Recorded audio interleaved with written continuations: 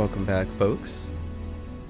So last time was our first Like a Dragon play. There was a lot of, legacy talk and some surprises too, or at least pleasant surprises for myself. Let's do a little recap on the last time with Like a Dragon Gaiden. So we know that Joryu has a handler named Hanawa, and Hanawa, as a representative of the Daidoji faction, I will use the word faction, came under the attention of Watase and the Omi Alliance. Watase is still in prison right now. However, Daidoji's operations has been targeted, and Kiryu is operating under Daidoji faction, helping them with their usual business. So we know the arrangement is kind of sort of mutual. It's more like a tough love thing.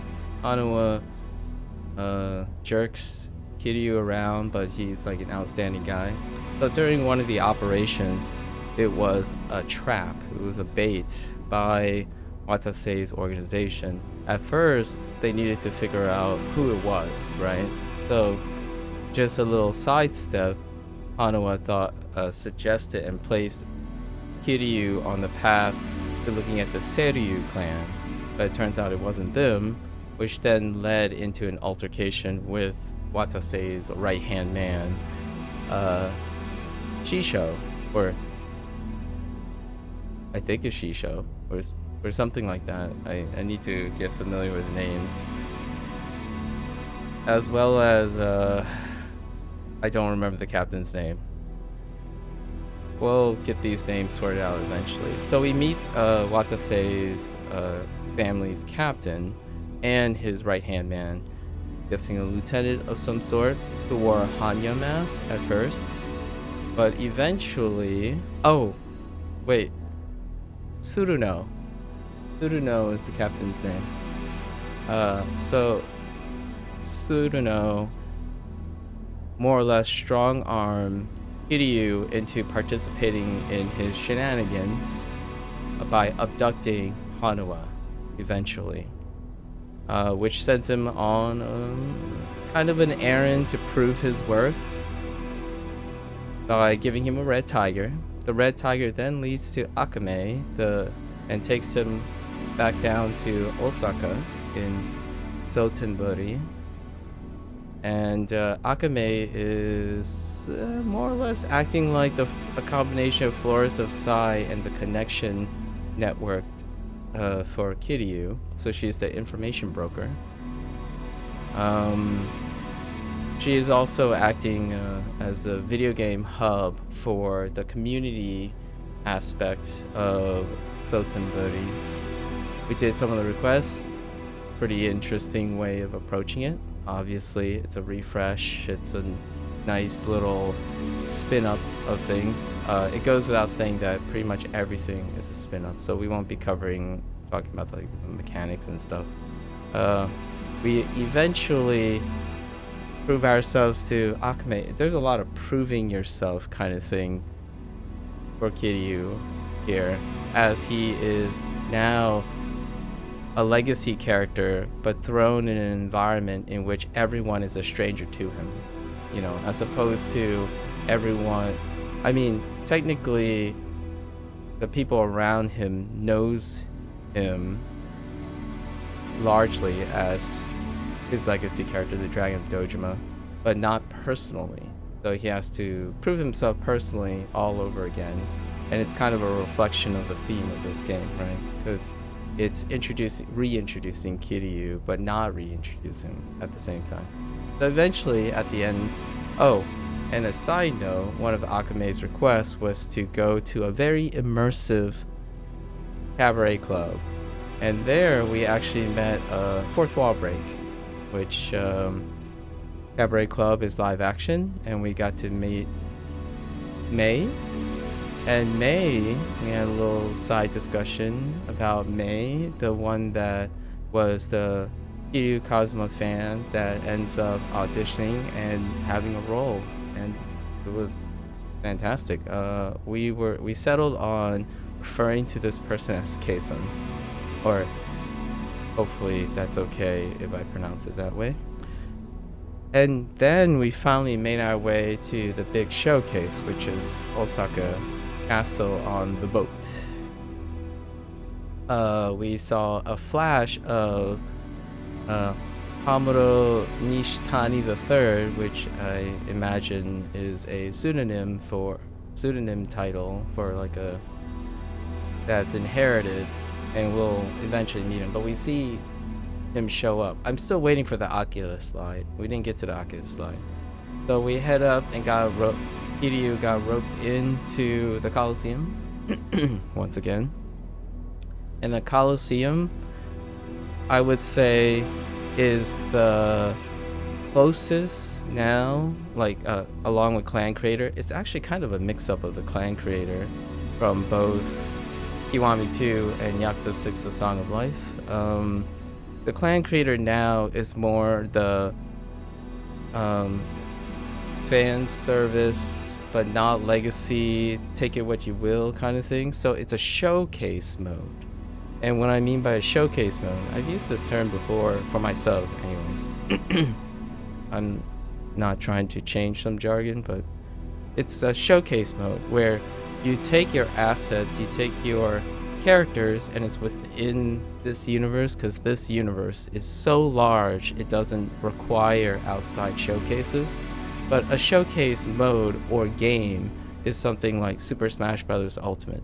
Shoutouts to that, I suppose. Or a crossover, like a Marvel vs. Capcom kind of thing, where is a mode that kind of bends the immersion property of storytelling and all that stuff. But what it does is it crosses and showcases all the potential characters and legacy that a game has. So generally speaking, it's not all the titles. It's after a certain Dragon Engine, right? Stuff where they really added a mini game showcase, at least in the Like a Dragon series. Judgment and Lost Judgment arguably hasn't built up into that yet, and Casca is a JRPG, so the whole subgenre is to feature characters. So in this format, it is used to use models that technically don't have interactions. So you're going to see like all the characters. I mean, I wonder how many characters I'll recognize or specific models, but it's kind of been there, you know, with Colosseums and stuff. But now it's also a place to showcase all the legacy characters, and just having them there as a functional tool for newcomers and as just a emotional, sentimental piece for legacy players. So Colosseum now is that.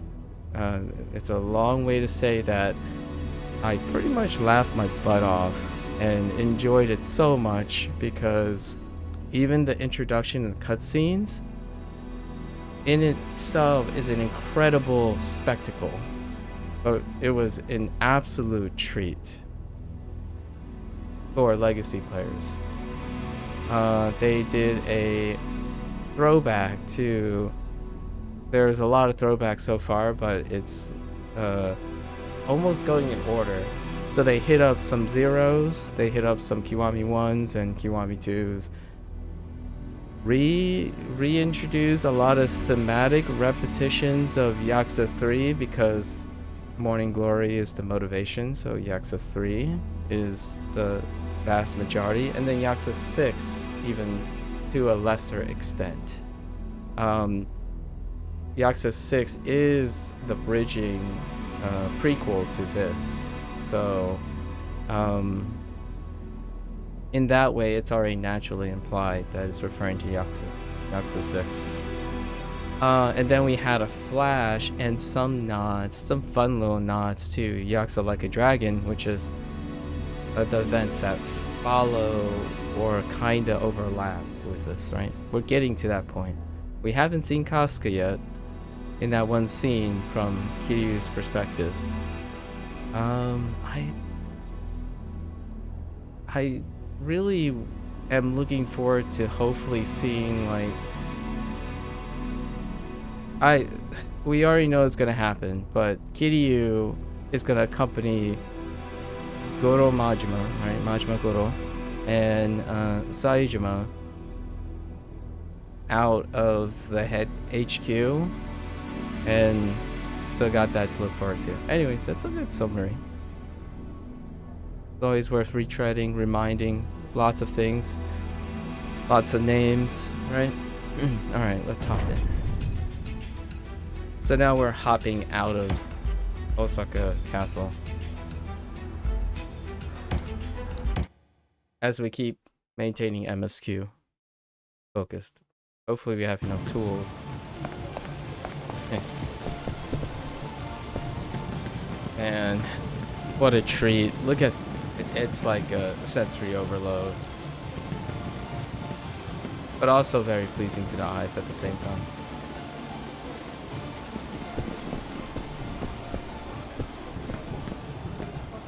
You just want to stroll.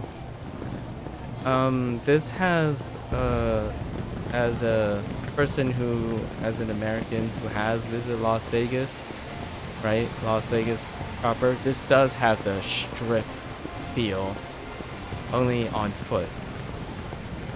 It would be, you know, one could think that, man, this strip could be so long, but, you know, production costs and time and development. That this whole idea of walking down one lane and being flanked.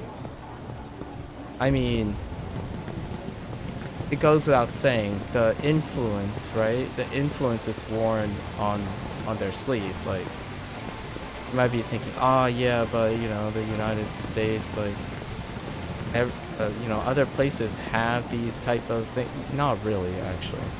Not really. This type of, like, imagery is most definitely Las Vegas. I've been there once. The sights, I went there for the sights, but naturally there are versions of this. Honestly, I think those. Anyways, there are plates everywhere, man. Anyways. Okay. Back to the chopper. 上流、もう支度済んだ。蒼天堀に戻るんやな。オッケー。キャッスルにはまた好きな時に来れるからな。言うてくれたらすぐヘリ飛ばしたるわ。あんたはもう闘技場のスターやしな。ほな、蒼天堀に戻んで。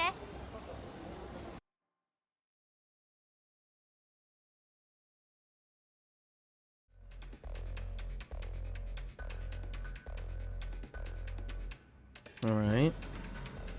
Oh, that's right. That's right. I totally forgot about the most recent event. Kiryu got an audience with. I'm just gonna still call him Shisho. I have Shisho. I think Shishio, something like that. He had a chance to share a little bit about himself. Basically, his parents abandoned him. Youth abandoned, and then he was picked up by Watase, and that's how he works for Watase and have Grand Lord. It's the for someone who's not familiar with like the very classical or common backstories when it comes to being roped in and tied to the criminal underground or a criminal organization, or maybe like a seeking brotherhood or loyalty as reflection of the romanticized version of Yakuza. That is quite literally if you boil it down, many of the characters, which includes Kiryu. So it's kind of a way to show that without treading Kiryu's past, technically. But then he also revealed that Watase is probably not going to back down. So he tells, and Kiryu's probably not going to back down. And he told him the location of the place, which is a building somewhere. So we're gonna go to that building.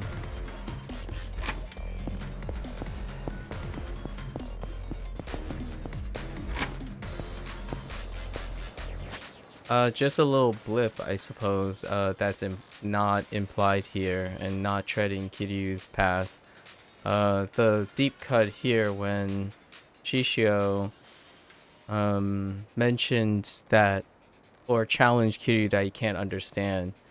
Kiryu, as a kid, his parents are implied to have been killed by his adopted father, who happens to end up being a high-ranking officer in a Yakuza organization in the Tojo clan, which is opposite to the Omi alliance, opposite as in like the rival of Omi alliance, in which Shishio is part of,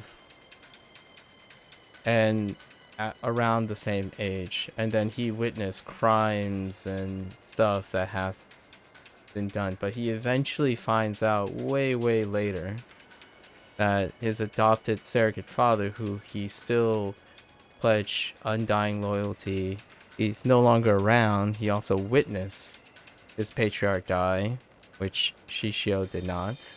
So it's kind of like a really, and it's not one of a reflection. The reason why that's kind of important, it's important not just for legacy, is that if you know this detail, you'll probably appreciate the idea that Kiryu is a character that is incredibly stoic. He doesn't place his, like, he doesn't really leverage his adversity as a reason to feel entitled and privileged. It's one of those things. Like, he's, as Shishio accused Kiryu of, spewing with honor and pride. But cushy life was not it. He's only celebrated because he overcome adversity. And he doesn't ever leverage it. And he wants to throw it away too, according to Shishio, but he covets what he doesn't understand. So that's something that would not be very apparent as if you haven't played previous games. It's always going to be this type of duality between this type of game surrounding a legacy character is going to have that. But generally speaking, you kind of get the feeling, even if you don't know about Kiryu, you already know he's a legend by implication. So in those situations, you kind of already feel or suspicious that no, probably Kiryu had it worse, or like arguably can empathize, but so you already have the impression that he's very tight-lipped. He generally doesn't, you know, swing around his history and his status or former status in any way. I don't think there's a single time boastfully that he would use his status, and it's an incredibly attractive quality in this fictional character for myself personally. I actually, that's probably, you might be thinking, well, that's cool, everyone probably does. Well, for his other qualities are optional. Like, that's actually probably one of the singular it's not, the character of Kiryu is incredibly idealistic. So, but in this case, that one thing I really resonate with, the idea that entitlement warps justice and actions. Here's a real one. The entitlement to put someone down because you're dissatisfied. That's happens all the time. So lots of the characters that Kiryu encounter are those characters. Those characters that attribute to their suffering and their condition and status as a way to sacrifice others for their own gain, which it's very pragmatic. It's about survival, right? Survival and preservation. It's a time-tested human argument for survival. It's either you or me. And here's a deep cut. It happens every single day on YouTube. Some guy comes in, it's like, I'm not interested in this, and then have a reason to put it down, make a comment, dislike it, and then leave from that person's life forever. But he made his, the person made their impression. Like somehow they're entitled to that because they believe they had to project their own insecurities for it. Kiryu wouldn't do that. That's a good example. He would most certainly tell you what it is. He's a straight arrow. He wouldn't do it because he's suffering or he's annoyed.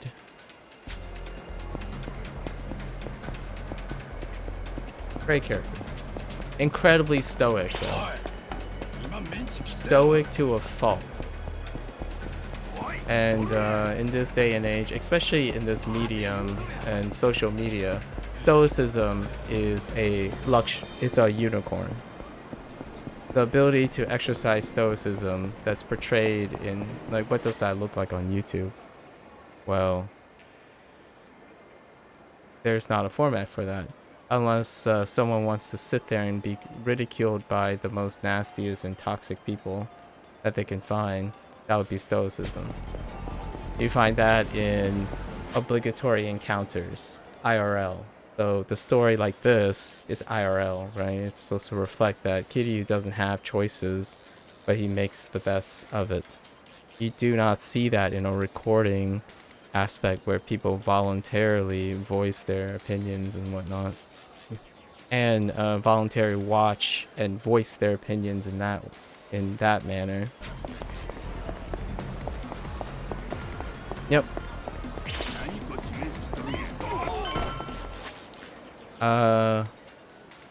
And that's kind of, I guess, that's kind of the attraction of Kiryu, I would say. Over the years, the biggest fans of Kiryu, and this is kind of a video game thing in general, if you're, the vast majority of people use video games as a form of escapism, and when they use that as escapism, they typically resonate with characters that they covet and desire to be, like a quality that they want, i.e. like Spider-Man, right? Shout outs to Insomniac and Sony, right? It's not everyone, obviously, but a good majority of people play video games to be something that they desire. It's a bigger trend than it is to play a role that you otherwise maybe can't empathize with. I cannot empathize with Kiryu. Like, the way he goes about his things, it's incredibly arrogant, scary, selfish.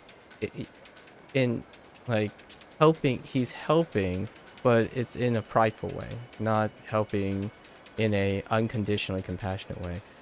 There are trade-offs, for sure, but he does represent a lot of things that I feel reflects what many people who play video games nowadays and watch social media lack. They wish they had the stability, resilience, and constitution that Kiryu have, and the mental fortitude to be that stoic. Just everything just bounces off him, and he's just this ironclad person. But in the end, generally those individuals, once the role playing falls off, they are likely the ones that are the most aggressive, passionate, and intolerable. Or intolerant, sorry. Not that they can't be tolerated, but they're incredibly intolerant. So, the moment Kiryu's character is going to be challenged, it's going to be tough. So, generally speaking, I imagine RGG understands that putting Kiryu to rest at a high point is kind of one of those things. I don't see that. For my sub, Kiryu's aging. He has ups and downs. Some of the most closure is watching someone age and find solace in what they achieved. That also involves growing weaker in physical prowess, becoming more passionate from time to time, but Kiryu hasn't really breaking that too much. He's as solid as a rock at the moment. It's gonna be interesting to see how people feel about Like a Dragon Infinite Wealth, and I am looking forward to that. Perhaps Kiryu's will be showing an aspect of weakness. There has been times, but it's not to the extent that I'm thinking. So this building, I'm pretty sure the building he's looking at is also the building where Akiyama's second headquarters, like second headquarters for his business was.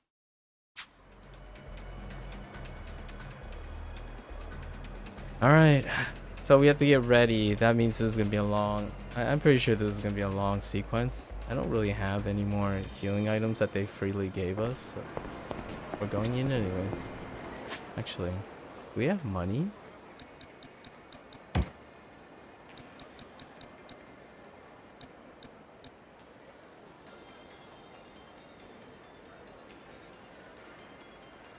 Boost the power of heat actions. Oh, it's heat actions. Oh, I get it. Yeah, that's fair. Let's grab a move. Twisting, ultimate counter, press B. Oh, end of a high note. End on a high note. That's funny, coincidentally.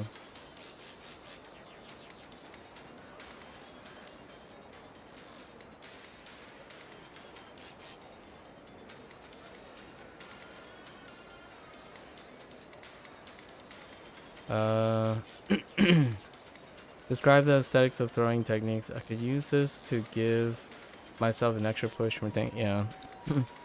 Alright. We can't afford any recovery on the ground. Grip breaking's okay. Oh, hey, you can use all of them to grip break now. The grapple killer is by a retired MMA fighter that used to only standing techniques. Interesting. A little reference to MMA. The uptrend in MMA as well. Man, you just don't have a lot of money.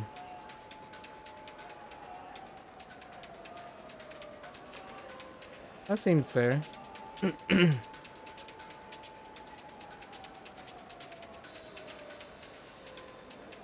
I will be playing the game when the English dub comes out as well.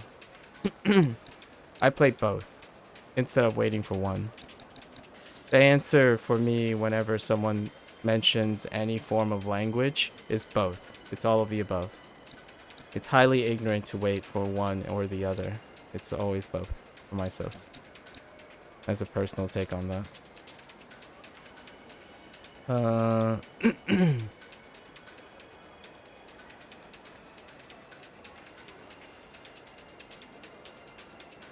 I think I could learn a special. What is this one? Grab an enemy. Oh, this is a double. We really need heat action for this, and I only have 2 bars. We'll just see what we're up against here.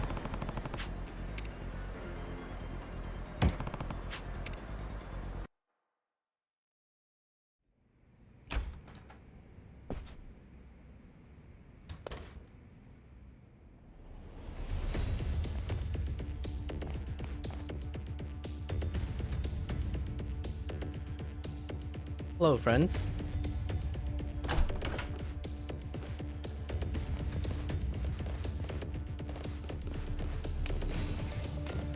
こっちの要件は分かってるはずだ。花輪はどこにいる？最上階で頭と一緒におりますわ。Quick tempered. けどあんたにはまずこいつらが失礼のないようしっかりおもてなししますんで。バットと鉄パイプでか。 Warm welcome. They're the iron pipes. There it is. 本気で俺をもてなしてんなら数が少なすぎる。おもろいの。大口叩きよる。わしらにしてみたら頭はあんたを買いかぶりすぎや思いますわ。桐生さん、口喧嘩で勝つつもりはねえ。せめてそれぐらいはお前らに譲ってやる。その前にわしらへの挑戦権手にしてもらおうか。こいつら倒せんようじゃ話にならんさかいの。おう、わしらに気使うことはない。お前らで始末つけてかまへんで。いつでもいいぜ。来い。 Alright. Weapon? Can I pick you up? Yes. That counts as a heavy weapon? What the heck? I forgot about that. That recovery was... Oh my gosh, that range. Please.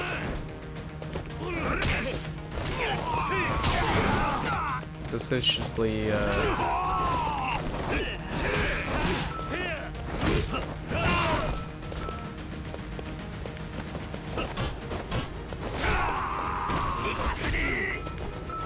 Interesting. I was thinking if there was a response.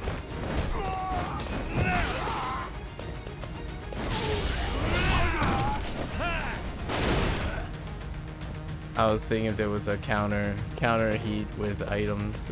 So I waited for him to start his attack animation.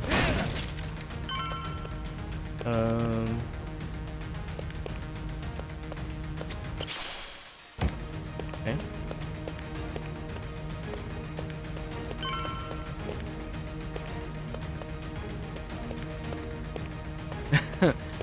Just seeing where I could squeeze his character model.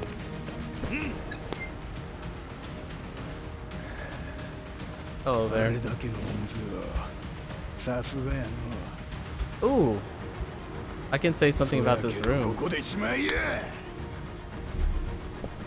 I'm pretty sure this room, a little throwback to Lost Judgment. Yes, it's the beginning of Lost Judgment when this room is used for one of the fun quip scenes to reintroduce Yagami and Kaito. That's when Yagami and Kaito was helping with the scam scheme, or the scam that Kosuke was doing to Keiko? Yeah, or Yosuke was doing to Keiko, and then the phone rang and whatnot. I'm pretty sure this is a very, very close replication of that room. Ow. At least that's what it reminds me of.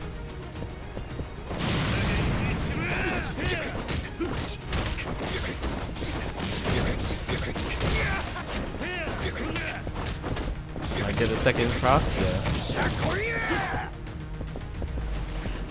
Go ahead, do it. Yep, that is the buffer I've known to love. Hate to love, no to love. That buffer is so high. You have to be at least 2 frames in front of it on the reversal. It's kind of hard to explain, but it's definitely safer just to, yeah. It's definitely safe to just double quick step in front. There's a very noticeable buffer.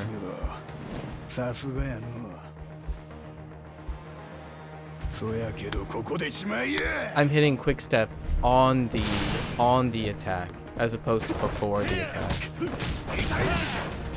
And that's why I'm missing over and over again. It happened yesterday a couple times, so.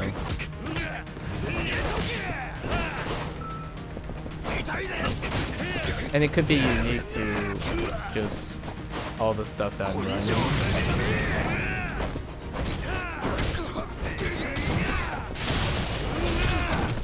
I get interrupted though with a heat action. I think.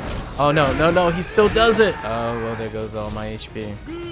Okay, so you can't cancel the. You can hit Kiryu. That's fine.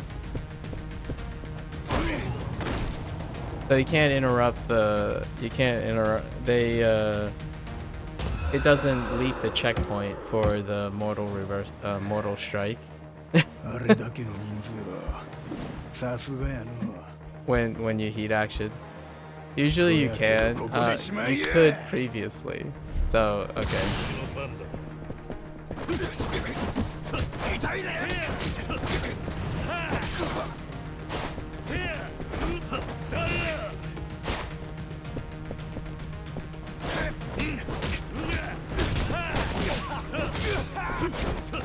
Dang it. They always recover midair, dude. I want to juggle.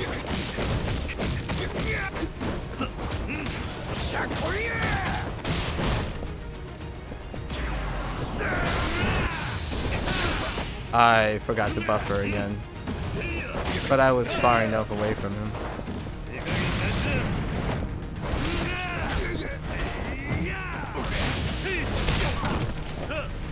I forgot to buffer a quick step there, and almost lost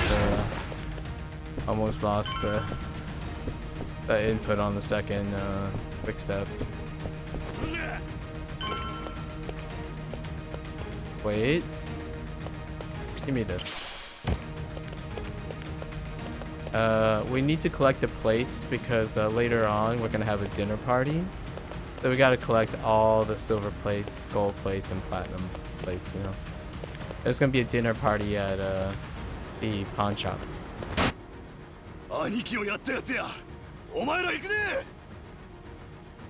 Hey guys.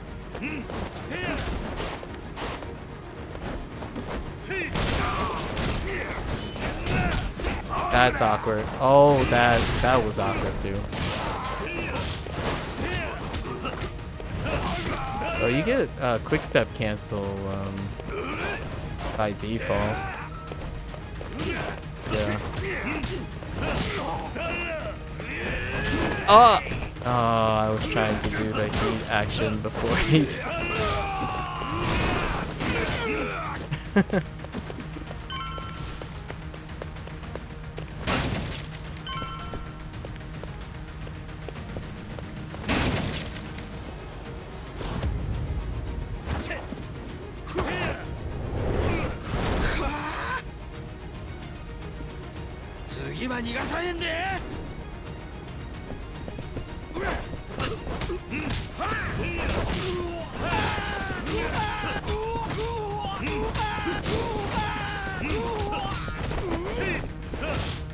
The juggle.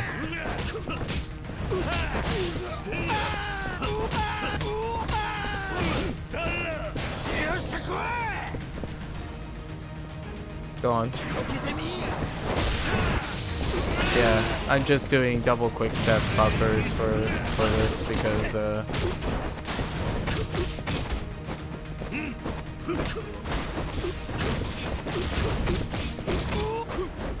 It's nice that they add double quick step as a default, so you don't have to get the second quick step.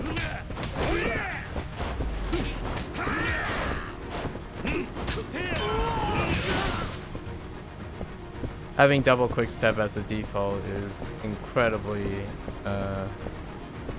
nice to have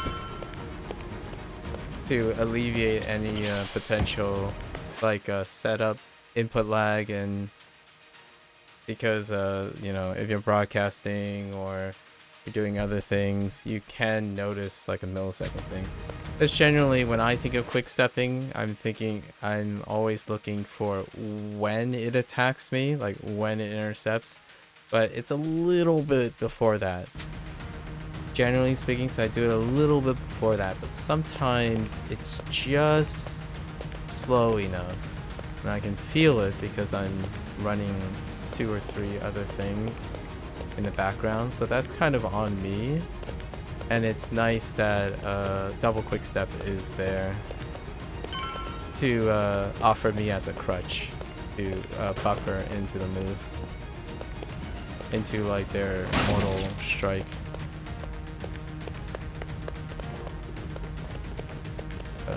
We have weapons everywhere. I didn't want to grab the chair, but that's fine. That's a gun.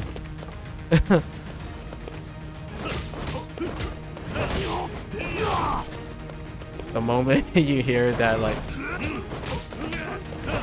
the cocking sound, you're like, yeah, sprinting in combat is something that I just don't do very well.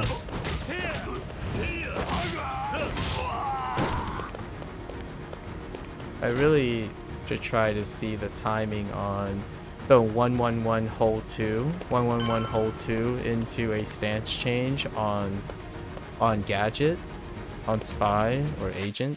They're called agent, and see how many hits I can get. There is a delay on it. Agent has such a high first jab that you can miss, so you want to delay after the stance change. Maybe you can do more. I don't know yet. This place is kind of neat though. The heck? Oh, you. Crowbar man. Oh my gosh. It's the pipe animation. It's so fast.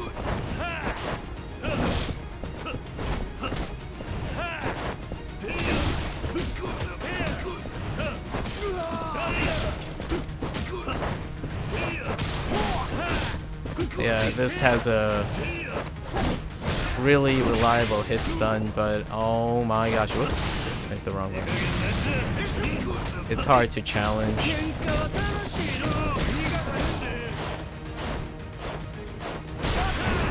Oh, all of them are valid responses. Triggers.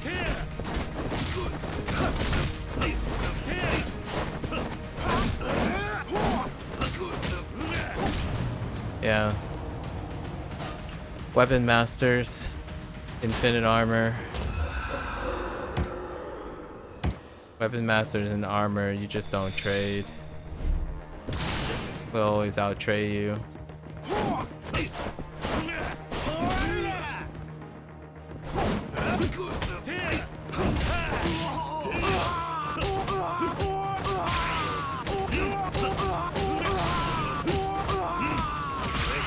Dang it.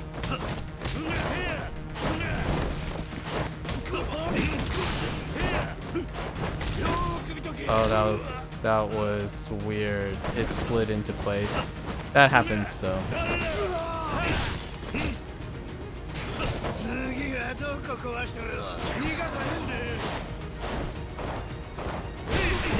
Oh, it's only the last hit. Okay.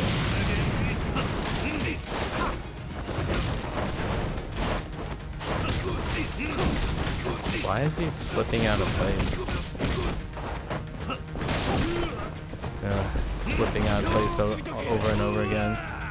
That is a frame 1 active command strike.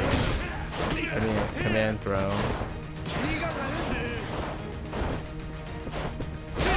Oh, it's only the last, so when he's like spinning around, he's not active. It's not active. Sometimes it is, so we wouldn't be able to know. So you just wait for the final swing.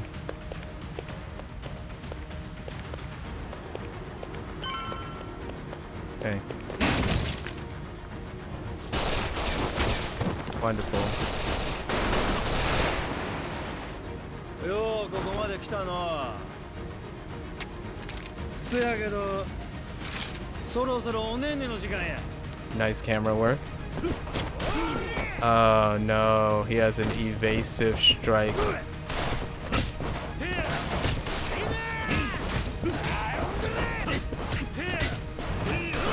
Yeah, no hit stuns. Yep, no hit stuns. So you're just gonna bounce around, and it's all the same. The problem with Weapon Master bosses is that they can't be hit stunned into your finisher, so you just tap them. Whoops. Yeah, you can't even get one. You can't even get a rush combo in.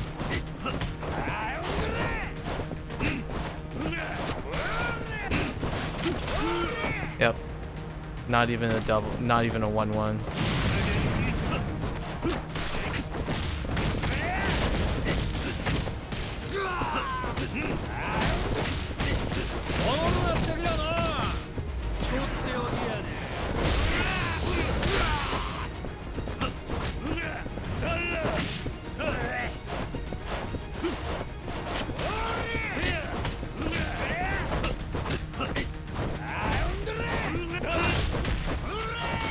That's... I hit quick step, but okay. That buffer was so hard.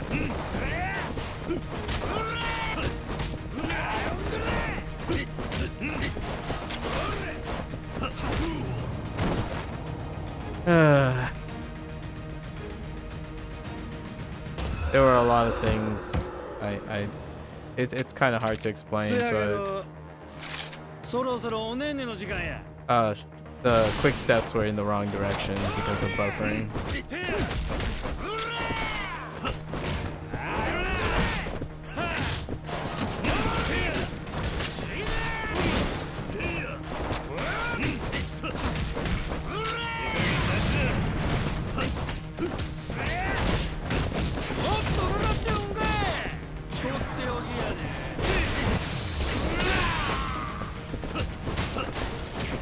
And then there's a lot of sliding that makes the boss invulnerable.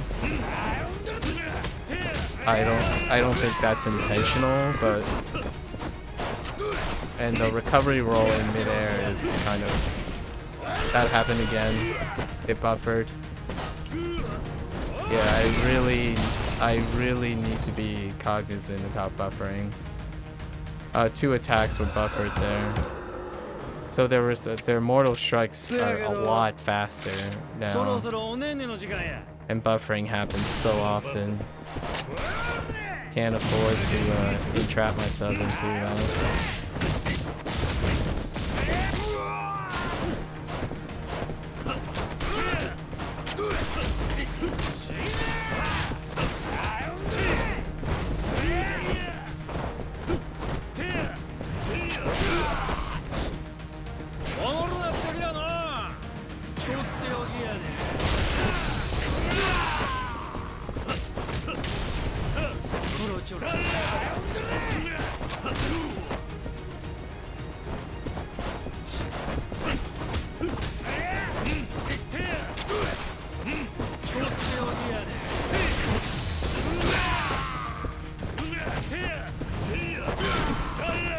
Again, we don't have any extra tools to hit or combo or string, so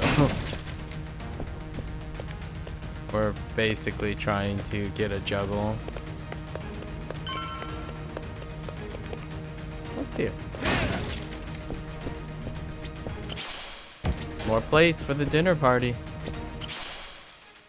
Interesting. What does green beets do?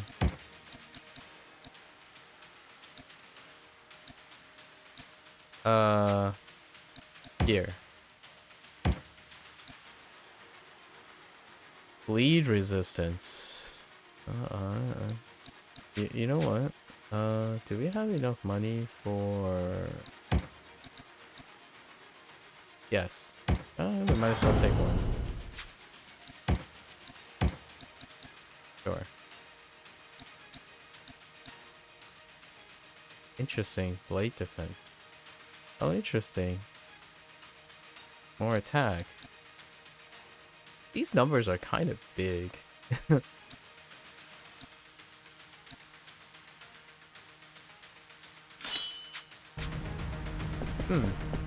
Okay.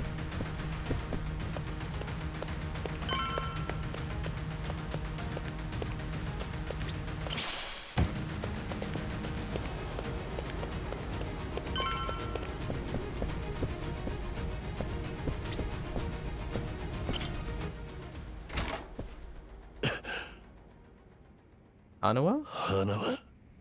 Nice. 早かったですね。 Still alive. もっとのんびりでも私 I は was afraid for a touch Bana 全然平 situation. 気でしたのに。 Yakuza 0. もう大丈夫だ。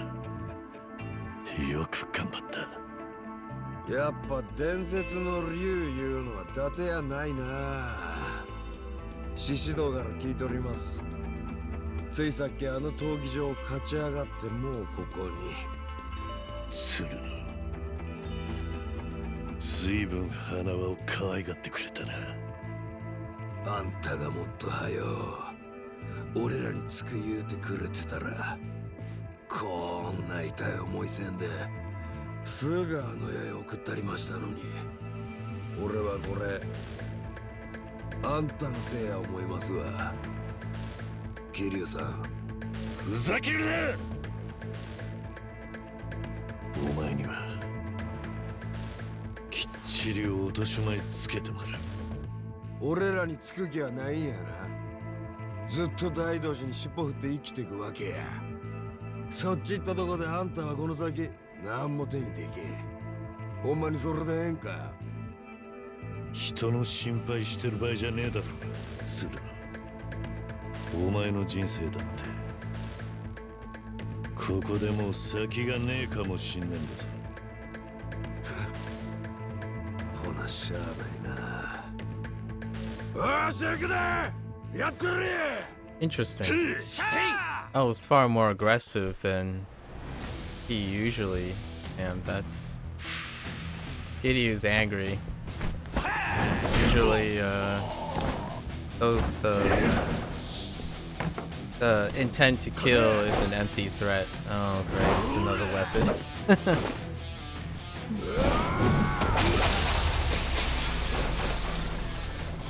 Nice framing. Beautiful, beautiful framing. Of course. I love the splash. The splash screen for boss fights or like fights in general is fantastic in this. Wow, that's fast.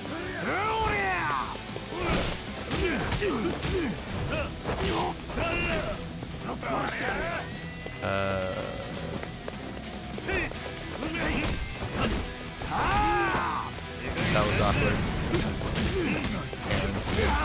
And we want to get rid of his goons.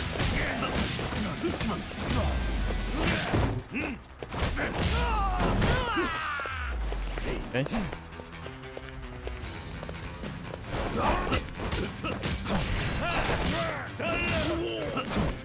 Dang it.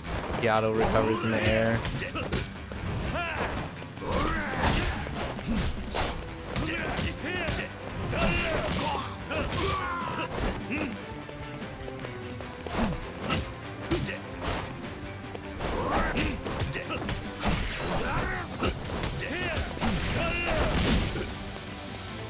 I should really stop challenging that over and over again. I'm just gonna die from chip.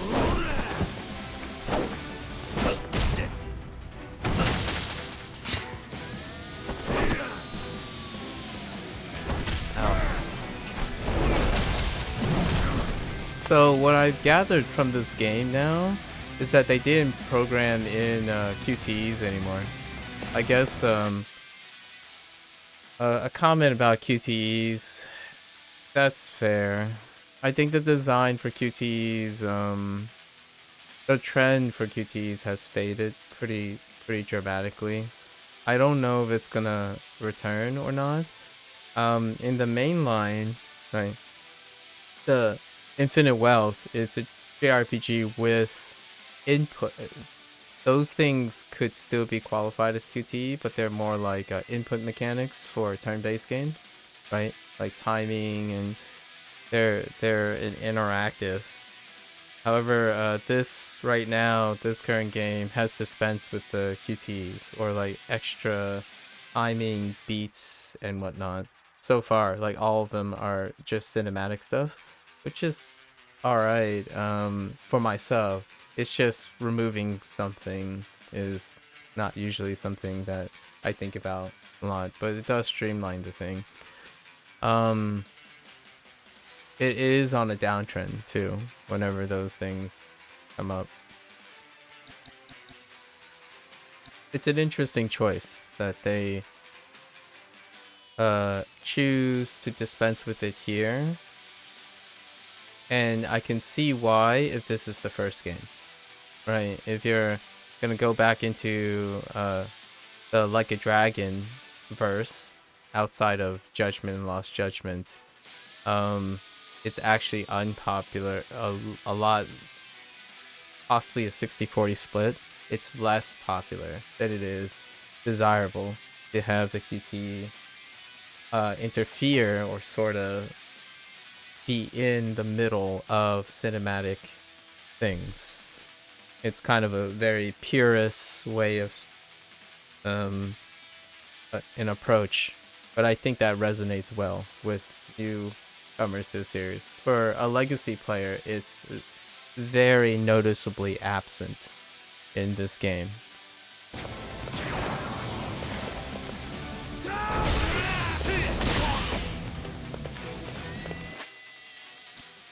I think I'm gonna, I guess I'm gonna heal here. Oh wow, these things actually heal a lot. What the heck? Why do these things heal so many and so much, and you can carry 100 of them? That can't be right. Does that really highlight your whole bar? What? All right, we'll just use this amount.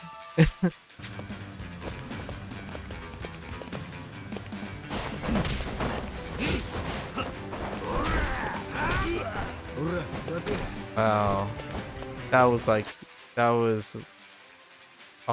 more than 180-degree arc, full active. I guess we'll do it again. Armored right through. Yep. Happens all the time.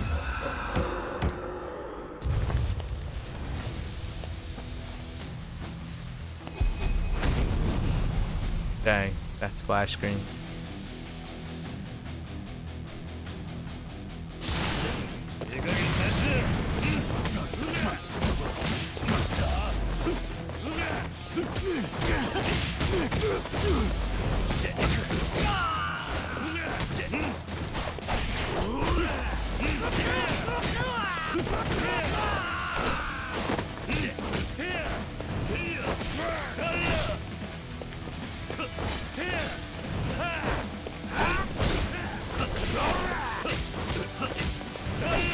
That burn damage is right, man.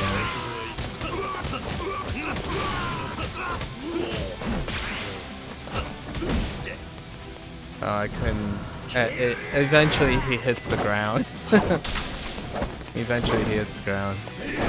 And the whole juggling thing really just came from the special Amon fight in Lost Judgment, where I was like, I should learn a little bit of juggling here and there. So now we just do it. This one has more of a natural pop-up though.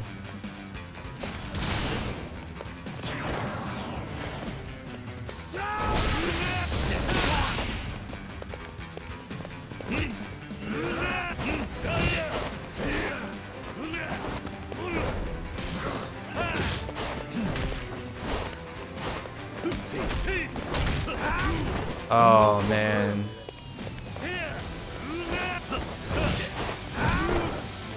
Dude. His reach is unbelievable. Oh my gosh, the whole like pausing.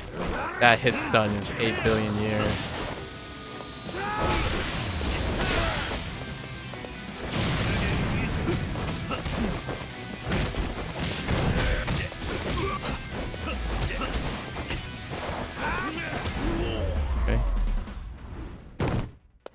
Boss damage does scale up pretty heavy, even on just the standard. I imagine they scale it up again on professional. It didn't happen on Lost Judgment. We'll probably see it when the push comes out in our second playthrough. あなた一人で助けに来てくれたんですか。言いにくい話なんだがよ。他にあんたを助けようってやつはいなかったんだ。まったく礼を言わなくてはならないようですね。あなたは命の恩人です。上流。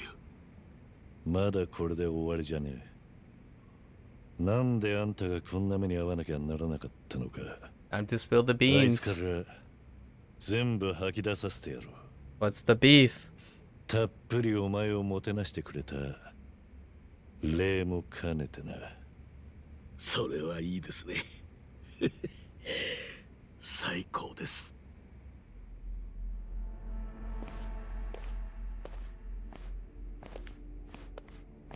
鶴野、聞きたいことは山ほどあるが、まずはっきりさせときて、お前らのバックにいるのは本当に渡瀬なのか。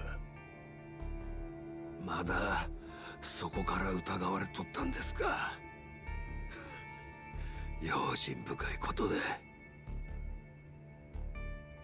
俺は正真正銘渡瀬組の頭や。親父からはこう言われてました。今こそ桐生さんの力が必要やと。Yeah, this is a setup for the dissolution of Omi Alliance and Kojo. 登場会のため？どういうことだ？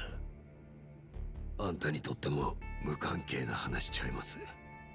せやけど部外者のおるとこでは話せん。部外者？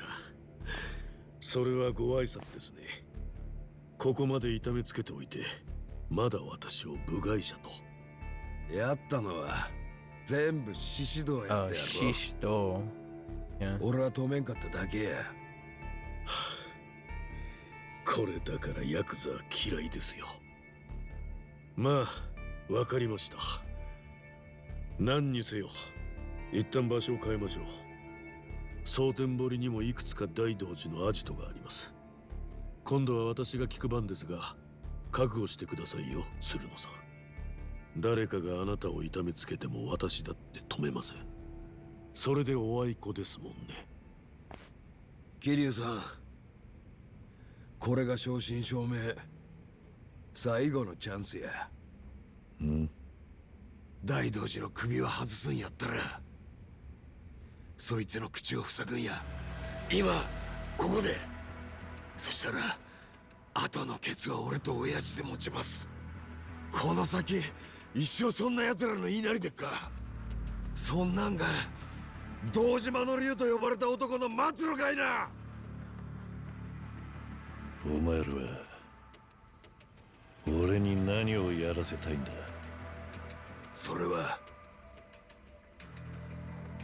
近江連合と東上会 There it この is. 2つを解散さすんです。うちの親父と東上会の6代目堂島大吾 Yep. 2人の共同宣言で This is a little bit of legacy. The connection of this is a bit of legacy because of Yakuza Like a Dragon. However, generally the motivation or the target audience of releasing this game was to bridge those events already. The vast majority, like the explosive popularity, I suppose, increased popularity of this game was actually the introduction of Yakuza Like a Dragon, which is Kafka's the beginning of Kafka's origin story. And because of that game, this game, maybe some of the developers' choice to make it a standalone game or tack it onto a preceding legacy, whatever it like, or the combination of all of them, this type of thing here would resonate with a large majority of newer fans and older, and it would be a lot rarer for someone to be starting here, like being motivated to pick up this game without either or. So I already said that going to be the dissolution of the two. So this story beat is more serving as a we're getting close. Or how did Kiryu end up in the Kafka scene in Yakuza Like a Dragon, right? So not too bad. They just I thought it'd be further down the line when maybe Daigo shows up or something. そのために Or maybe あん even たの Watase. 力が But 必 no. 要やと親父はそう言うてる。どういうことなんです？親父が来月出所を控えてるのはご存知で。そういえばそのくらいのはずでしたね。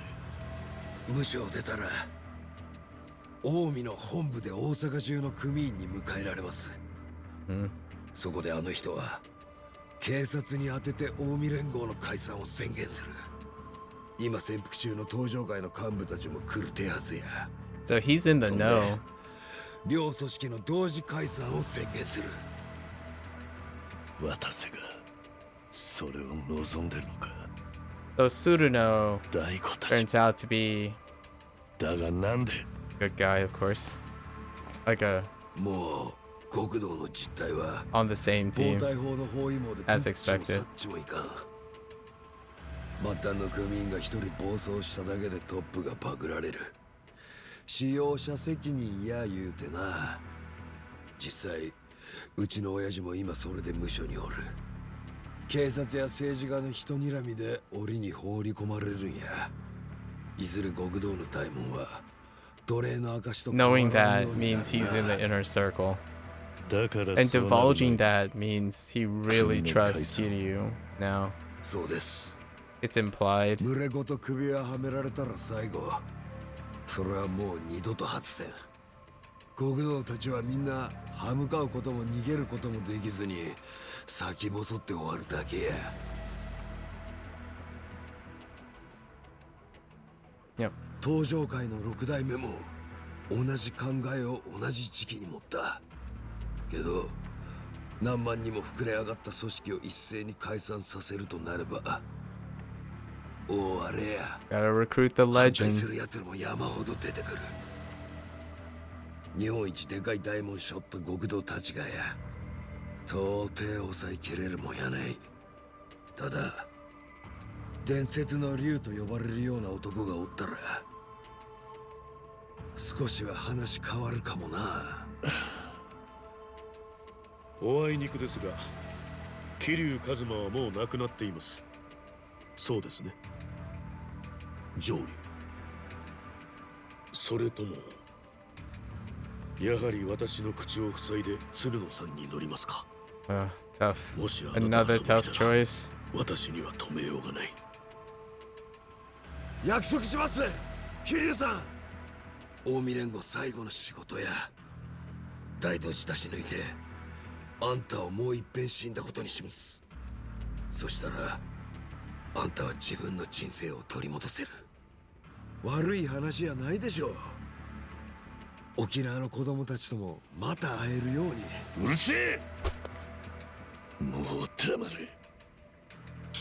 桐生さん、花輪を殺すなんざ問題外だ。お前の話に乗る気もねえ。それと二度と子供たちのことを口にすんな。あいつらは俺たちと何の関係もねえ。花輪、こいつで大道寺に無事を知らせろ。それでもうこの話はしまいだ。ええんでっか、ほんまに。いつか必ず後悔しますぜ。 Interesting. 桐生さん。 So this is not what も convinced う him. 黙れと言ったはずだ。Hmm.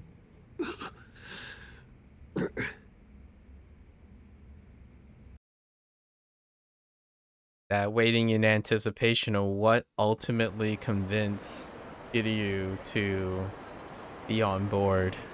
That anticipation. The wonderful excitement of a prequel. しばらく蒼天堀のうちのアジトで尋問を受けてもらいます。その話によって大道寺の渡瀬への対応も変わってくるでしょう。ああ、あなたは少し休んでから来てください。お疲れでしょう。アジトの場所はまた後で連絡します。珍しく優しいんだな。命を助けていただきましたのでね。ですが一応聞いておいてもいいですか。さっきの状況では鶴野と組んで私の口を塞ぐことはそう難しくなかった。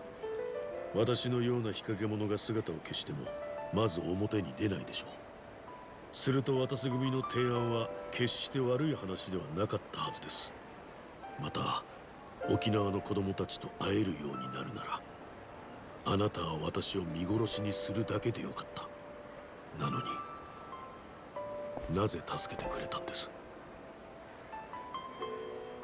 俺は大道寺に向かって Oh no. 自分から死んでやるって啖呵切ったんだ。もうこの先の人生に何かを望んでいい立場じゃねえ。そんな俺のために他の誰かを死なせらんねえだろ。By poetic rhetoric. さすが伝説の極道。一度決めた筋は必ず最後まで貫き通すというわけですね。That unbending そん conviction. なんじゃねえ。だが俺の周りには And then there's そう the やって adversity. 自分を貫いて死んでいった人たちが大勢いる。いつかあの世でその人たちに会った時 Yep. 恥ずかしくねえようにしときたい。 Yep. もう俺にできるのはそれくらいのもの That だ。 was Cosma, Yumi, Nishikiyama. 今ので答えになってたか。ええ、十分です。お引き止めしてすみませんでした。 But largely Kiwami wanted Kiwami too for the flashes. わかった。ただ今更ですがくれぐれも人目を引かないように。ここは近江連合のお膝元です。あなたの顔を知る人間も多いでしょうか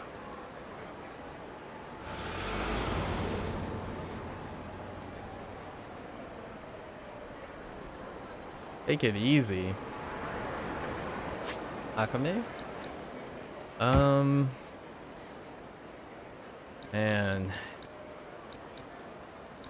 So my reliance on using armor and trying to juggle is kicking me in the butt hard. And you don't... Oh, yeah, man. So they really limited the payout for MSQ progress? Yeah, they really did. So Akame is most definitely the source for the cash money. Okay.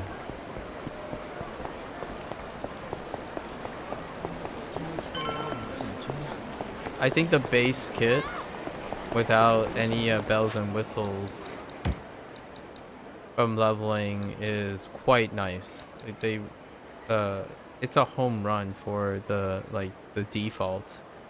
Double quick step. There is animation cancel on quick step, at least for the most part. It seems pretty loose. Quick step cancel is pretty loose. Animations are fast. Like there's like active frames and whatnot. It's very tight. So the default kit, without any like advancing or recovery or bouncing or it's kind of tight. The timing's tight. Like no double guard. Like so here's regarding. We didn't encounter too much grappling pressure.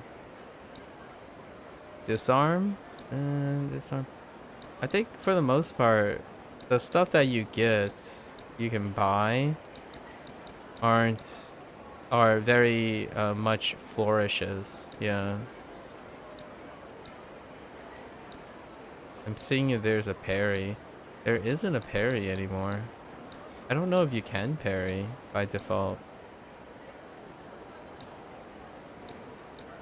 Like ground follow-ups, I guess they're not leaning into ground follow-ups or increasing pop-ups, which admittedly does kind of cripple most enemies.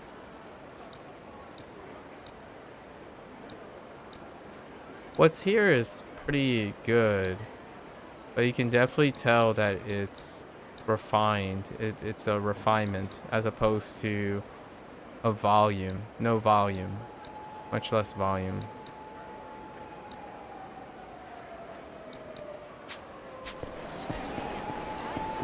And I'm using Yakuza to the Yakuza style to set up because it's more reliable.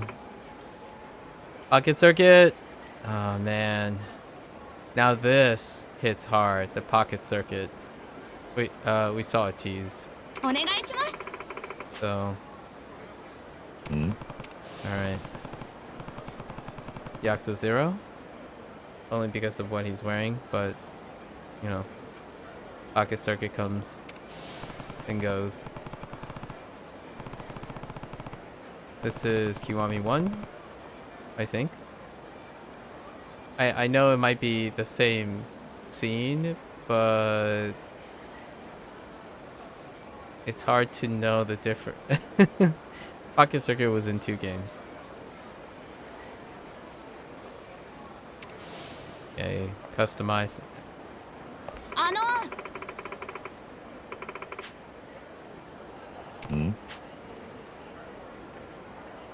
He's certainly most in younger days. My younger days. Hi. Certainly is. Pocket circuit has something of a revival in recent times. Our cafe here only opened a short while ago. Interesting. I wonder. Huh. Catered to adults. We used to be in Pocket Circuit, so you're a perfect fit. Pocket Circuit was kind of a thing here, actually. I think I referred to them as slot cars, because you like place them in a slot on the track. Alright, cool. Let's go.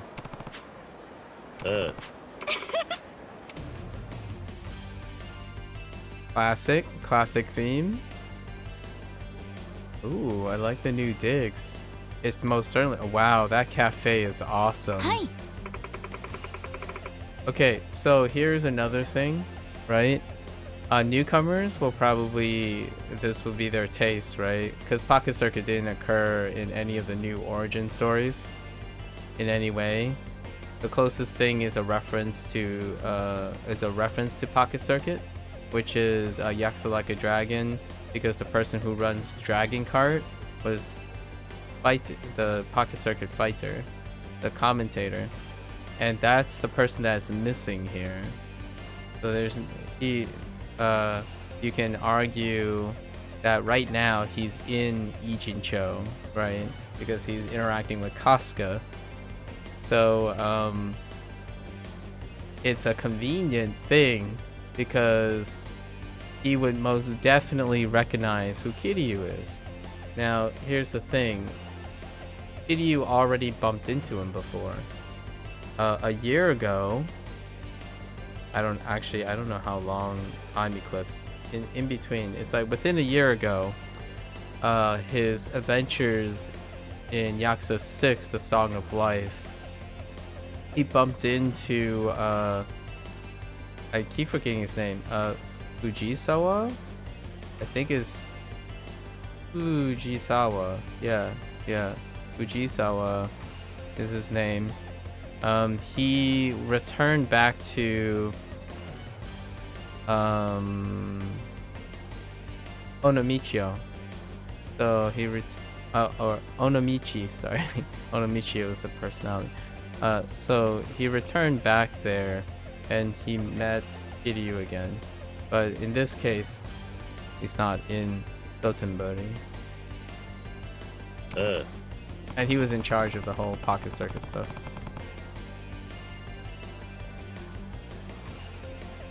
It's nice, it lets adults... Yeah, the cafe thing, I like it. It's awesome.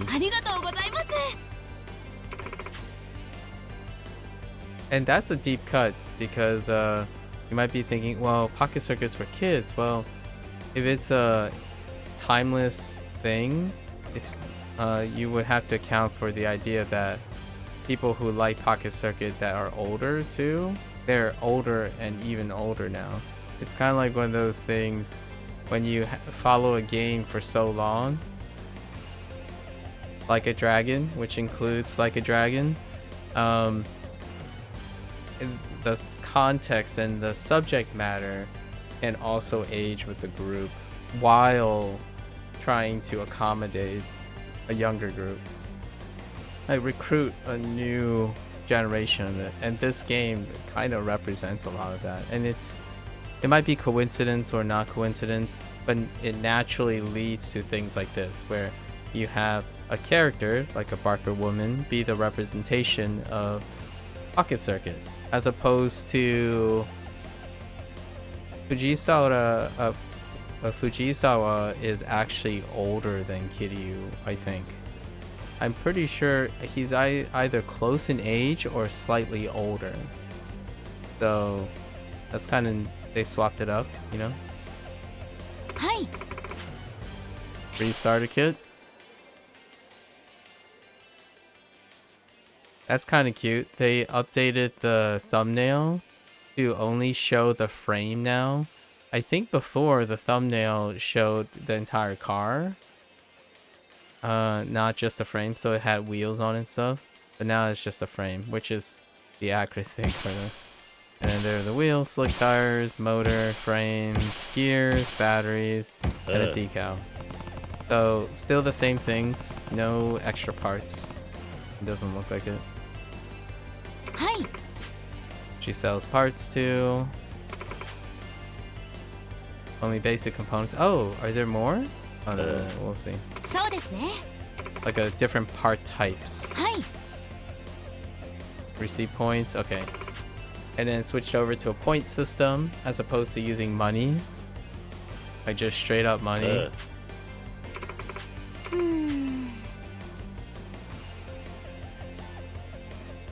Interesting. So this is a little throwback. So for the honorifics, in Pocket Circuit World, the standard is to refer to our racers with Kun and Chan, which is a thing, and it's also a legacy that is unchanged with the old school way, because Kiryu does it.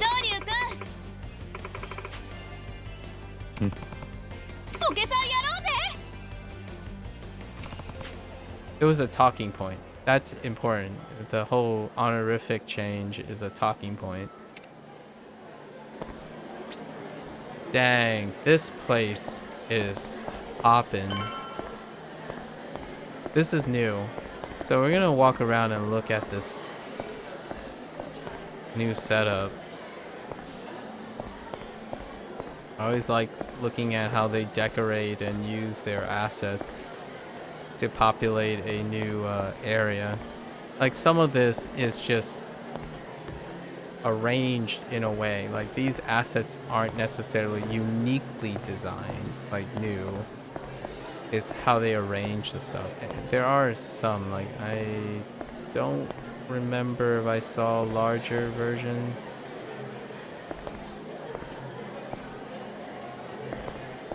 This is some nice vibe though.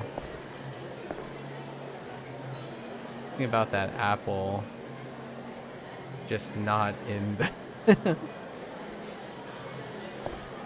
This is really cute. I have an anecdotal experience with this. So in the, let's just say the slightly more countryer side of the United States, typically there's a preservation for hobbies, right? And we're talking about like this type of hobbies, crafts, fine craft hobbies. And often they are paired with cafe areas. Even arcades and board game places, they're typically a combination between cafes and a play area. And it's largely to accommodate the idea that those who were fans of those things, there was already a generational leap, right? So they are likely parents, and then they bring their kids to the place. So this whole idea of mixing cafe, casual resting and socializing area for adults, and an area, a hobby, is a very great like combination of recreation, social recreation. I love this aesthetic. I can see the little knickknacks with otherwise assets. A lot of repositioning of assets that comes together really well.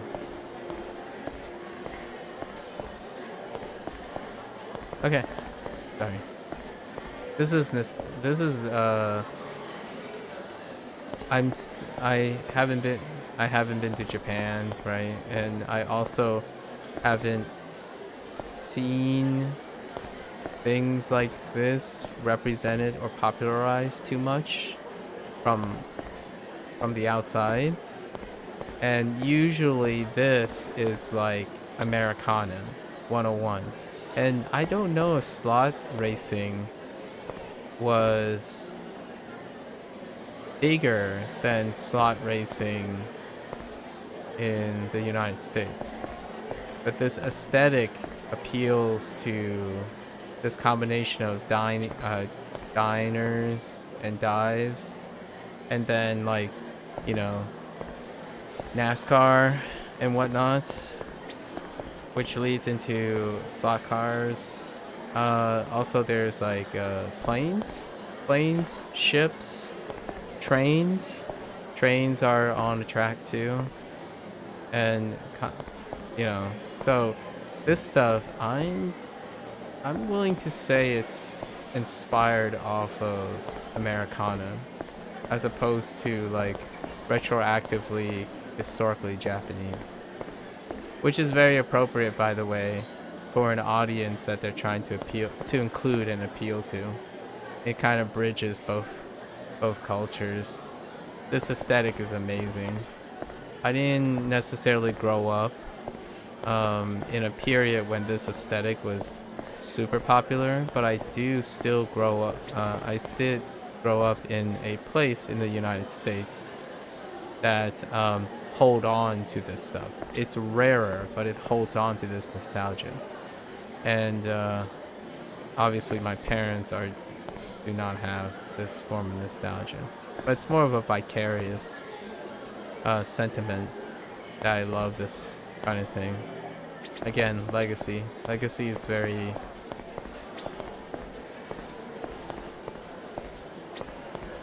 fun to talk about.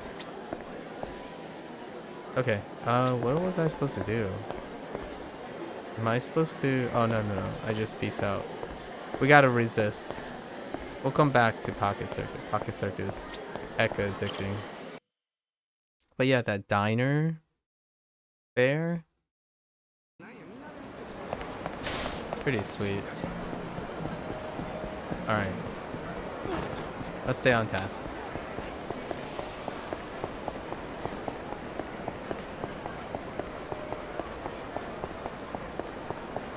Oops. I keep thinking that, I don't think this has ever changed. I keep thinking this leads across here every time. It's been, what, 3 games? 4 games. So, Sotenberi is, in 4 games. Alright, back to Akame.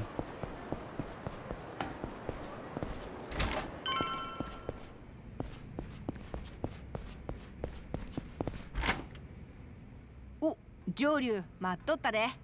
あんたの体が空いとったら、こっちは頼みたい仕事がいくらでもあるんや。俺はずっとさらわれていた仲間を助けたとこなんだが、まあ体は空いてる。さすがやな。そしたら早速やけど、実は今キャッスルの闘技場で上流コールが起きとる。ん？なんだそりゃ。あんた目の肥えたキャッスルの客に認められたんや。ニューヒーローとして歓迎されとるっちゅうこっちゃ。今度は前座のカマセイヌとちゃうで。あんたはスター選手としてあの闘技場に求められとる。対戦相手は世界でも指折りのガチ勢や。Wait, second banana? Feel like that's like a... Was that like a low-key penis joke? Second banana to the puffed up big fighters? Huh. 地下格闘技で言うたら世界最高峰と言ってええやろ。これ聞いてどないや上流。あんたも生粋の戦う魂を持つ男。またキャッスルのあのリングに戻らずにはいられんな。せやんな。まあ確かに嫌いじゃねえよ。だが俺が蒼天堀でやることは大体済んだしな。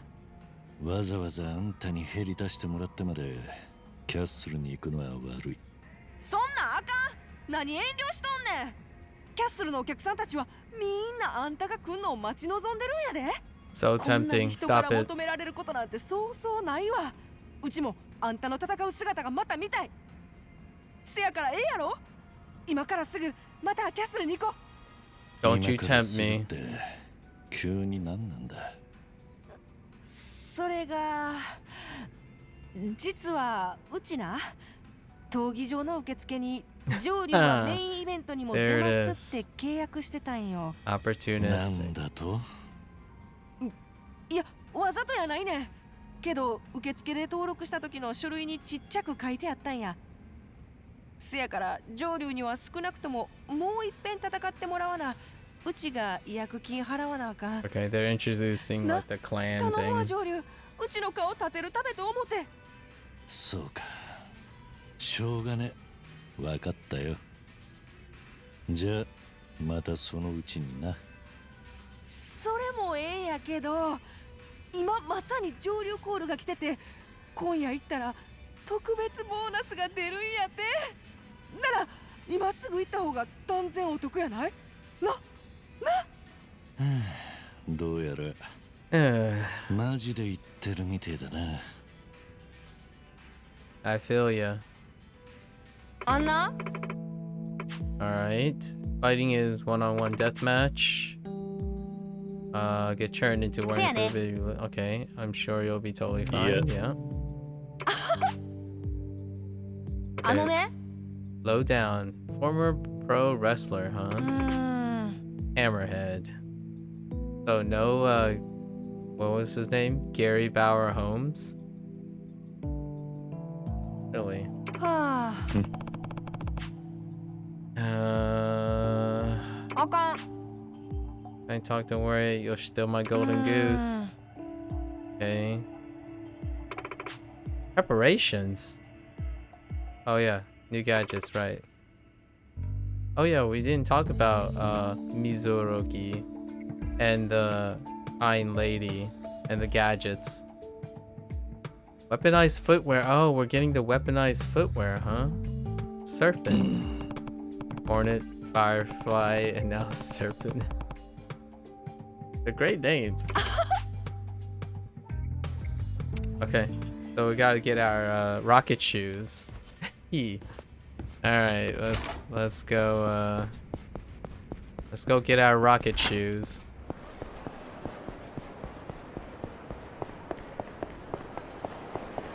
Gotta love it. Is Foreshine? Oh yeah, Foreshine is still here, man. There's that Foreshine life. Kiwami 2 for the legacy players. Foreshine is the cabaret club that Kiryu ran or helped run.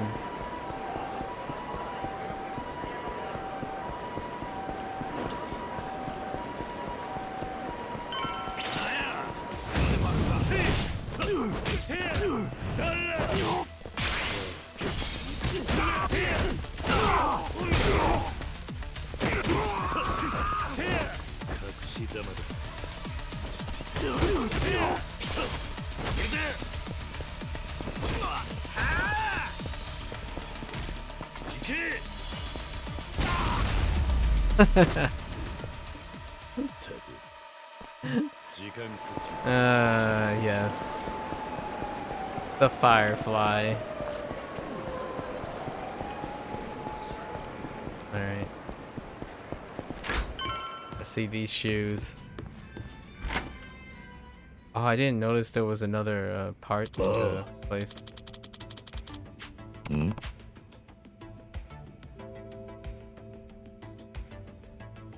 Hammerhead famous.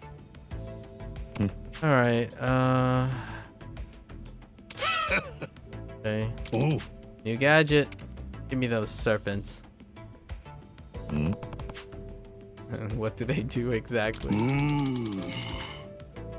Interesting. No matter how strong, yeah. If you're slippery, that face, that grin.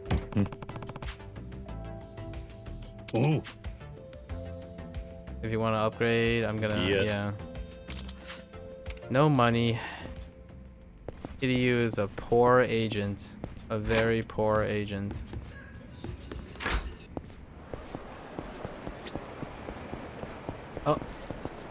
Oh wait. He isn't really a poor agent. I have a dinner party, right? I have enough plates for a dinner party.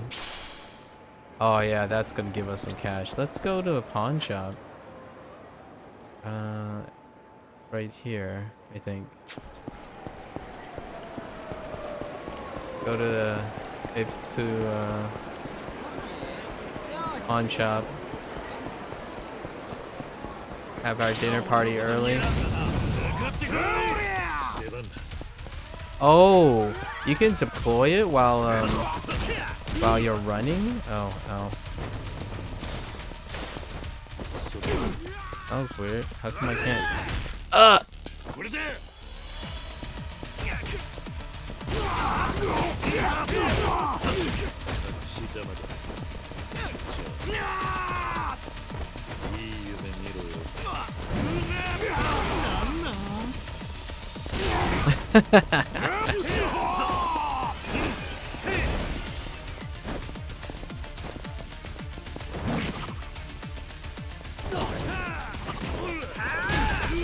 Oh, that's so awkward, having to rapidly tap B on heavier enemies. I don't know how I feel about that. There's probably an upgrade to remove that, make it stronger or something.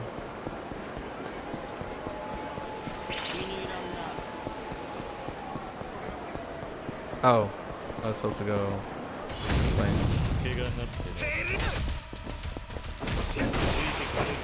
Oh wait, I I just did it. Wow. Ow.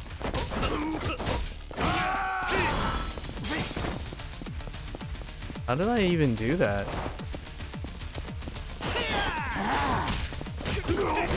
Like, I don't know how to engage the...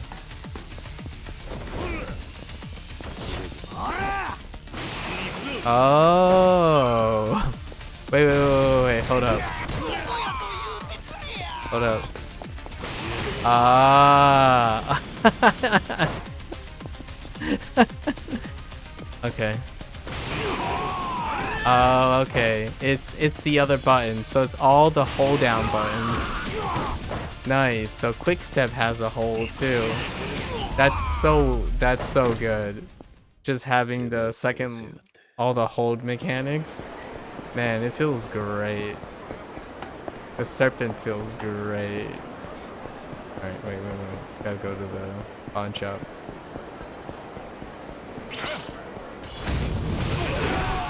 Dude.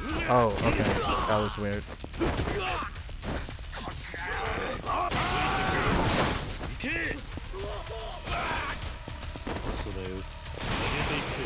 Dude.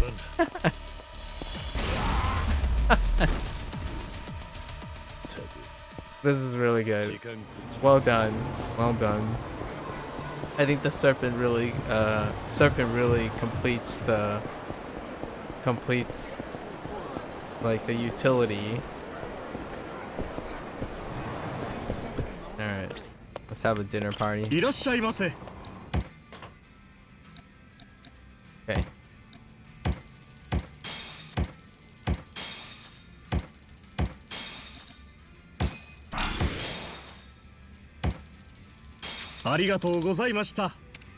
Okay.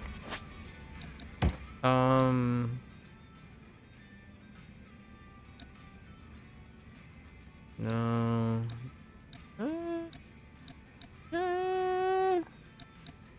That's pretty cheap. Oh, I forgot. We can only get the stuff that doesn't require Akame points. So let's see what doesn't require Akame points. We'll just grab whatever there is. Unfortunately, the answer is just Essence of Face Stomp. Sprint? Wonder if you can serpent into this. Alright, well, the answer is no. We still need... Alright. Fair enough. We'll just grab the baseline stuff.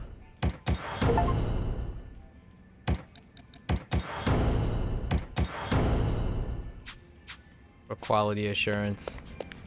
Hey.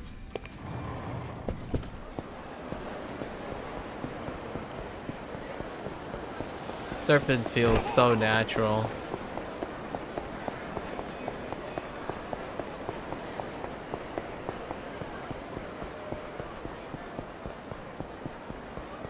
Allows you to initiate a tap knockdown with mobility to allow you to set up for gadgets. That's excellent.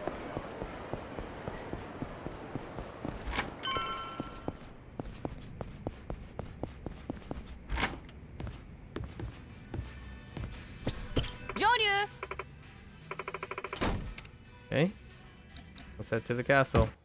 Time for the Royale. The other highlighted feature.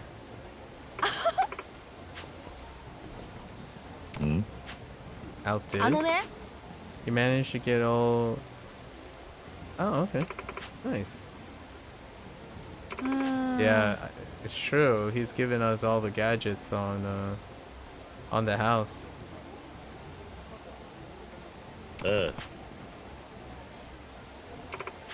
Oh, true. Yeah.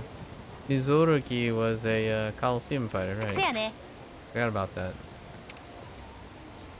Let me earn money at the Coliseum. We're here for you. Oh, we do have to head. Okay, fair enough. There's a shop here? Oh yeah, that's right. We can also get digs, dude. That hand though. That's a fancy watch. 上流 Okay, what? あんな Oh, the boutique. Oh, okay. So they're gonna introduce the equipment and the looks. All right. I wanted to walk in there, so now we have to.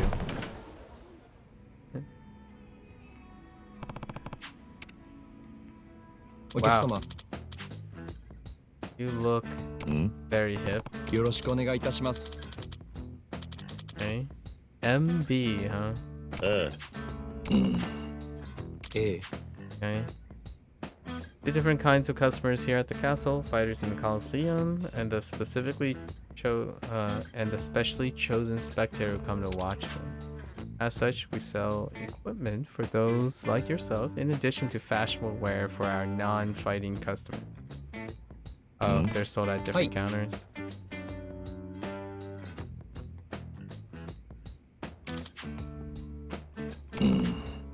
Putting together outfits. Alright. A. よろしいでしょうか。He needs a binding. Nah. いえ。 Ken doll. Kiryu is also a Ken doll. Oh, you can adjust the fighting outfit. Nice. はい。 Okay.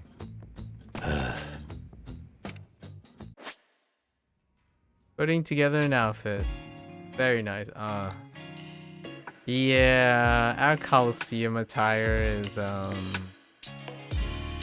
non-existent. Oh my gosh, I should have saved money. Oh no. I guess we have these to offer. Ooh. Throwback to Jason. Jason from Yakuza Like a Dragon. This is classic.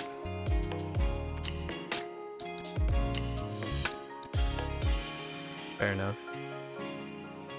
He's worn a mask before, Yakuza 5. And then we have these available. Yeah, this is elegant. Oh, you can have it in white too. Oh. Okay. White? Yeah, white for purity, man. I know stealthy. Shoes. Those are slippers.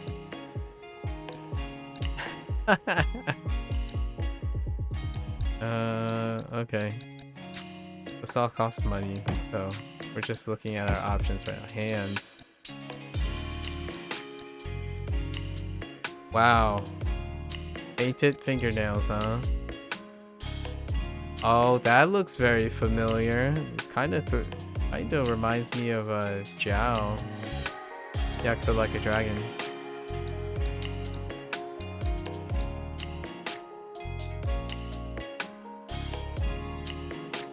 Gloves. Soma.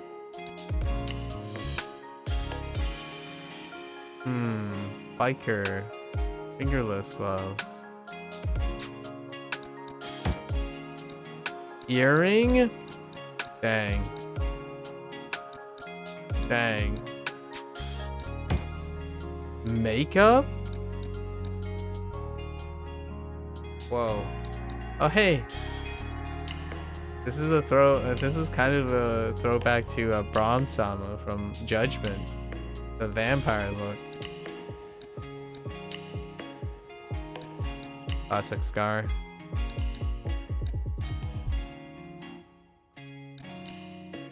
That those white eyes though. It's kind of tempting. Ooh, I like those too. The mask is kind of getting in the way. Oh. Is there a no option? There isn't. You have to wear a mask. Pocket flare? I can't read that, unfortunately. Classy. Okay.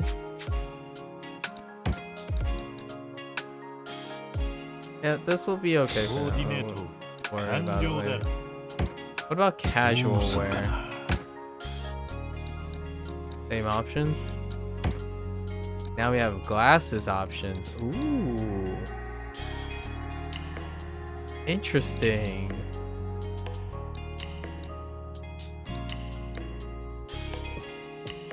That's pretty sports. Same options. A tam. Beanie? Oh, looks nice on the beanie. Oh, okay. We got Masumi Arakawa style, you know.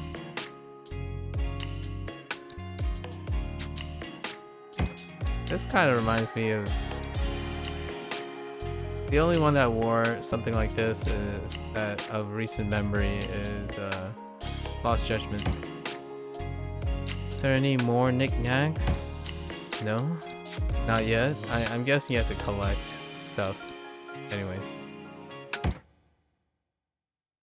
Tempting. All we changed was nothing. Marvel didn't change anything. Okay. A. Okay. またお越しください。 Okay, no. I was hoping for some like you get extra rave points or something in a Coliseum or something for being fashionable. Oh, there's ooh, man, that's expensive. Should have considered the idea that does this even do? Oh, oh yeah, cabaret, right? Why are these so extravagant? 2 million. Man, there's some high rollers here. What the heck? So much for bindings. I'll take this though. Oh, the locker key. Of course it is. This place is not looking pretty fancy. Very swanky. Dang it, I can't walk in there. Wait, what's here? Oh, it leads right to the Coliseum lobby. Interesting. Alright.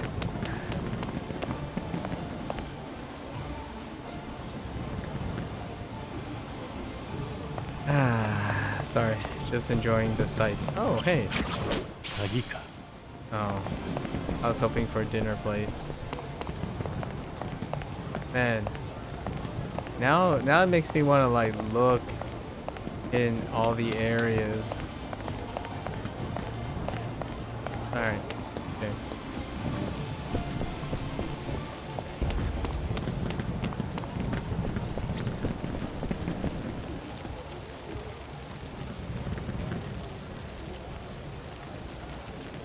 Endless supply of fireworks.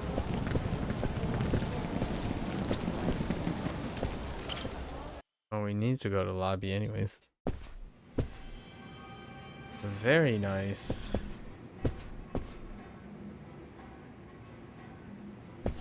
Nice ambient music. Background.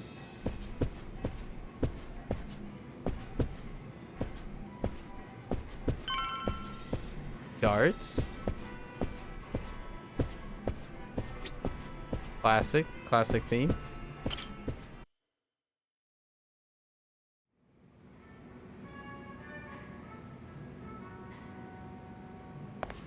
Smoke area. All right. Yeah. I don't know what we're ready for, but we're ready. Oh, Hammerhead. Oh man.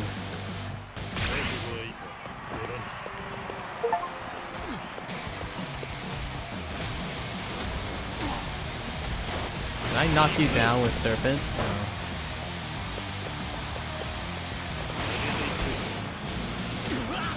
No. Nope. No knockdown with Serpent. Okay.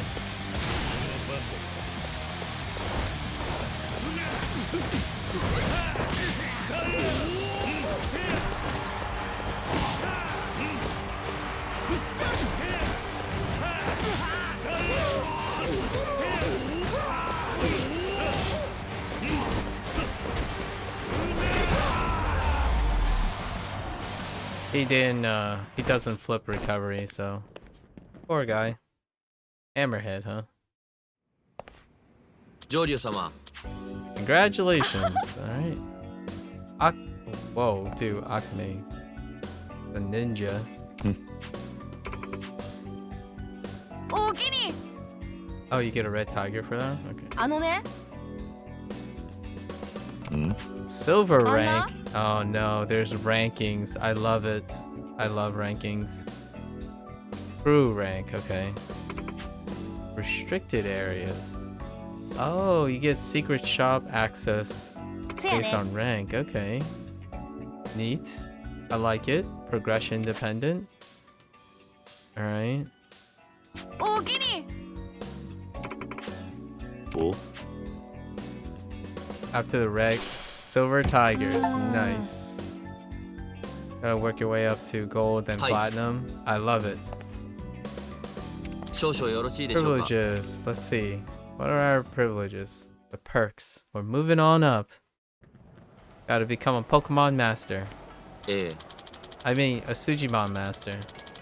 Gotta collect our fighters. Or clan master. Fighters lounge. Okay. はい The bar is a place where most prospective fighters in the castle gather. Yeah, we can chill and recruit fighters. Hammerhead. You wanna be part of my clan? I mean, crew? ほんまに いいえ Crush me. I thought I was going to be killed right there and then. 兄貴 Oh, of course, Aniki. That's a throwback. When Kiryu beats someone senseless, the sense makes him officially a superior. 兄貴 いや Apprenticeship, once again. いいえ 堪忍な Forced to take on apprentices once again. ん Battle aren't limits, Hi. yeah. So now we get the L Team Rumble, せや huh? ね Alright, ええはい okay. せやな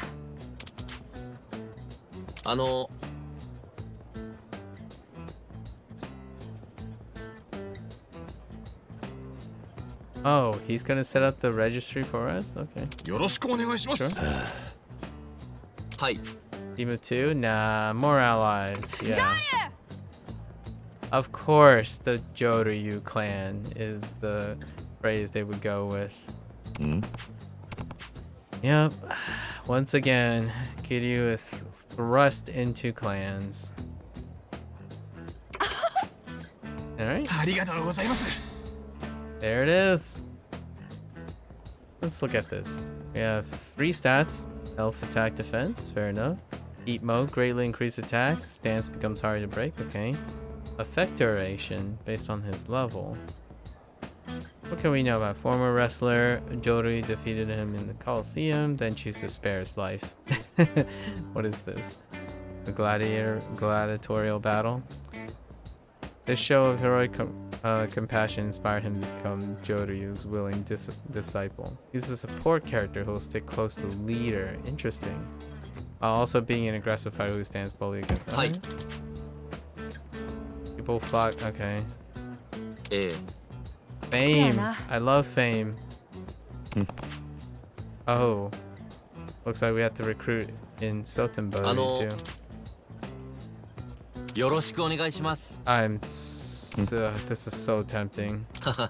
But we must resist. はいああ Properly introduce himself. Oh yeah, Thompson. Thompson, huh? 上流 He also looks to some extent その通りです Korean in a manner. Anyways, I wouldn't know for sure, obviously. All right. So we gotta chat up.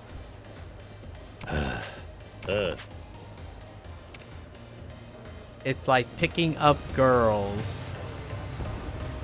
I see someone that's a throwback to Ryan from a parallel universe. So, what are the chances this guy's name is Ryan? Boy. Hey, got a minute? Oh no, he doesn't look like Ryan. Yeah, what's up? I'm putting together a group for this L team, whatever thing you're interested. Talk about time. I'm looking for a team. Okay, fair enough. What's wrong? I just ordered a drink, but only realized I don't have the money to pay for it. Just cancel the order. No way, I can't be lame like that with a cutie who works at. Alright, fine. A dweeb? Well, I mean... Okay. 1,000 yen? Fine. There you go. Welcome to the team. Your name is Hattori. Of course it's Hattori. The ninja. Interesting. Performs an unguardable slash, inflicts heavy damage. Higher attack than health and defense. Okay. It seems like there's a baseline value for all that is distributed among the 3 stats. He used to play a ninja at an amusement park. Okay. Not a dweeb, definitely. But a large debt has forced him into the Coliseum. He confuses enemies with nimble movement and kunai attacks. Not only does he have an attack that stunts... Okay. Yeah, it's the standard, the smoke bomb or flash thing. Got it. Carry over. We know these enemy types.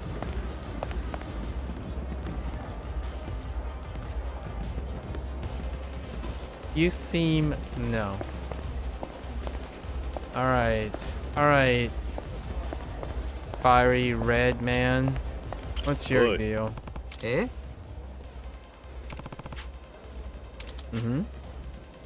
But do you mind if I ask you a question first? Question. Yes. Forming a team means having each other's backs. It's important we ensure our compatibility. Or compatible. Go ahead. Alright. First off, why did you call out to me? Well... Because you were there. I wanted us to fight together. Sure. You've got a good aura. A red aura. Very red. Oh? Okay. Next question. What strength are you hoping I'll bring to your team? The sturdiness to stay upright after taking a beating. That's interesting. The compassion to gently heal wounds with grace. Stay upright, right? I see. Then I may just be... Alright. Of course, you're Phoenix-y. Like Phoenix and Aniki put together. You dress like a phoenix. It used to be Aniki before. They saw no matter how hard I get hit, I always get up again. Just like a phoenix. That's not quite it, but alright. Fair enough.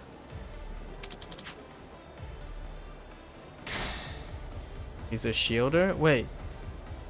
Oh no, he's a face tanker. Not a shielder. Unguardable area attack? Okay.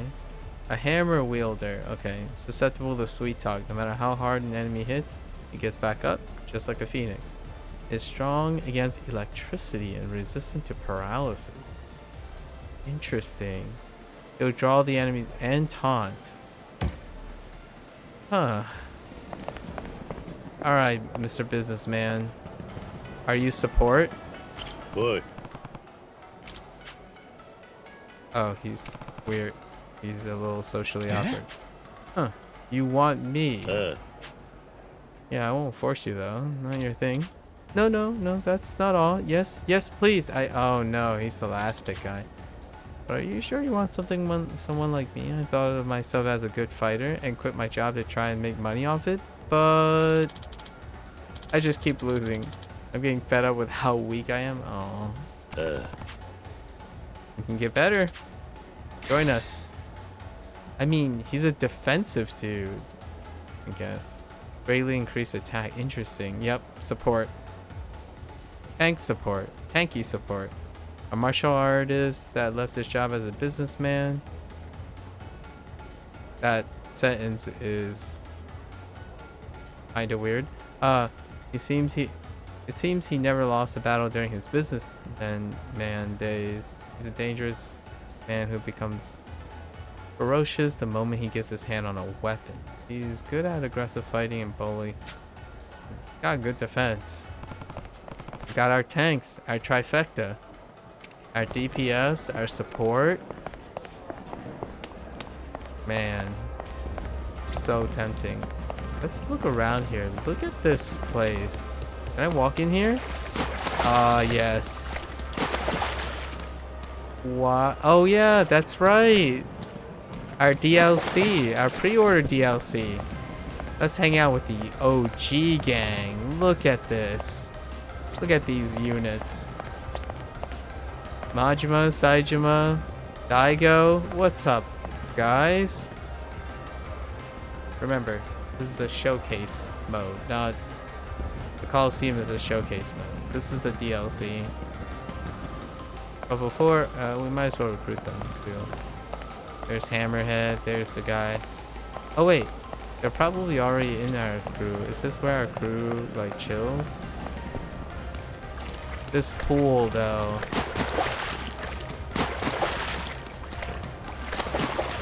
Sorry.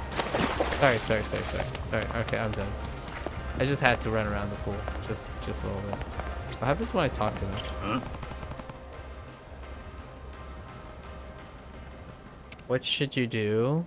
Oh, I can give them gifts. Oh yeah, he's already part of the team. Aww. Dude. Okay, sorry. Alright, I'm done. I'm done running in the pool. It's fine. Do you eventually dry up? Do you run around enough? Or do you stay wet? Kinda seems like his pants like stay wet. Alright. All good. Let's go. Gotta get back to reception. Is it this way? Man. Alright.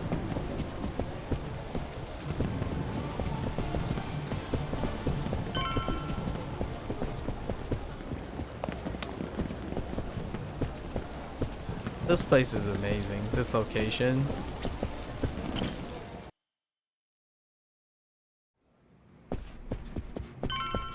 Okay. So decorative.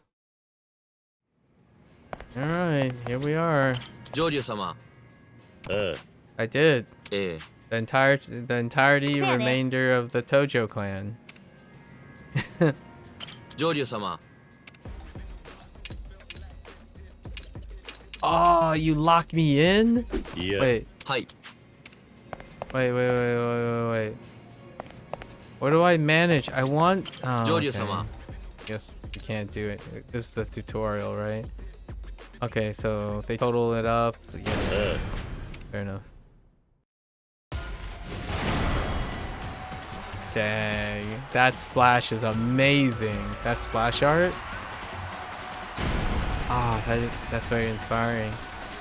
Okay.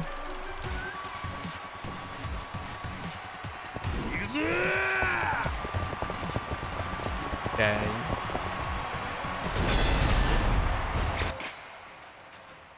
Okay. L Team Rumble. This is the most popular arena mode. Okay, yeah. In this mode, using Okay. Allows orders. Yep. Temporary strength. Okay. How to win, defeat all enemies. Okay. And the leader, as your allies fall, your enemies may be able to focus.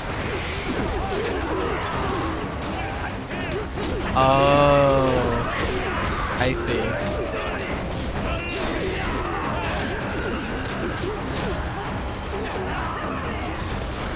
It's kind of like this is the management mode.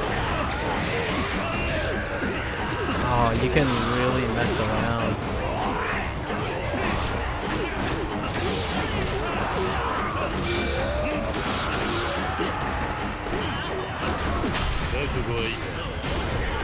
Oh my gosh, I love it. Oh, I can, there's friendly damage? Hold. Don't worry guys, I got you.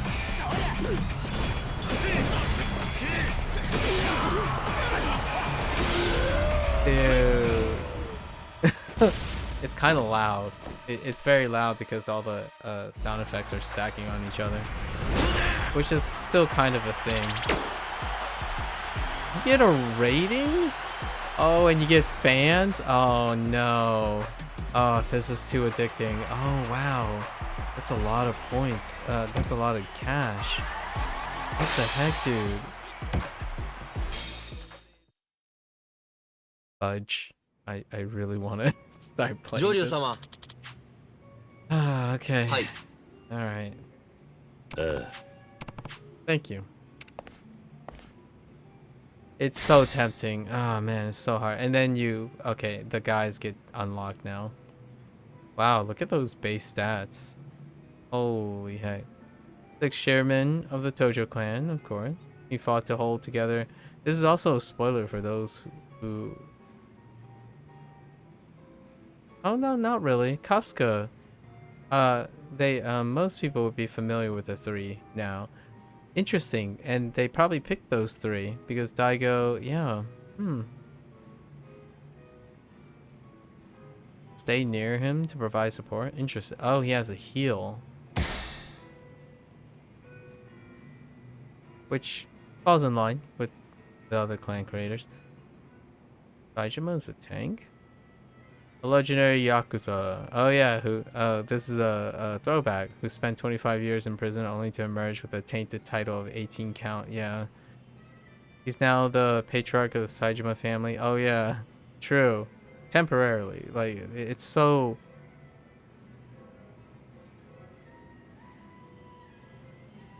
Wait. Is he though? I guess he reinstated himself after Yakuza 5?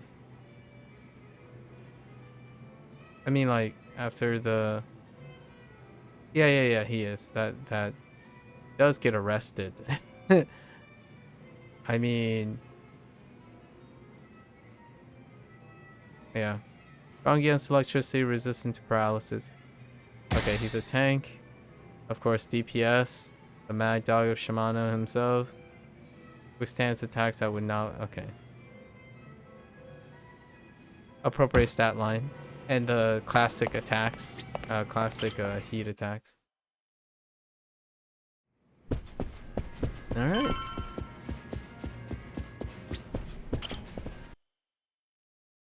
Central Street. Very appropriate name. So tempting. It's okay, we'll be back. You hear me? We'll be back.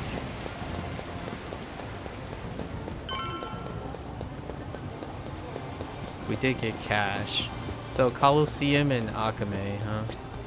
For the cash money and the points.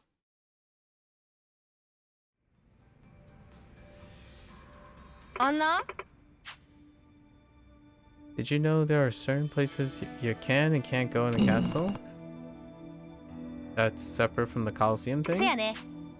Well, yeah, okay. It's related to Coliseum. Yeah, the gold and platinum stuff. Get into the VIP lounge, buy all sorts of dude. So tempting. Anna? Okay, need to raise Akame Network and the Coliseum thing to increase fame. Fair enough. But we probably need to do the Akame thing to recruit stuff too. And when the network's at level 10, you've beaten 3 levels, the gold will be... Oh, okay. It is a level requirement. Okay. Got it. Nice. They tied them all together. I won my fight against Hammerhead. Maybe I should... Thanks about the gadget. Oh. There's the... Oh, sub-story. Wait. Mr. Try and Hit Me? What the heck? Oh, this is a legacy character. Tom told me that some hotshot at the... I don't appreciate how you skipped out on giving me a friendly... Oh. Neat. Mr. Try and Hit Me's back. Wait. Calm down. Okay. This is the hitting silver thing.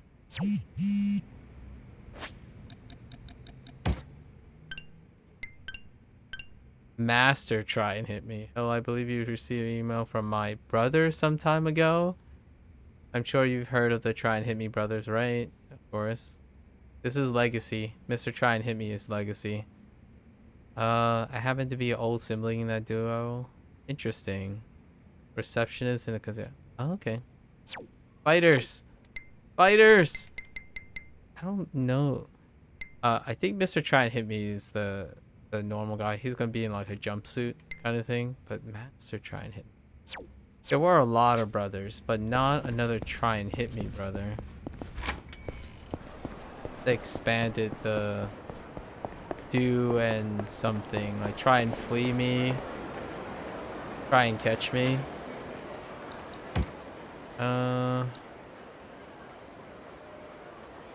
Oh, okay. More health. Even more health. Okay.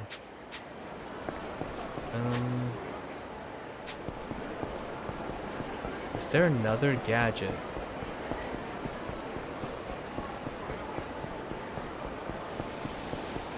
Just give me all. Just give me it.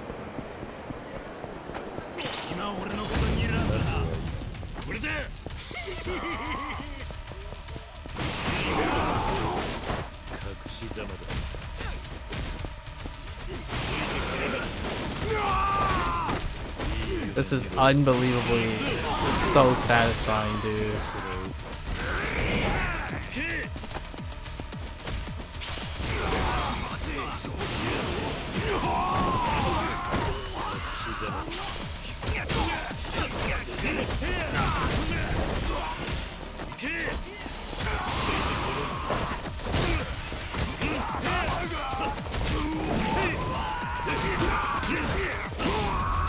Dude.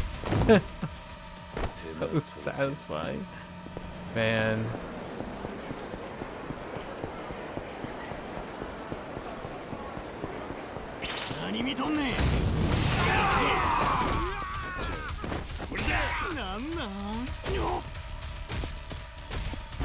Oh, I can hit myself though. Doesn't actually do any damage though.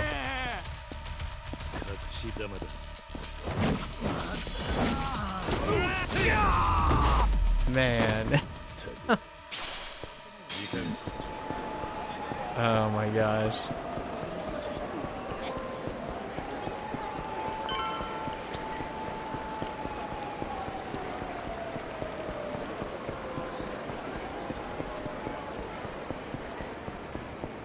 Come on, just give me more. I need more gadgets. It's very cozy here.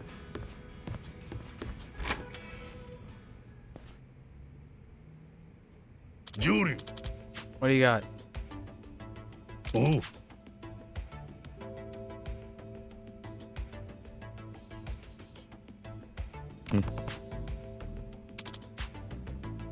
First step, okay. Weapons. Long rule, 4 undefeated. Oh, the 4 kings, of course. Okay. Oh. Yep. So it's telling us the pecking order. Oh.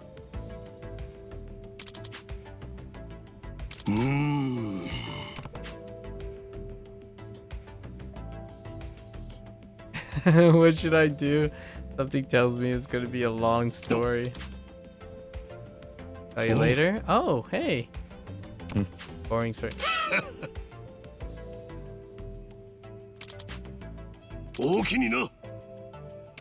Aww.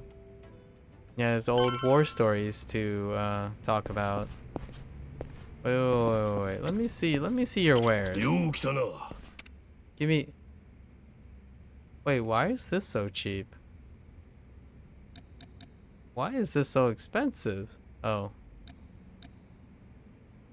Bunker.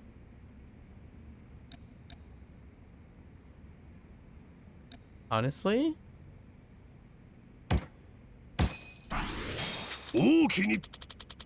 Oh, there is a requirement for gear at some point. Okay.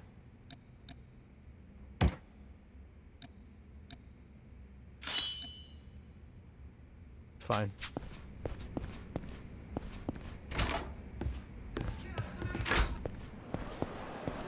I don't know if resistance resistance is just on or off.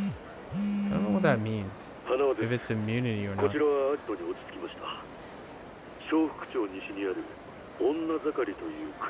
Paradise. 金網に囲まれたドアがあります。あなたもそちらへおいで願えますか。鶴野はどうしてる？特に問題ありません。おとなしいものですよ。わかった。俺もそっちに向かう。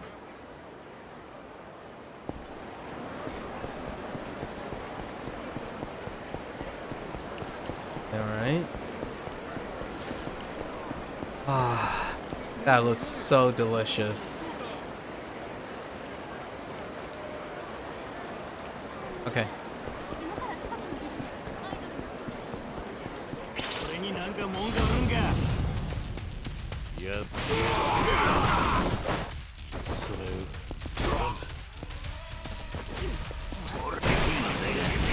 Oh. I forgot where I placed the cigarette. The firefly.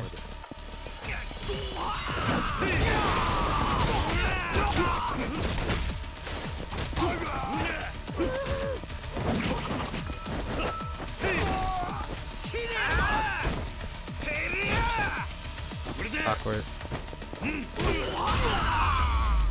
Oh, that was cool. That was very cool.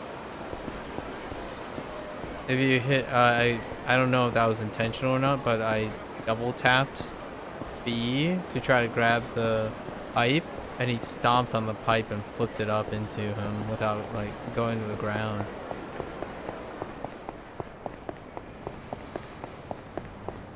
What the heck? Okay.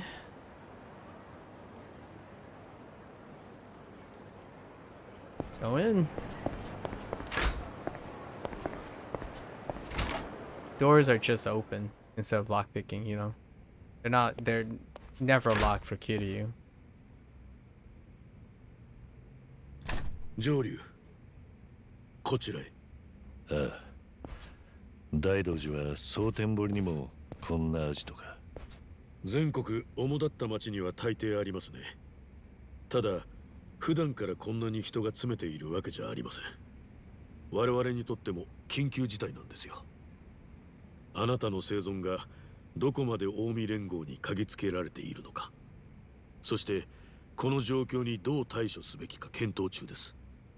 鶴野もここにいるんだな。ええ、あちらの取り調べ室に。別に手荒く扱ってはいません。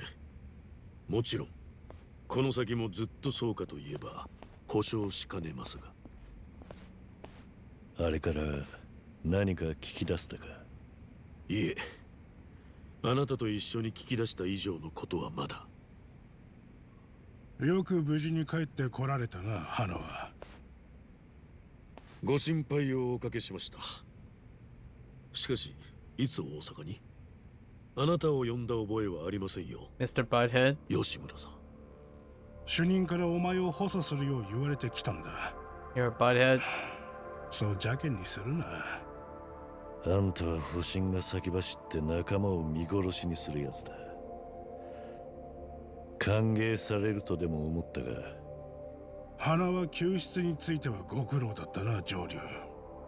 ただし組織の命令に逆らった事実は残っている。特に俺の記憶からは絶対に消えない。 Don't worry. それで He won't either. 何か用があったのでは。主任がお前と話したいそうだ。こちらです、花輪さん。主任とつながっています。わかりました。上流も一緒にということです。お聞きの通りです。こちらへ。主任ってのは大同時一派の幹部という認識でよろしかろうと思います。実は私もそれ以上よく知りません。影の指揮官ってわけか。緊張しろとは言いませんが、せめて茶化さないでください。私にも立場というものがあります。来たか、花輪君。それと彼が上 No head. ええ、私の命を救ってくれました。とはいえ、Hey, can 花 you 輪君がピン push チ up the になったの webcam, は please? 元をたどれば、そ Wheelchair. の人が存在を嗅ぎつけられたせいでもある。 It's in a wheelchair. Or it looks 近 like 江 a 連合 wheelchair. の渡瀬が一枚上手だったんです。先日の金塊密輸は桐生一馬の生存をあぶり出すための茶番でした。我々全員が出し抜かれたんです。何にしても今の状況は大道寺と桐生さんの約束と違うものだ。彼は一切の情報を漏らさないように自分から死んでやると申し出たんだからな。自分の生存を隠し一生表に出ないという条件で我々と折り合った。約束は守ってもらわなければ意味がない。そうじゃないか、桐生さん。俺にどうしろってんだ。あんたの死亡を覆す情報は全て抹消する。手始めに今そこに身柄を押さえてある鶴のその弟分獅子堂、 Oh そ boy. して花輪君をいたぶってくれた鶴野の手下どもだ。みんな渡瀬組の組員だろう。全部で何人になる？何25名です。お前らまさか皆殺しにする気か。もう一人渡瀬勝も加える。殺す以外に口を塞ぐ方法があればな。相手がヤクザとはいえ、私も大道寺って組織の冷酷さんには怖くなる。しかしそいつに逆らったら次は自分の番だ。君も自分の身が可愛ければ誠意を見せないとな。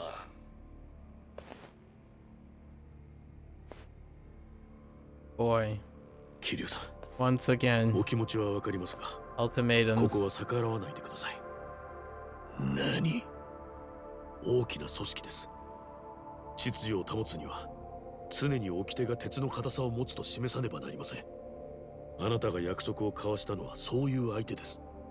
もしそれを軽んじるような真似をすれば、ペナルティーを受けるのはあなただけじゃない。あなたが人生を捨ててまで守ろうとした人たちもです。わかりますね。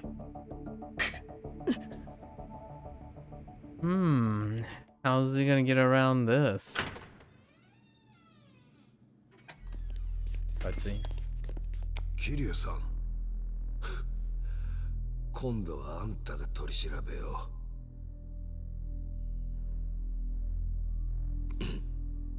う。待て、俺はまだ言うてない情報がある。構わんよ。もうヤクザの情報などどうでもいい。分かってるな、上流。これはお前が忠誠心を見せる場だ。彼の言う通りです。残念ながら。Oh, is this what breaks him? あんたにはめられてる首輪はそこまで重いっちゅうことですか。No? Okay. 上流お前ら下がれ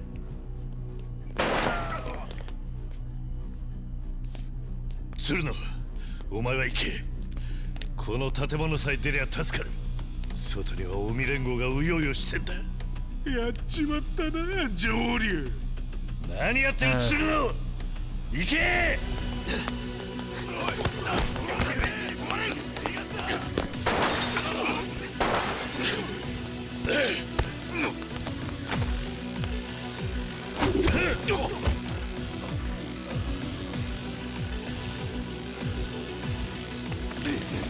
Oh boy. この後はどうする気だったんです？あなた一人なら逃げるのもいいでしょう。でも沖縄の子供たちは黙れあいつらに手出しはさせねえならあなたは取り返しのつかないミスを犯しました。残念ですよ本当に。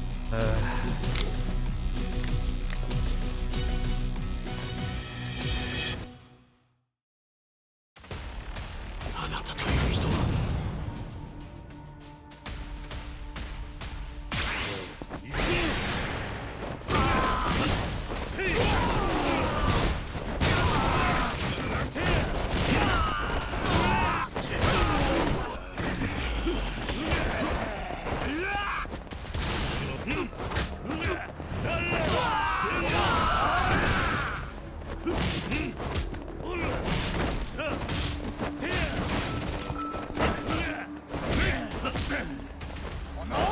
Oh, I don't. There's no ender to that. What the heck? It's so long.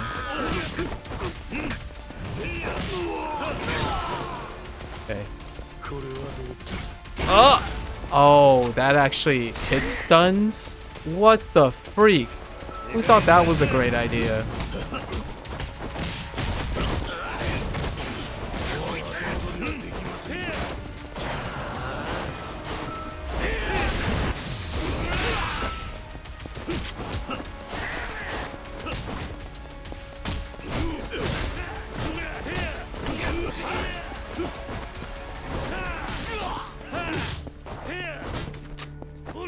Oh, I hear. Oh my gosh, the buffer is so real. Oh my gosh, he just bounces.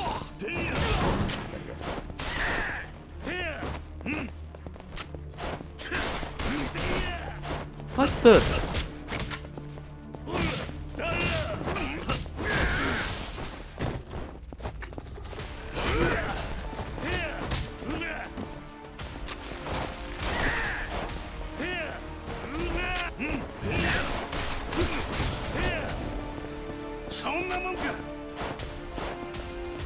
I can't tell. What is he trying to do?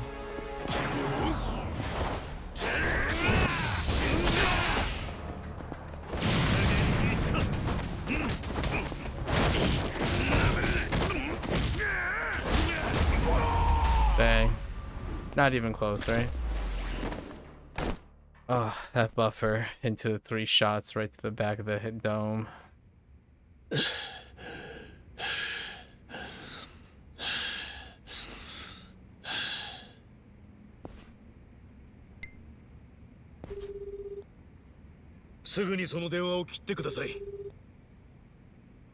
How did... Don't you dare. Oh my gosh. Hanawa, please. もう手遅れです。私にこんなことをさせるなんて。You're such a butthead. 恨みますよ。桐生さん。すでに大道寺のエージェントが位置についています。沖縄の朝顔の前に今子供と同じ数の人員が控えています。花は Wait. Does he have backup? もしもし、どちら様でしょうか。はるか。もしもし。もう切りますよ。アラートを出せば即座にこうした体制が取れる。大道寺一派は正しくあなたを警戒していました。リアルタイムの映像です。皆 Come さん on. 手を振ってください。 No, no, no. There's someone there, right? 連中を朝顔の前から引かせてくれ。頼む。あなたが服従の意思を見せてくれればすぐにわかるでしょう。私もこんなことしたくないんです。Uh-huh.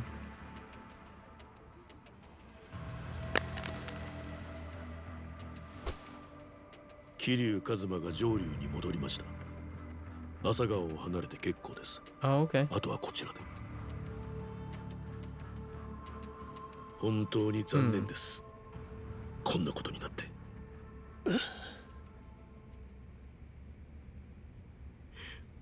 なんてバカな真似をしたんです。あなたは鶴野を撃つべきだったんだ。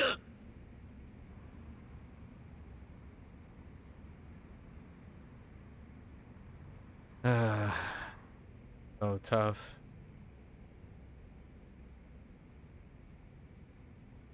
何をやってんだ俺は。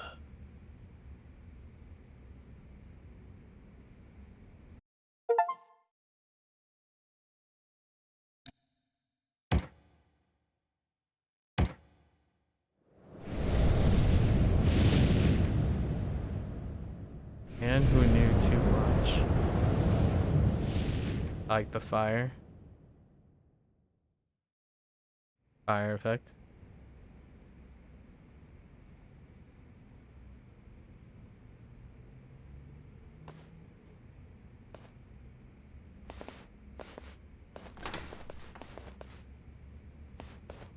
Kiryu Kazuma、これから処刑を執行する。じれったかったろうな。殺すならさっさと殺せってよ。立たせろ。花尾のとこに連れて行け。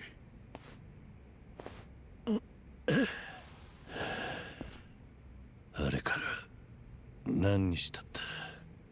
お前が鶴野を逃がしてからってことなら3日だ。奴が助けに来てくれるとでも思ったが、残念だったな。沖縄の子供たちは。お前がそれ知ってどうなると言いたいとこだが、武士の情けだ。何も手を出してない。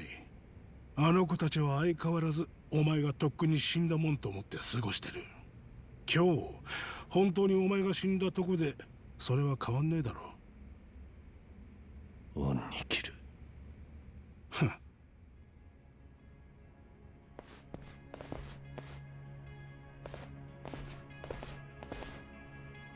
Interesting. Pretty sure this is a theme from oh, I didn't realize there was overlap on the theme. This theme, the music theme. It is a classic one though. 処刑の執行人はあんたか。なら最悪よりは少しマシだ。花輪はずっと優秀な管理者として大道寺に貢献してきた。だが今回は散々だったよ。目も当てられん事態だ。担当したエージェントを制御しきれず、組織を危険にさらした。自分のまいた種は自分で刈り取ってもらう。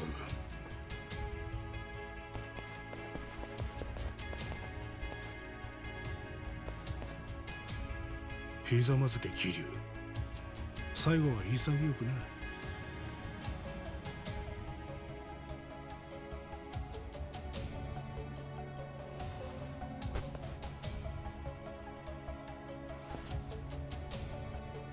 いつでもいいぞ花は。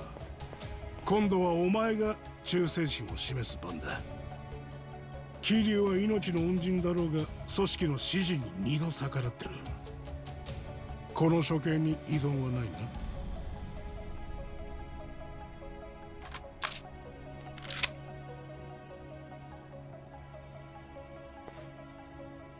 信じられません。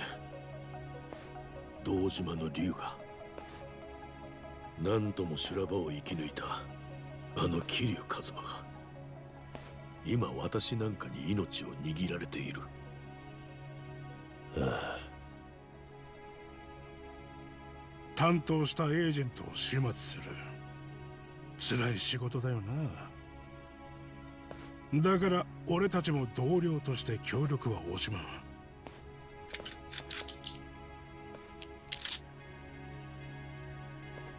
これで罪悪感が減るだろう。お前はやるしかなかったんだ。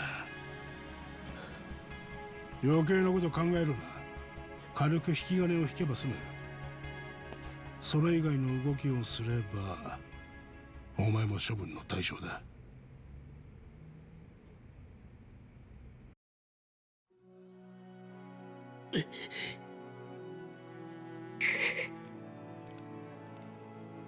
いいんだ花は。俺はもう3年前に死んでいた。あんたを恨んだりはしねえ。そうやってあなたはいつも真っ先に自分から犠牲にして、そんなことでどうやって今日まで生き残れたんです？ I ask that question all the time. 花はもともと今私が生きてるのは Come on. この人に救ってもらったからだ。 Come on, Suruna. それも今回だけじゃない。私は彼に二度助けられてい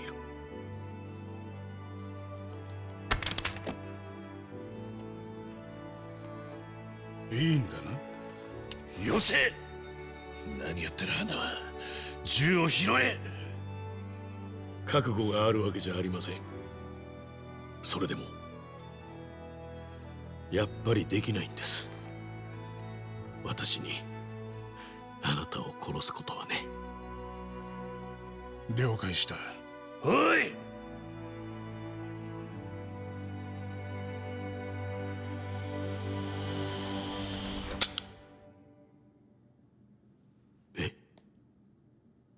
見上げたもんだよ花は。合格だ。二人とも。All right. 主任。Oh, he has a face. All right. Fair enough. わざわざご足労いただきまして。すまなかったな、桐生さん。それに花輪君。君らは今や肩書きや立場の枠を超える関係を築いてみせてくれた。それこそが大道寺を支える者たちの到達点だ。どういうことだ？友人でも他人でもなく、それでいて最もお互いを知る管理者とエージェント。桐生さん、あんたにとって花輪君はもうただの管理者じゃないだろう。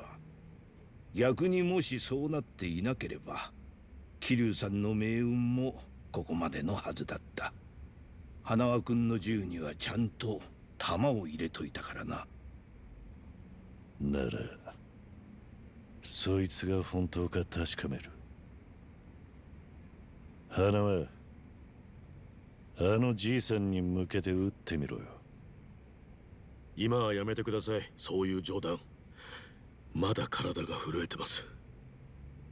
大道寺にしては随分甘い裁定だ。ただ、これ Kiryu には has ち a ょっ point とした though. わけがある。まあ、鶴野さん。Ah, he did come through. He did come through on an オウム連 arrangement. 合本家の持つ不動産に渡瀬組が管轄するフロント企業の経営権、締めて500億の資産や前もって親父から託されたもんです。それと引き換えに大道寺から桐生さんを生かすチャンスをもらいました。あんたを俺らの仲間に引き入れるため。500億ぶら下げりゃどんな堅物だって股が緩む。大道寺のお偉方もその点なかなか柔軟だしな。桐生さんにチャンスをやるとして、あとは花輪君の決断に丸投げしたというわけだ。すると賭けは我々の勝ちと出た。あんたはしばらく渡瀬組に手を貸してやってくれ。彼らに限定して桐生一馬の生存を一時的に開示する。何でもでかい仕事になるらしい。それでいいかな。一派は500億手にして仕事は全部俺にさせるわけか。不服なら全部ご破産にしたって構わんよ。その時は500億を返上するし、あんたにはやっぱり死んでもらうことになる。鶴野さんにもな。選択の余地がないことは分かってる。だが俺からも一つ条件を出させてくれ。桐生さん、もちろん聞く。言ってみろ。沖縄の子供たちへの監視を今すぐやめてくれ。あいつらの命が電話一本で奪われる。そんな状況を許すくらいなら俺は死んだ方がマシだ。俺が死ねばあんたらだって人員割いて朝顔を見張る必要はなくなる。そうだな。仮にうちが子供の監視をやめたと言ったとする。しかしあんたにそれが事実か確かめる方法はないだろう。そのことは承知してる。Ironclad. Rules are 約束 ironclad. を守ることにかけてはあんたらを信用している。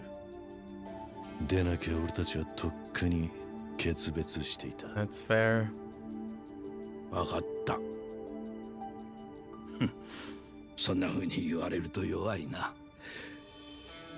あんたの条件を飲むよ。この私が保証。There it is. 交渉成立ちゅうことでええんやな。まあそういうことだ。まったく命が助かっただけで御の字なのに、あなたから条件を出すなんて。500億出してまで必要とされるとは。あなたがすごいのか、渡瀬がバカなのか。おいこら、あと It ね could be つとん both. けせや。あんたよく一言余計とか言われへんか。別に言われませんが。バカ言え。みんな気使って言わねえだけだよ。まさかそんなわけ。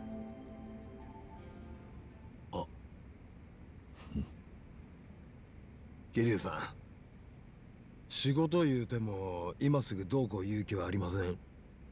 まずはしっかり回復してもらわな。後日電話させてもらいます。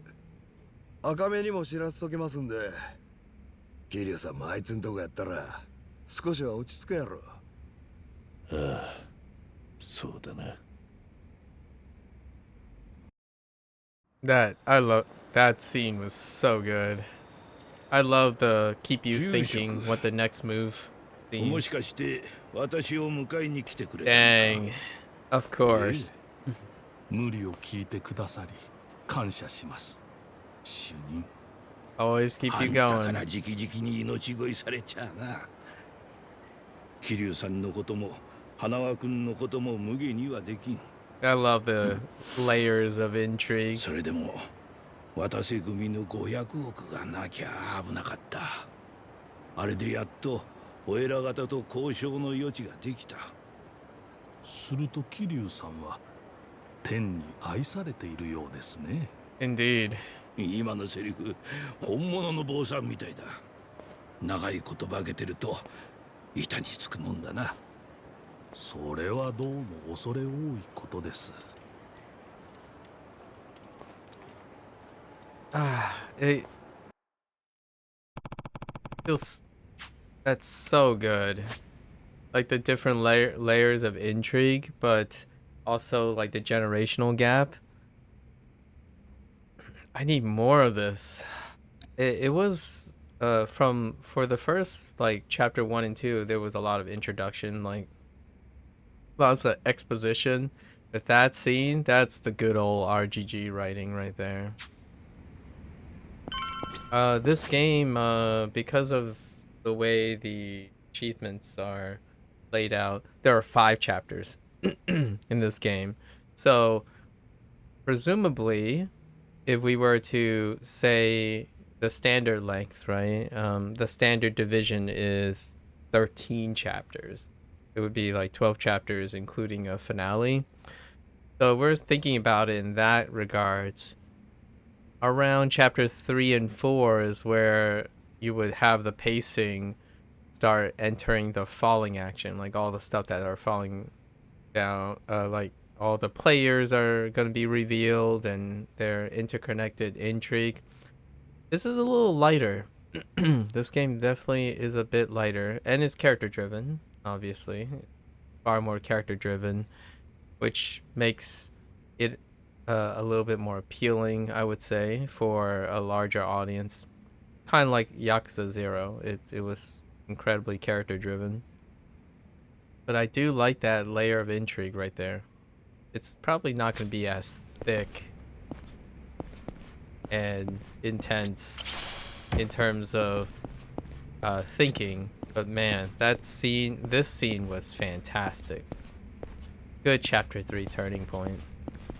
There's a mini game in here? This is the mini game. The heck?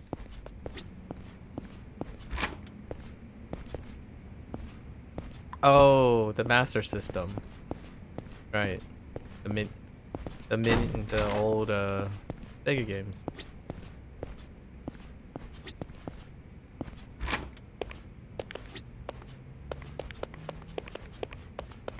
That felt good. That scene was awesome. Very nice.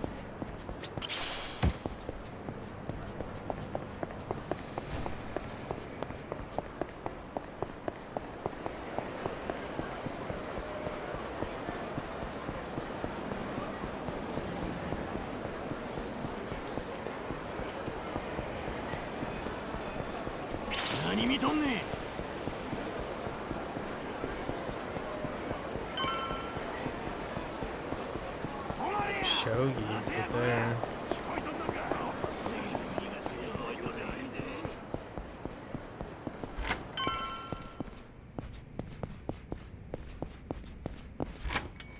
お、上流。しばらくどないしてたん？ようわからんけど、鶴野さんからゆっくり休ませろ言うて。なんや、傷だらけやないの。はあ、少し疲れてんな。そしたらシャワーあるで。ついでに体も洗ったろか？その場合は追加料金やけどな。そっちは間に合ってるが、シャワーは助かる。せやろ。ついでに腹も減ってんだ。そしたらあれか。ピザ？ご飯にする。お風呂にする？それともしシャワーの後飯食って寝る。あとは構わないでくれ。ノリ悪いやんか上流。ついさっきまで生きるか死ぬかだったんだ。たく大げさやな。大げさで悪かったな。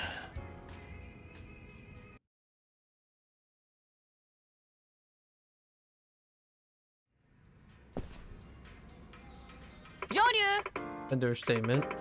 いや。せやな。Checkout requests piling up. あのね。Cash would be nice. せやね。The Coliseum. あんな。Oh, they're kind of reminding you of all this stuff again.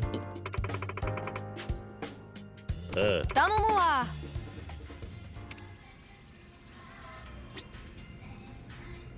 Oh. They encourage you as a main MSQ thing to raise the ranks. Interesting. So I have an excuse.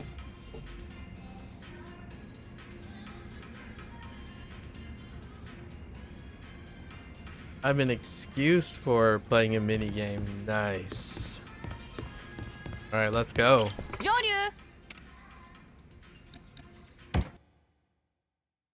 Oh, and I need to do the Akame thing too, right? But let's go. We have to. Wait.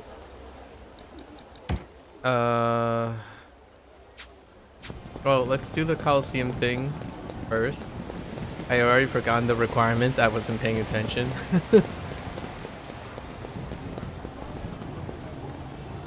Really?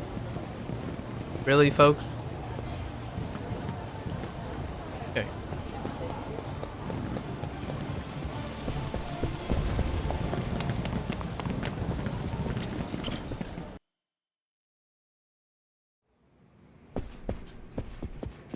Yeah, we need to go to the Coliseum and do some... You look really familiar. Auto-generated face. The president? Are you excellent, just as I thought. I run a company that crafts tools for self-defense. Been looking for a fighter to test our new product? Oh boy, here we go. That is a beautiful baton. Wow. Take it for a whirl? Absolutely. Okay. Win all... Okay, I need you to win all the matches of bronze rank. Okay. I was not sponsored, by the way. Now Kiryu is officially sponsored. Okay. Nice. We just picked up a fighting sponsor. Okay. I love this. I love this a lot. Oh, I love this. Dude, this interface. Oh man, they're really milking their fire. Ah, I love that smoky like fire effect. So good at that. All right.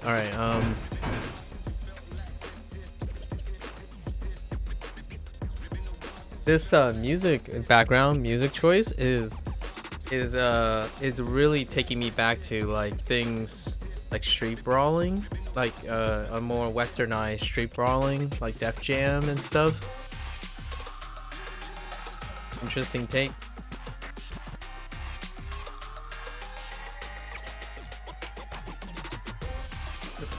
Change controlled character.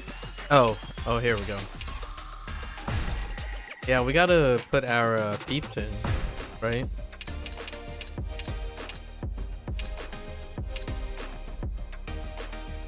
Front and back. I mean...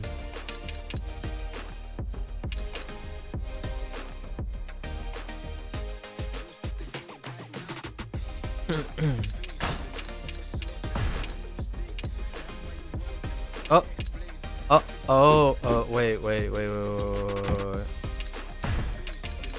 That's weird. I didn't realize you can reassign. Oh, you can...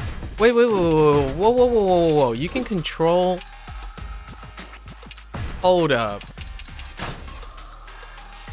You can control the other characters? Is this just stats alone?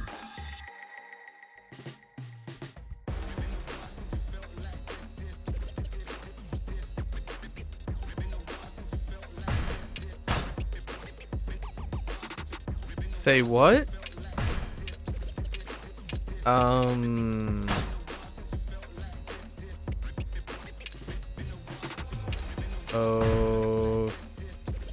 Okay.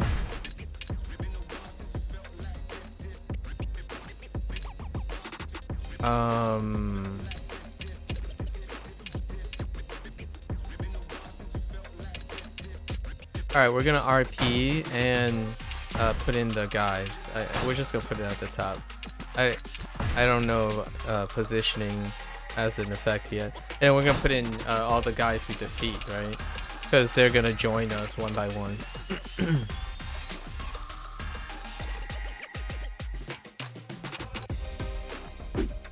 Now I'm really curious. What?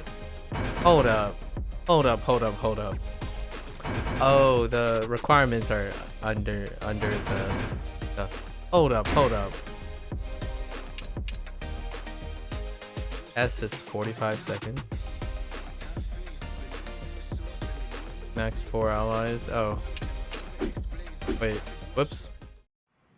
Okay.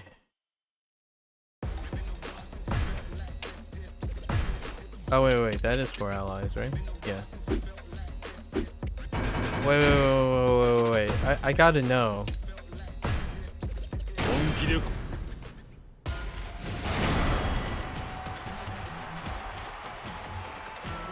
What is the moveset?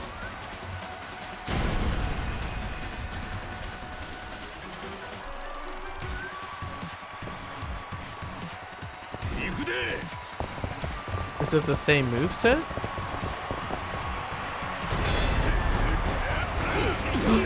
Oh my... He has his... Oh my gosh. Saejima has his moveset. What? Oh, wait. Oh my gosh, this is amazing.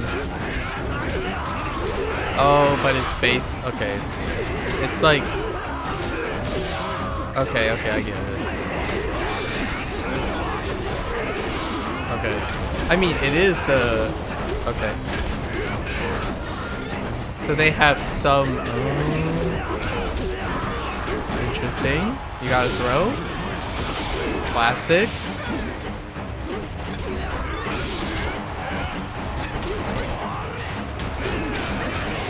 Oh, it doesn't bounce anymore. It doesn't bounce. All out. Okay, it just commands. Okay. So Kiryu's order is still Kiryu's order. It's not Saejima's order. What? It actually gave... Okay, we need to clear 45 seconds here. At least for a sec. Dude. What?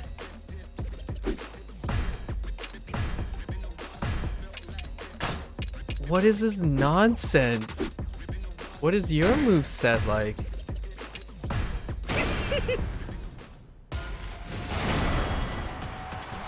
I can think of what they would use.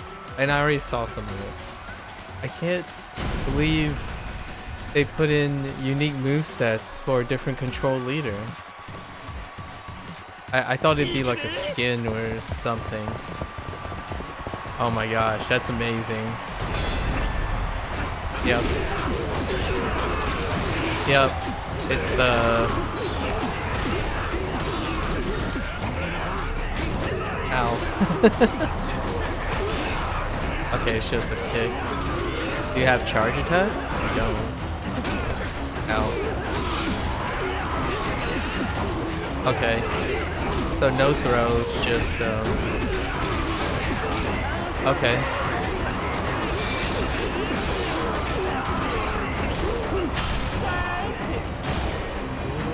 And then that's the skin, right? Because he's the...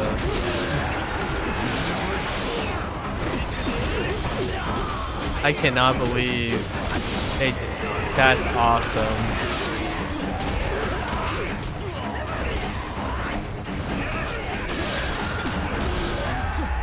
I mean, this is just this is legacy stuff.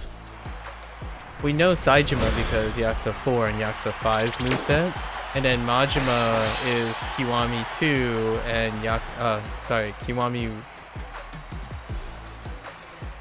Kiwami 2 and Yakuza 0, right?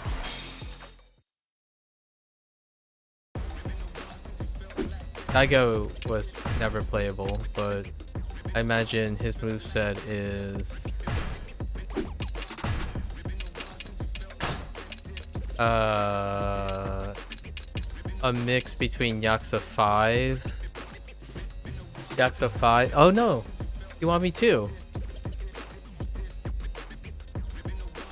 Kiwami 2 is still, maybe it's a young Daigo.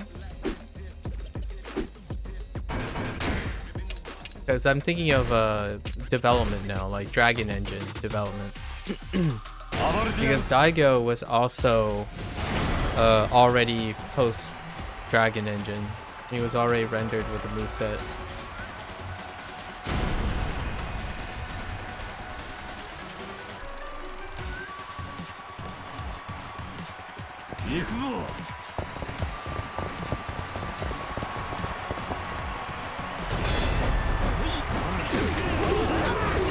Interesting.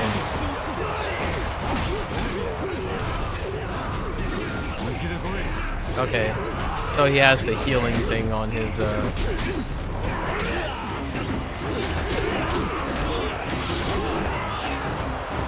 what's his 1-2? Oh, okay. It's kind of like a mix-up of it's a mix-up of Kiryu. It's not his young sub or a pre-Dragon Engine moveset, which you come to be very familiar with because you fight Daigo twice over as Kiryu. Actually, you fight him a total of, I think it's 5 times. There's Shinada in Yakuza 5 also fights Daigo. Okay, it's still like it's a novelty, but maybe you can use their special ability. Use their special ability to some extent. Okay, we need to move this team up here. So let's just move them to the front because I don't see any reason for positional change at the moment. Okay, so let's do the other ones. I also really want... What was the fastest we've accomplished this? I want that S rank. Oh... Well... We need more peeps, right? Alright, let's go to... We need to do the 3 bronze guys. A rumble that isn't team? Interesting. Alright. So the 3 bronze tournament. First, okay. You can choose who to... What?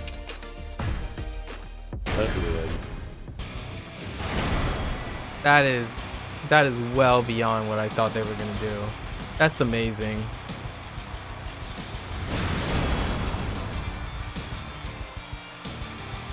The splash scene's better now. Oh my gosh. This is too much. Oh. Okay. Oh, I can't just muscle you down.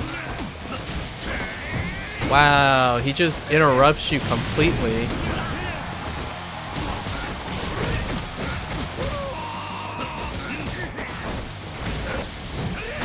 Wow, that command grab is unbelievable.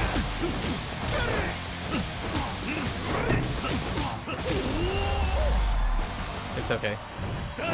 I was just curious if he does it all the time, and he does. The command grab. There's a rating for this too? Okay. Oh yeah, there it is. 45 seconds.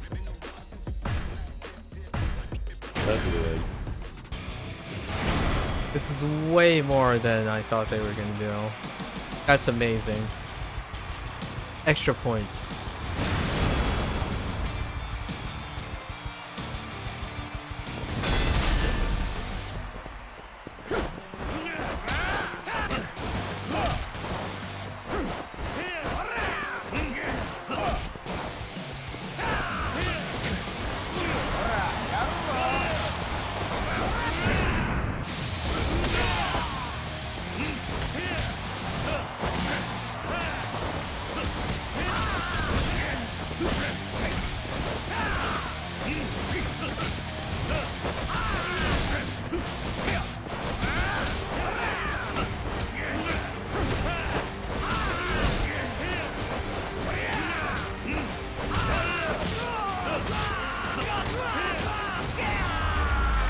I was trying so hard to land that over and over again and it just didn't. Huh. It did in 44 seconds. Taped in less than a second. Cool. More fans. Time match. Bronze fighters, plural.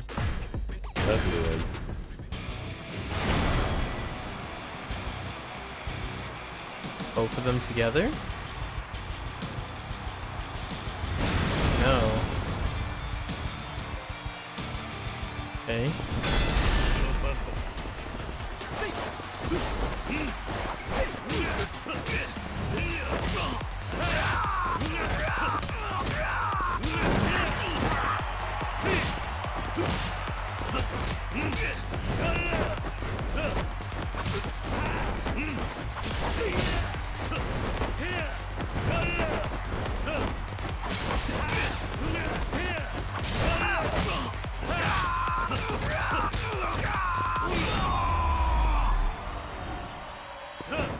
Or not? Yeah, there's more, because it's counting down. Right? No? Oh. Oh, I thought there were going to be more than one fighter. Are we okay. I guess we do all the bronze ones and then see what happens. Defeat all enemies within time limit, 45 seconds. Okay.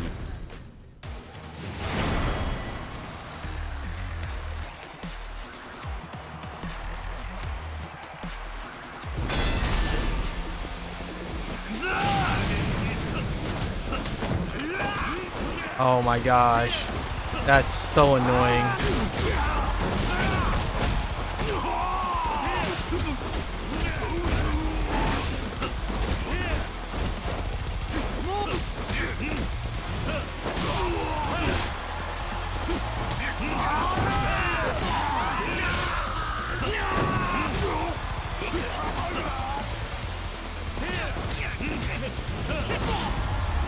That's like 44 seconds.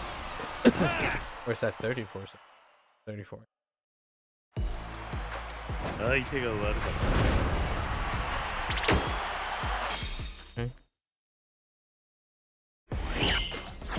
We're just being hyper aggressive. Until we don't have to be, right? Or until we can't.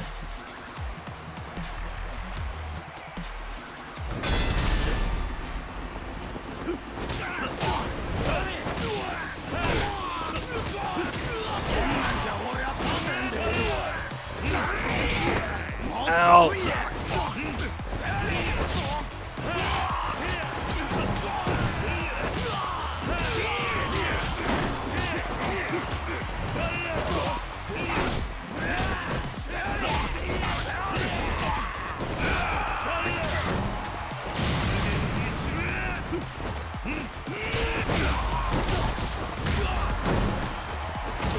Yeah, we can't make that. We need to grab a hammer to do the bonus damage with the hammer. It was close. It was 40. We were off by a little bit.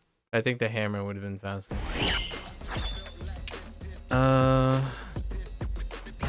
Oh, is it a bunch of guys that dodge you? It's called Speed Rumble. Dexterous guys now. But we had like tanks, DPS.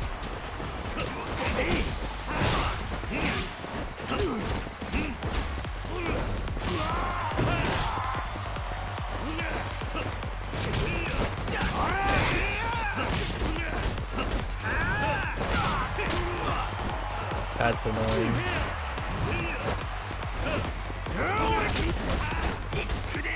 I'm trying to like target the guy that was behind me. Oh, dude. Targeting is still a butt.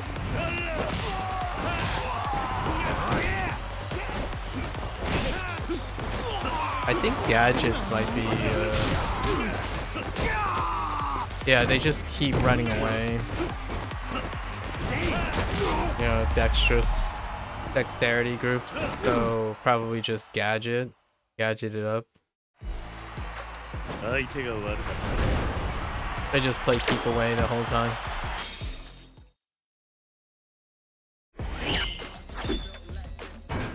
Special match. Okay. Currently not being held. Okay. Oh. We can't do these? Insert try. Oh, so we have to find them. So we do have to go there. We have to go and meet them. I forgot where they are, but I don't know if that's enough.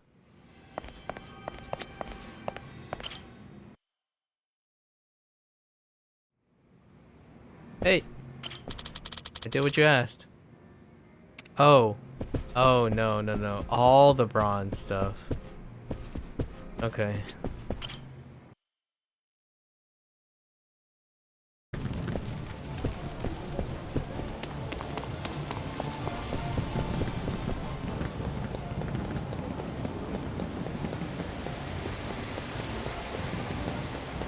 Let's go back, do Akame stuff.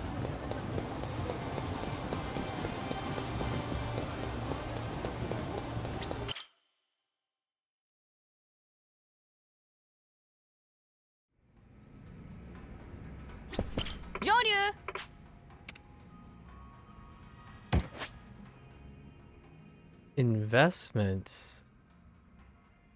Oh, more stuff. Dang.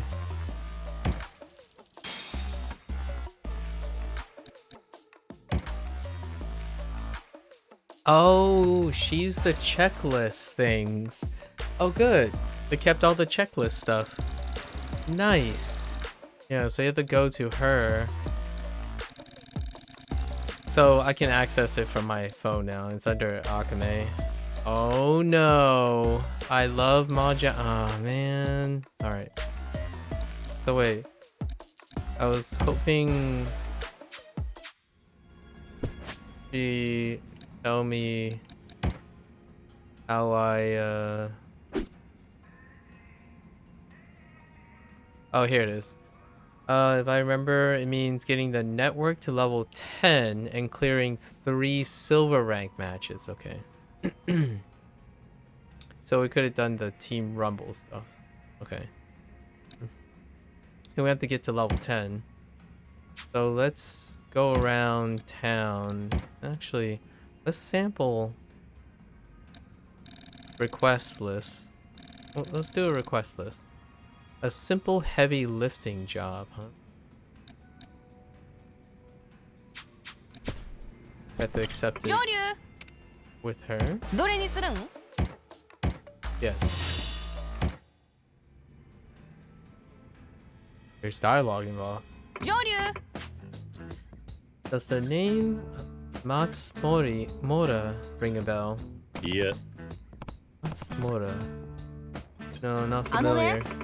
Well, he's one of Sotenburi's long-time jack of all trades. All right, could say he's my senior in a way. Big city has plenty of sleuths and odd jobsmen. He must have a good rep if he's on your radar. Absolutely. Anyway, he asked me to take on a job. Go on. A jack of all trades hiring another jack of all trades. It's interesting, that phrase. I feel it's more of a fixer. He handles everything himself, but everyone needs a helping hand eventually. Alright, fair enough. Several decades riding solo, he must really know this stuff. Alright, so he's been on his own since he was a kid, was raised in an orphanage. Oof, another one. Yep. Man, what was it called? Sunflower? Anna? It was Sunflower. Dang. So he's from the same orphanage too? せやね。 Huh. Yeah, pretty sure that was it. Someplace over in Kanto. No way. Does she mean the place I grew up? Yeah. Anyhow, he's looking for someone to do physical labor. Wants to rent him off me for a bit. ほんまに? Now I'm really piqued. Matsumura. Yeah, what Kiryu said. It's piqued my interest. For sure. バッチリ頼むで。 Wow, Jackson. Yep. Got it. Sunflower. Okay, a little blurb about Kiryu from Legacy. Kiryu, the Sunflower is an orphanage in the Kanto region, right? As established here.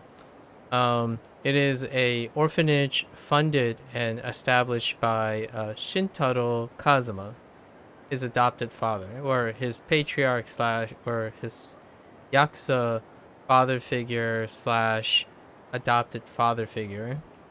And that orphanage contains all the people who Shintaro Kazuma orphaned. That's like the big cut right there. And that's where Kiryu grew up, along with Nishikiyama and Yumi,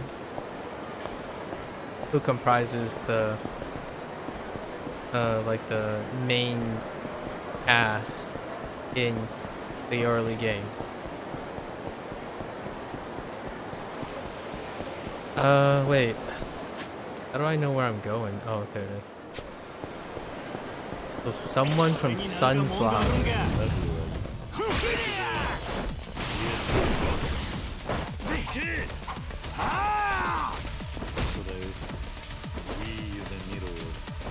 Come on.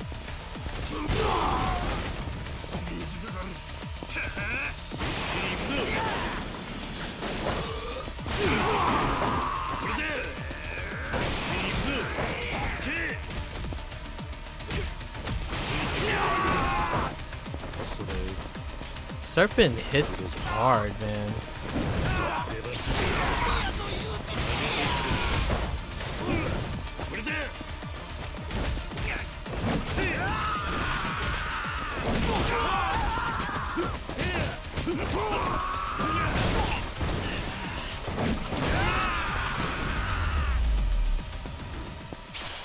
Lots of gadget stuff. Gadgety. Alright.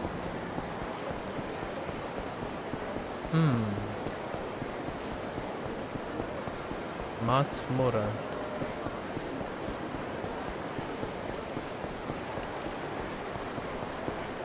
Here? Wait, no.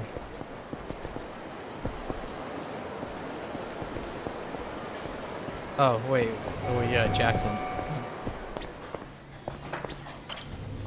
Don't recognize you.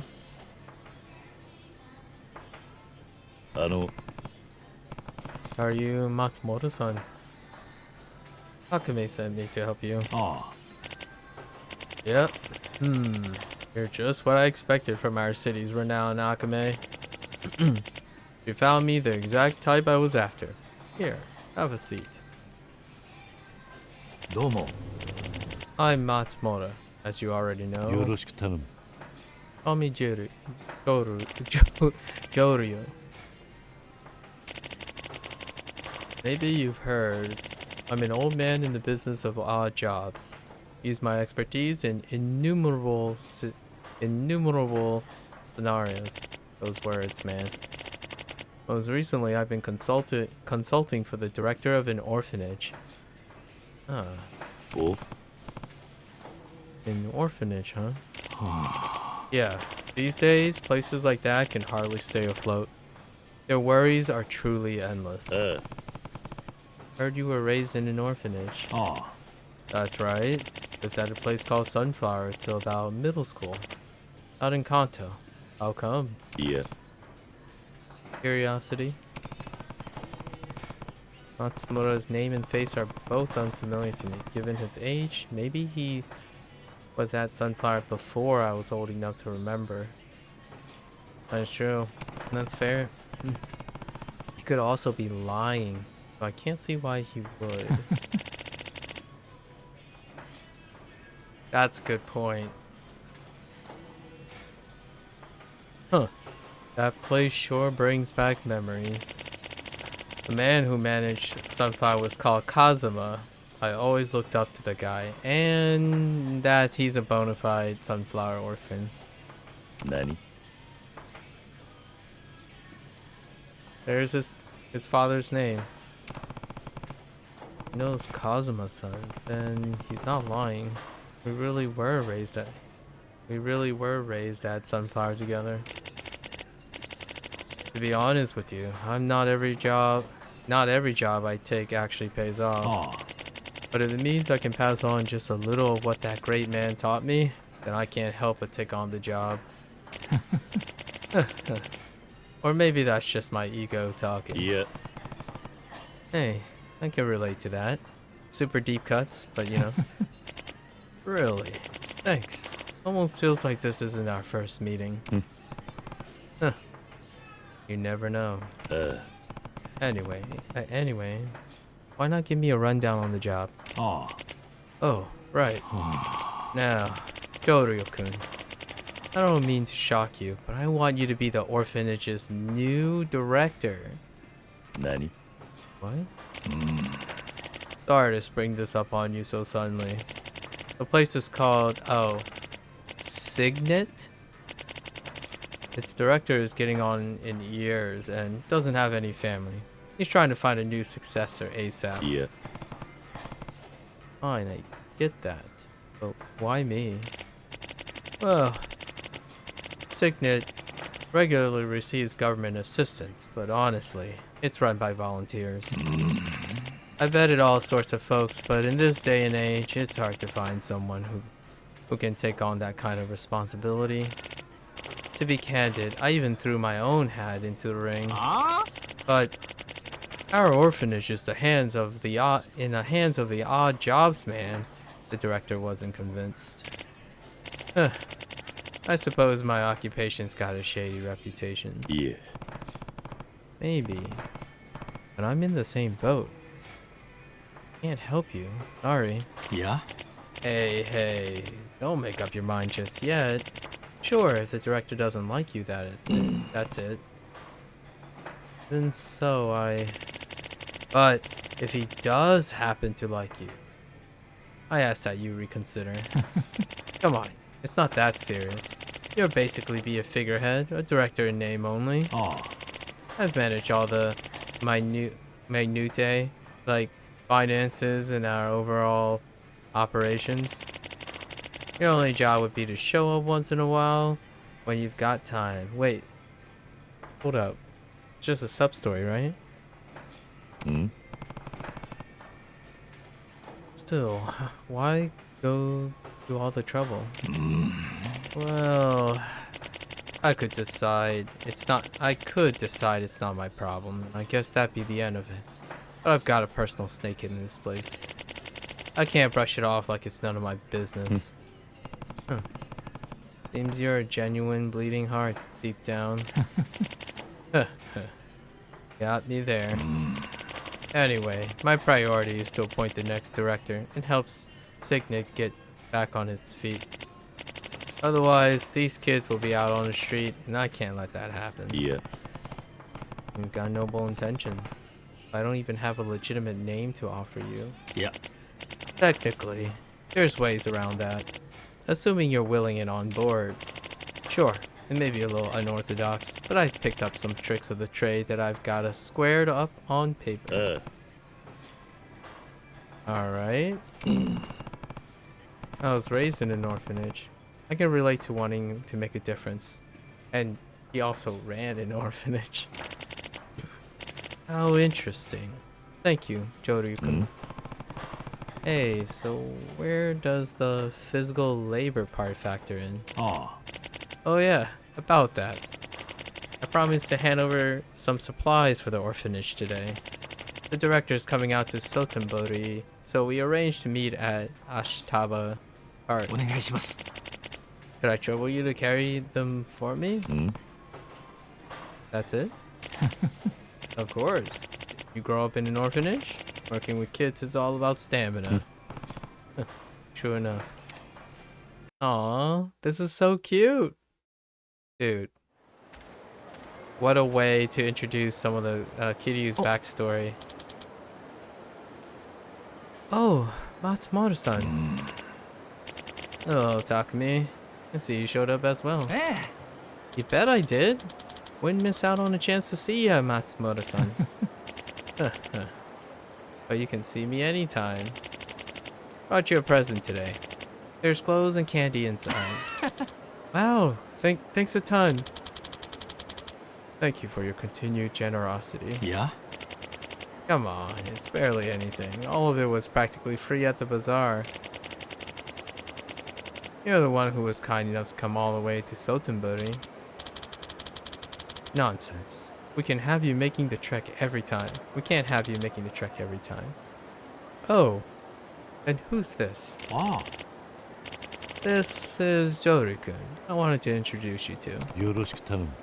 Nice to meet you. I'm Joru. Hello there. Oh. On that note, Director, how would you feel about passing on your title to Joru-kun? Huh? What? Choto. What'd you say? No way. You can't just make some rando who appeared out of nowhere the director. Takumi. Takumi. Listen. Director's getting old. Joru-kun's still in his prime and he shows plenty of promise. I know it's sudden, but if you could get along eventually, wouldn't that be enough? It's not. Is that all it takes? You should just become the director, if that's all it takes. Well, it seems the director's not too keen on that idea. How come, director?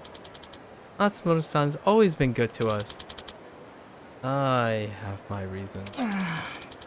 Ain't it your old stubbornness that landed CNET into the mess in the first place? Yeah. Takumi, that's going too far. It's true though. Matsumoto-san, do you mind if I head home and think it over? Of course not. In that case, let's say goodbye for now. Thank you again for the supplies. History. Whenever I see the name Takumi, I think of Initial D's character, and he kind of looks like he kind of looks like Takumi from Initial D, like because he has the parted hair. That kid's name was Takumi, right? Sounds like he really wanted you to take over as director. Well, he was in middle school when we first met. We see each other often whenever I visited the kids. Guess he's got attached to me. I'm happy he feels that way, but the director himself isn't on board. Exactly. Plus, I recently started my own company. It's fair to say that I might not be able to devote enough attention to the role. Something unrelated to your freelance work. Right. At an office handling various tasks related to real estate.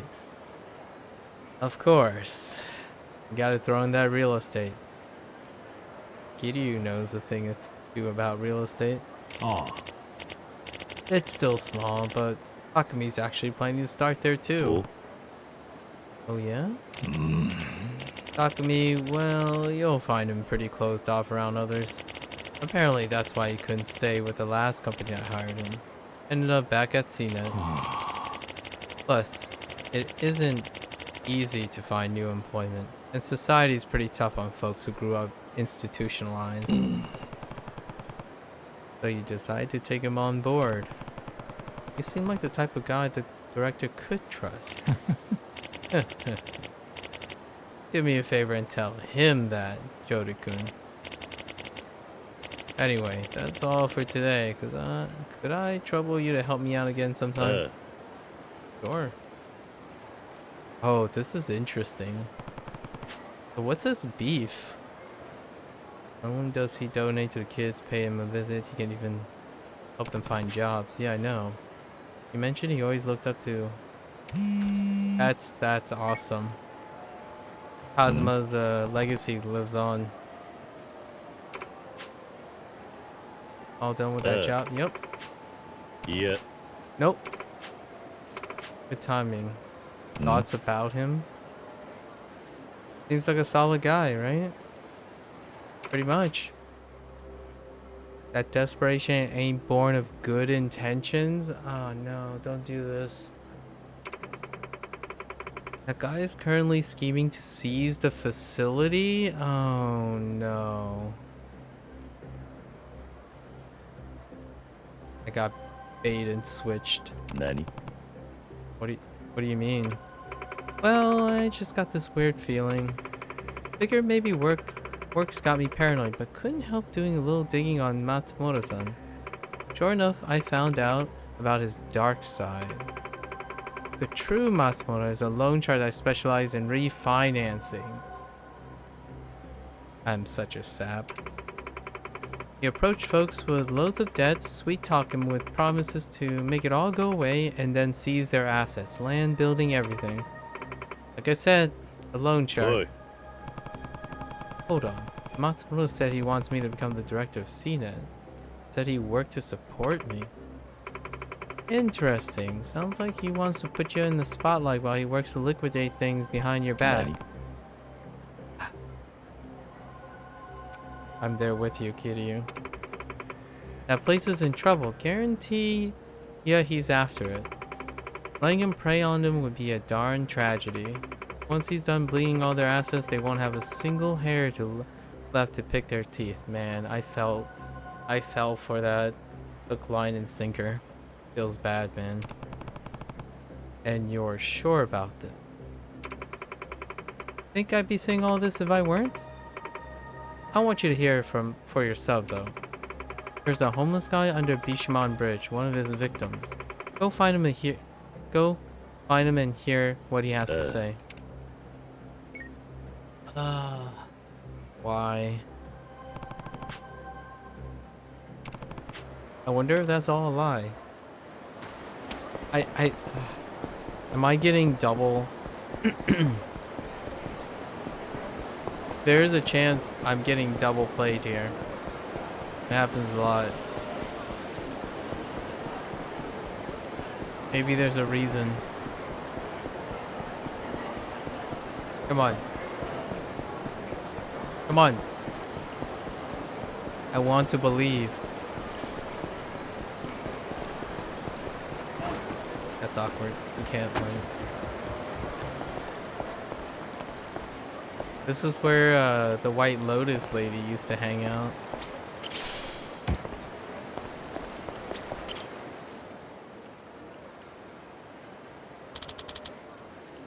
What do you want? Do you happen to know a guy named Matsumoto? Matsumoto? Effin Matsumoto. So you do know him. That jerk, the whole darn reason I landed in this mess. Spun me some fairy tale about how he canceled all my debts, then made off with everything I had. Dang it. Can you tell me more? Just thinking about it boils my blood. Wormed his way into my life when I was at my wit's end after our orphanage has fallen into debt. Another orphanage? What the Dude, that is so Nani? Your orphanage? Let me handle it, you said. Promised I could sell it for a bundle, but that slimeball planned to rip off our land right from the start. Matsumoto is a devil in disguise. And you were left homeless. Ain't me you ought to worry about. Story ain't over yet. Wait, what do you mean? Matsumoto hired the kid who I had nowhere to go at his company said he'd look after him, really made it seem like he was trying to help him out. But now I hear he won't even let him leave the office. He works like a cart horse. Oh my.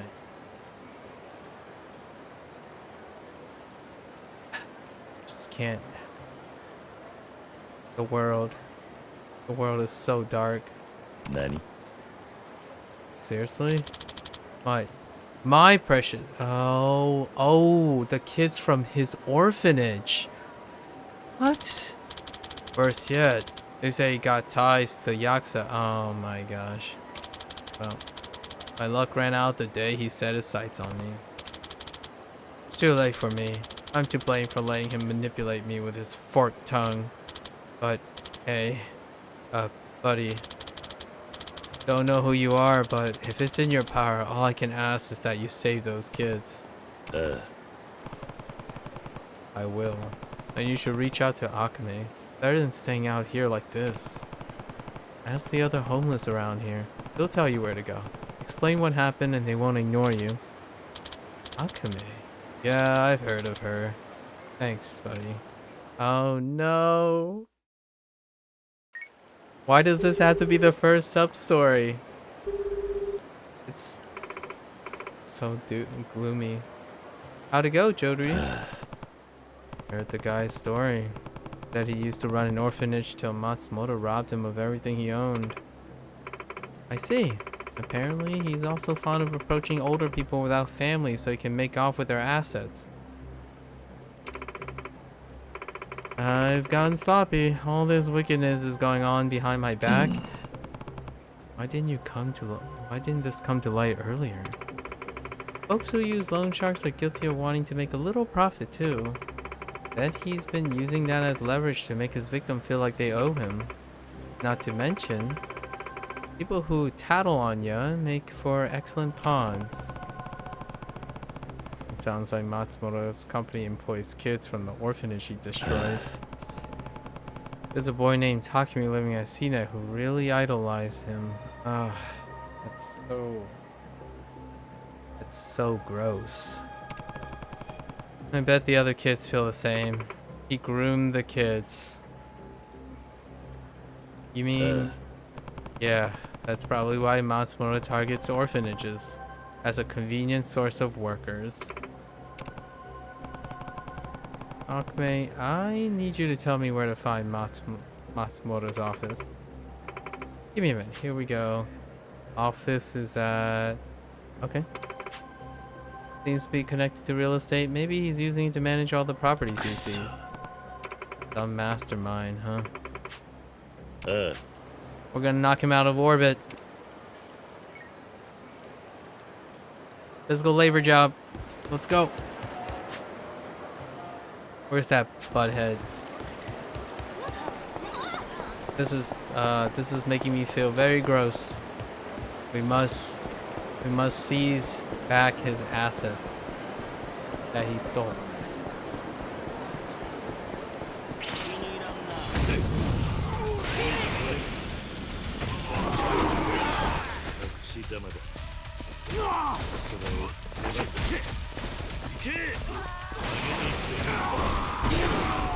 I keep forgetting.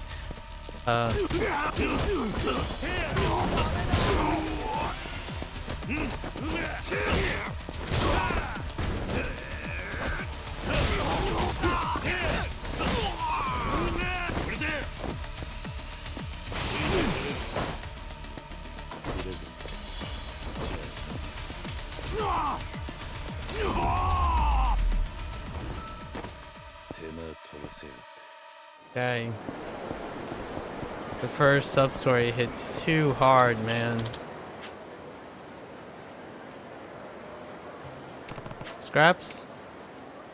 Oh, I didn't mean to. Okay. Do I have food? Oh yeah, I have food. Here you go, buddy. Yeah. Deferring all the peeps to her. Wait. What? Oh, Wait, is it in here? Oh, is it here?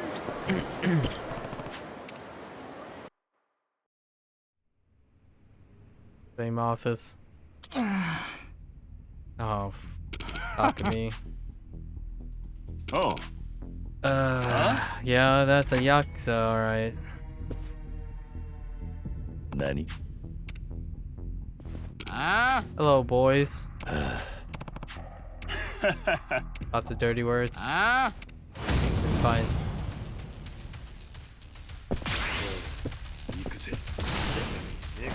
I'm angry. Very angry.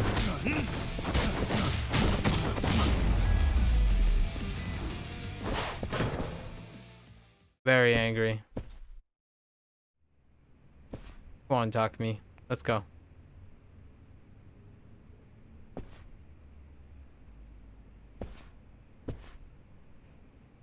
Boy.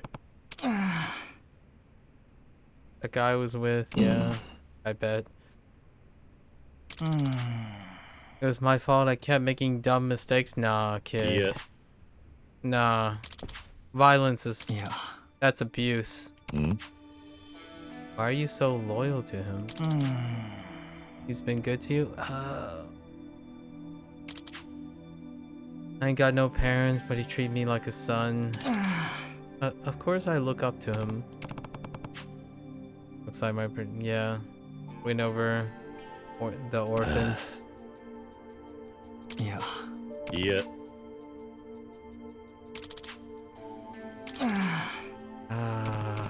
That sucks.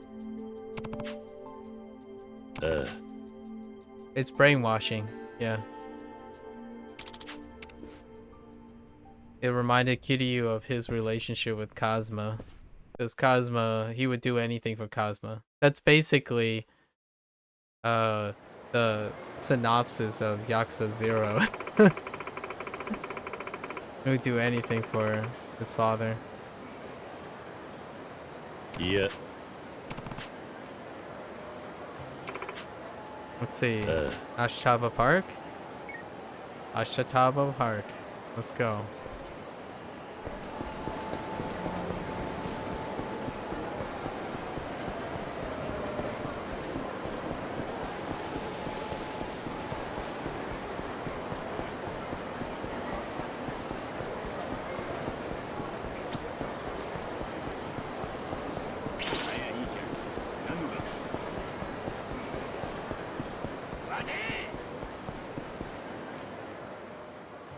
Playing as Kiryu just makes me fall for all this crap all the time.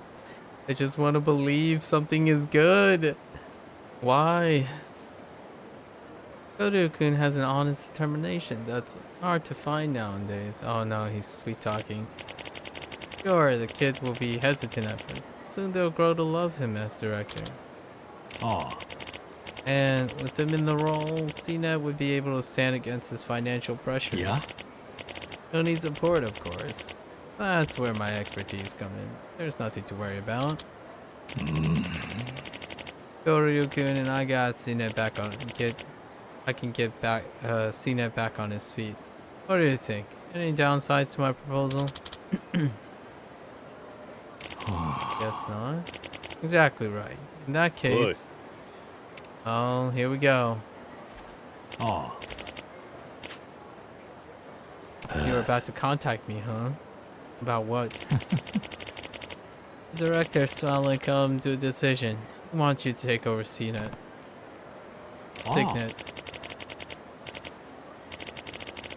This is your first time running an institution, right? I understand any concerns. No. Not first time. But please, just relax. I'll take care of all the tough stuff, like operations and finances. Makes it easy to snatch the deeds to land and buildings, right? Huh? What's this now? Yeah? Gotoku, what are you going about all of a sudden? You know that's not true. All I know is that your specialty, Mr. Lone Shark? That's your specialty. Lone Shark? Akame's tip-off led me to one of your victims. Another orphanage director, apparently. He offered to help him settle his debt, then took everything he owned, leaving him destitute. He still hates your guts, you know. What are you saying? Yeah. No, you're completely mistaken. It's true that I also work as a jester. That type of work tends to be rocky in practice. Of course, I did everything I could for that man, but he still ended up losing his property. I just can't believe he would blame me for everything. For argument's sake, let's say I accept your excuse. But what about Takumi? Takumi? I dropped by your office. They were beating on Takumi when I got there. Takumi, what? Why would he be? The kid even believe it was all his fault. I was worried he caused you trouble. But, well, that must be it. He must have made some sort of mistake. No wonder why you only hire kids from institutions. Boy. Time to fess up, Matsumoto. Your approach significant because as a loan shark, you had your eyes on the building and land. Plus, you wanted to acquire more pawns. Pawns? What do you mean? Nice detective work, Jodori-kun. Detective. Guess the cat's out of the bag. Children know nothing of the world. Put on a good show for them, and it's not long till they wrap around your fingers. This is so gross. I talked about this, a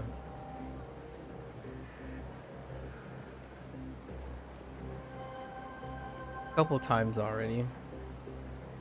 The power of suggestion. Especially, this is such a real problem right now. In my opinion. It's like rampant. If I make use of clueless bonds, I can extend my reach and collect even more. What you think? Pretty clever, right? What are you? Oh, was your backstory of growing up at Sunflower pure BS too? Yeah. That part was true. In fact, that's the original inspiration for this place.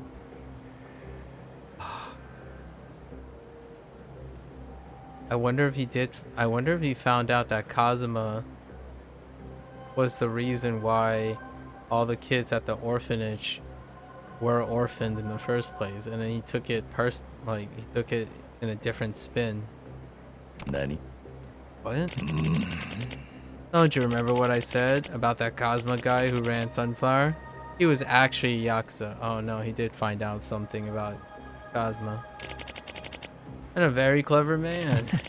As the founder of an orphanage, he played on people's sympathies, but from the shadow he created an army of obedient puppets who were willing to die for him.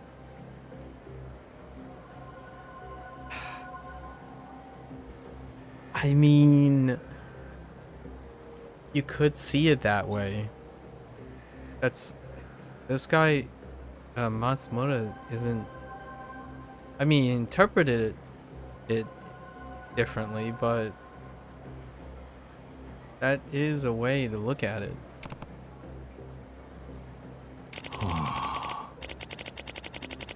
If I remained at Sunflower, the same thing would have happened to me. I ran as soon as I wised up. This is what you meant by following in Kazuma's footsteps. Don't you get it? Everything he did, everything I've done, what's the difference? Taking advantage of the weak, creating an army of willing slaves. He was a great teacher. Oh my gosh, it's so... I don't understand why you're so upset. Well, that's enough chit chat.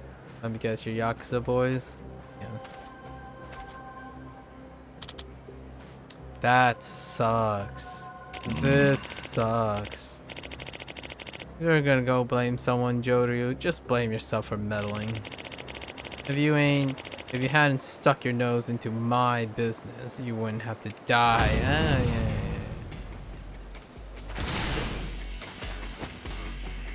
Oh. He just switches to Yakuza style instantly because I didn't press the button.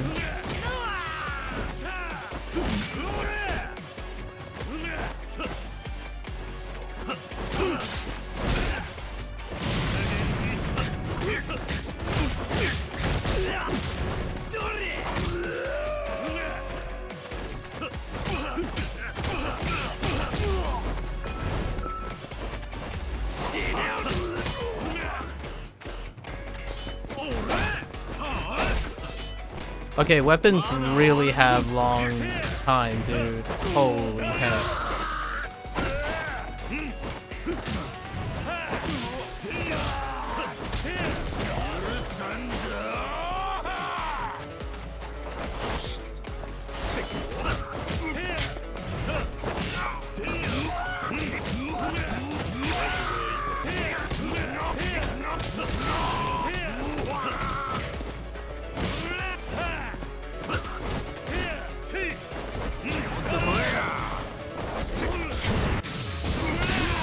The juggle, though.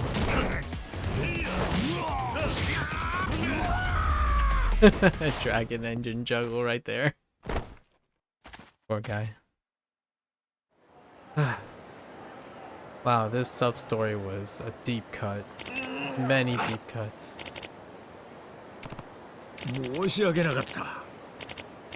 Oh yeah, now you apologize, huh? So, forgive you? If you help those orphanages out, you know? Nope, Kiryu's not having it. I didn't. You were a victim. Oh man, they also played the victim card. I have a confession here. I would probably change my mind here, but let's see what they.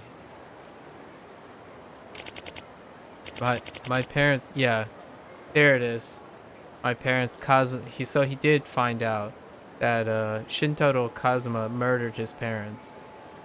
The orphanage was for anyone he orphaned because of his job, because of his obligations as a yakuza, because he was a hitman. Shintaro Kazuma was a hitman, and he bears the weight all the time. It was his final confession to Kiryu when he was dying in Yakuza 3. Or was it 2?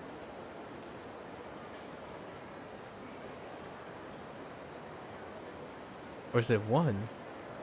I don't remember. Anyway, oh no, wait. It's Shimano. It was in the Shimano fight, so I think it's Kiwami 1. Yakuza 3 is when Joji was around. I think it's Kiwami 1 when you have when you cross paths with Shimano again. Yeah? I was so clueless. But one day I stumbled on the truth and I pressed Kazuma for answers. Told him he was a hypocrite. He said nothing. So I escaped the orphanage, but I never stopped hating him. To be raised by the man that murdered my real parents. Who can accept that? I'm not the villain here. It's all Kazuma's fault. I'm certain Kazuma knew better than anyone what a hypocrite he was. But there was nothing false or hypocritical about the love he poured into those kids. And that is something I know better than anyone. Even if you must have felt his insincere. Sorry, I got distracted because the president, the director, is right in the middle of the screen. Even if you must have felt his sincerity. If you're that clueless, then you should watch what you say about Shintaro Kazuma. Oh, that. Okay. Yoder-san, can I ask you to tell them they're welcome to? No. Cute. Those children need some peace of mind. If anything, we do have plenty of empty rooms. No. That doesn't help him with the orphanage, though. Okay. Akame is gonna try to help him out. Yeah, it doesn't help him with the orphanage. It's like slipping. I guess no matter whose footstep you choose to follow, the journey is what you make of it. If Cosmo-san could see me now, I wonder what he'd say. That's so awesome. He also secretly,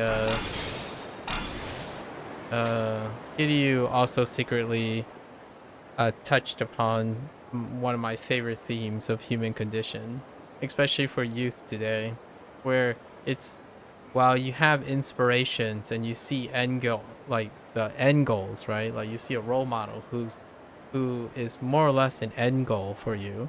It's about the process, the journey you take to it, that what you make of it, and it makes a man. So this story was awesome because it shows that Kiryu is a character you play that went a different route, like a completely different route. The situations that they grew up with before they departed from Kazuma, Kiryu became a way different man than Matsumoto. Man, that was so good. It's such a shame that there's not enough budget to have all this voiced with like cutscenes and stuff. That was such an awesome sub story. I got debated so hard. I've already admit that I'm emotionally gullible to sappy stories. I like sappy stories, but most definitely it's something that would get me into trouble. Kiryu, in this way, I like playing him because he gets roped into these kind of things and he do earnestly believe them. However, RGG typically writes something in to make one suspicious enough that it could be something else. In this case, it was just abrupt. It's just like, yo, sounds too good to be true, right? This guy's too saintly. Like, man, it's really stuff like that that knocks you back on your feet, right? Like knocks you from high heaven and makes you cynical about human nature, and that's one of them. However, we have to keep in mind that the thing that produced Matsumoto also produced Kiryu. Those two sides of a coin, the same coin. That one was tough. It was awesome. Tough. I hate to admit it. If I was like super in reality, you know, if I took a moment to breathe and not fall in love with the idea that there's such a great guy, my cynicism would have come into play. But man, that's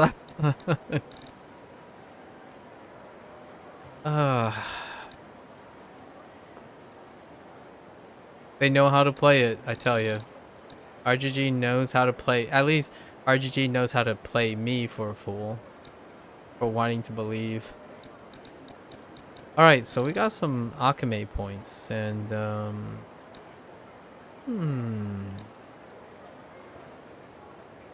I feel like at this point we'll just get more slots. 3 million, dude. These things escalate so quickly. Can we get more bars? Yes. I need more bars. And we're not talking about cell phone reception. I just need more bars. Now we have 4 bars, which is nice. Okay. We need to get to level 10. So, honestly, we could just help out all these people here, too. I kind of want to save some of the sub-story. Let's do one more sub-story. I'm already, like, invested. Whoops. I'm not on agent.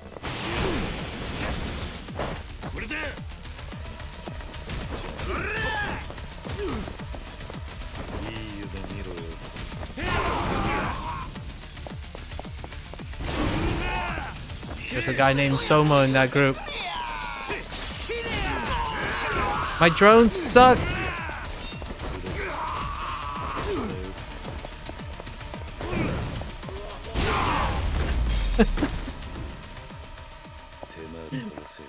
Fireflies, man. Oh, I went the wrong way again. Oh wait, this corner is dead. Dead end.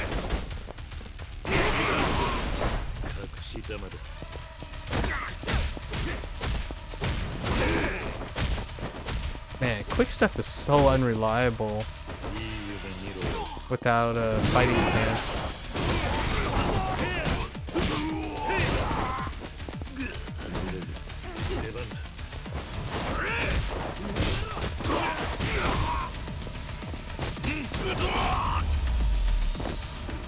Man, this stance is pretty great because of the range aspect. It's so different. Oh, wait, it's this way. Let's accept another request. One more sub-story. We'll do 2. The slice of life stuff is so good.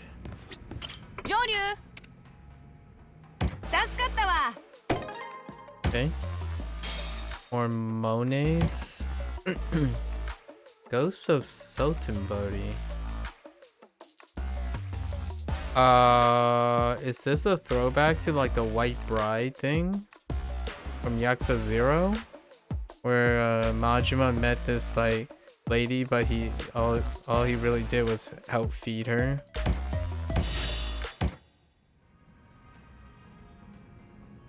Anna? Goryu clan? Final match, second patriarch. Yeah. What? Oh, right. Oh, they're gonna explain if that's actually Ryuji Goda. Or his double, at least. Yeah. Yeah, famous charismatic Yakuza. It's another throwback. This is a legacy thing, too. He didn't actually die even all these years? Okay. Cool. Very cool. What a load of crap. Every dead celebrity has their rumors coming out. True. I don't know if Kiryu did hurt himself there, but he is one of those people. The dead celebrity who really didn't die.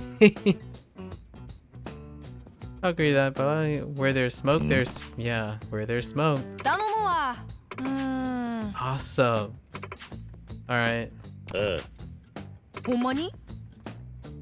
Yep. Yeah. Just happened to be in the mood, really. Where to start? Witnesses, okay. A guy ran into a kid who extorted him 30 years ago, and the same thing happened again. Yes, this is a Yakuza 0 reference. Ciao. Back, he was extorted by an elementary school wearing a backpack. Oh my, 30 years. Yep. Okay. The kid was super tall. That was so this is a throwback. This is a blurb here. 30 years ago. Actually, were you Majima or were you Kiryu then? I actually think... I don't remember... Oh, it might not be... It's either Yakuza 0 or Kiwami 1. I think it's Kiwami 1. So you were Kiryu in Kiwami 1.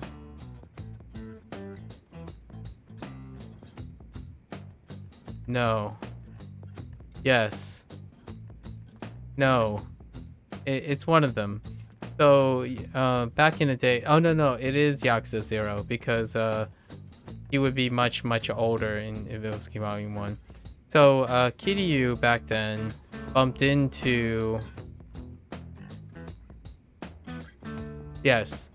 Kiryu back then bumped into Gota when he was a kid, and he was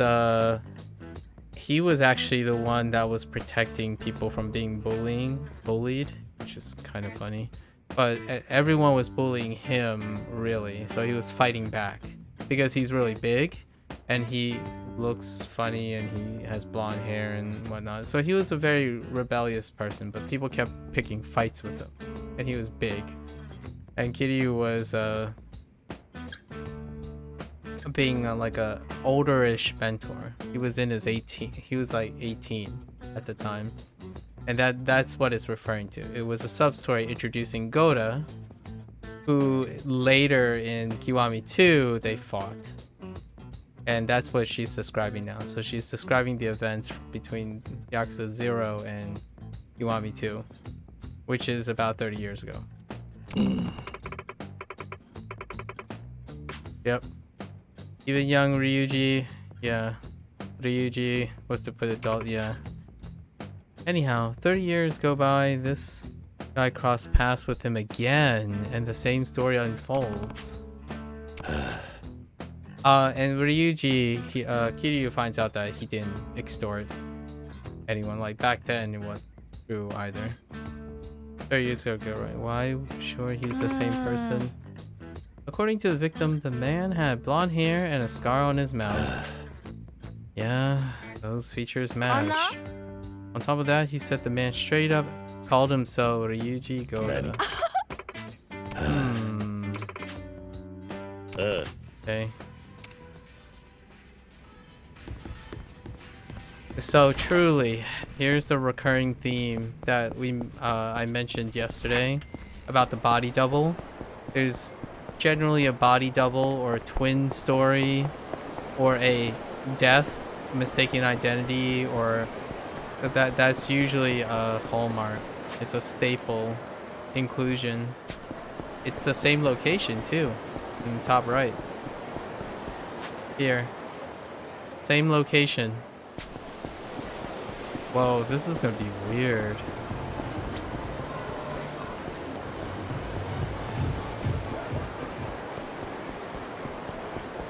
Everything's a ghost from the past.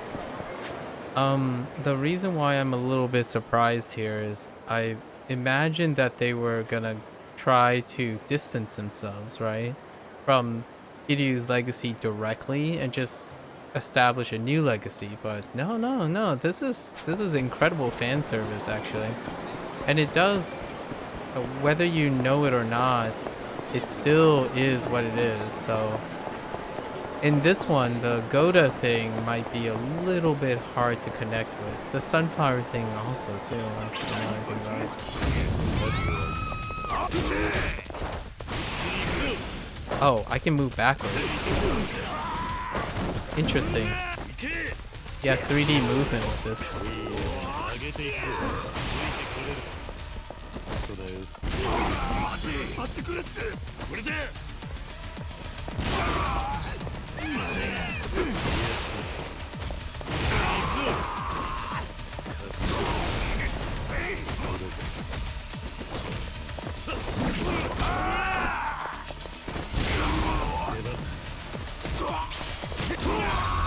I love the gadgets. It's so good. It's so different.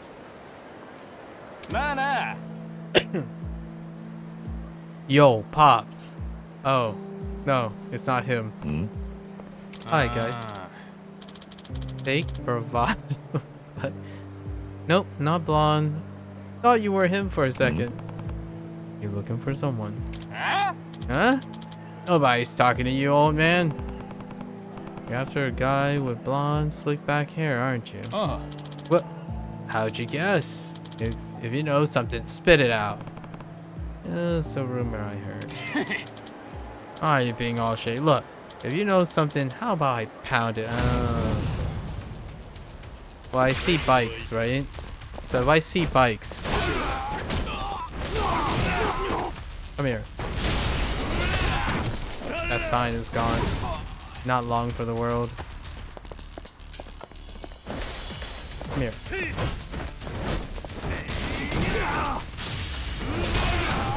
Now we have heat gauge. We know how to store our rage.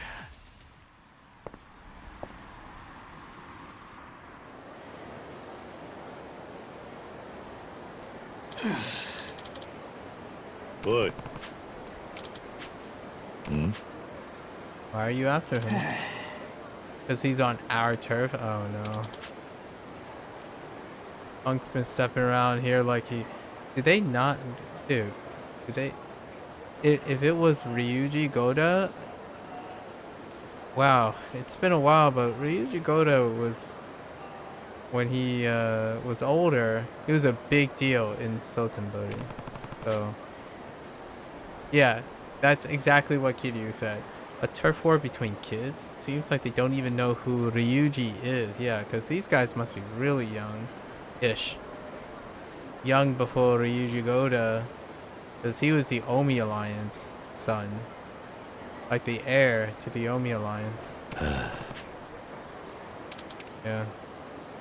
Take care of yourself. You and your incredibly baggy jeans.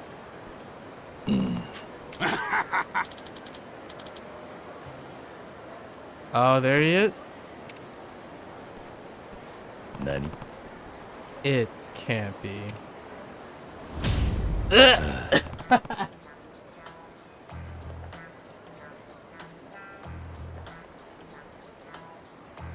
It's still not the Ryuji Goda that we saw in the Coliseum. I thought we were gonna bump into Ryuji Goda in the Coliseum, and that is like a 1-for-1. It was a 1-for-1, but this is a Goda impersonator. So here's another legacy thing. In sub-stories, there's also impersonators. So there is an impersonator story. So Yagami had one, Kasuga had one, Akiyama, Kiryu twice.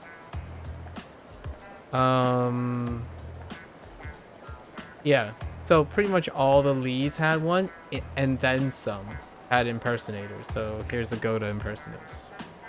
It's a mix. It's a mix of the two. Dude, you look like a pep though. Yeah. Looks like this was a waste of time. What they're gonna do is they're gonna pull like the thing where Goda is somewhere else, like Ryuji Goda is somewhere else, but Kiryu never bumps into him. For now. I can see it. Underestimating you? No, not really. You're just some street punk, it's fine. You wanna try your hands? Let's go.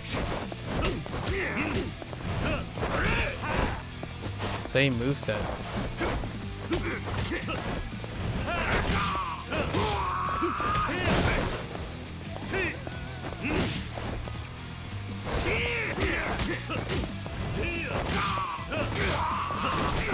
Oh, why do you float so far away? I just want to juggle you.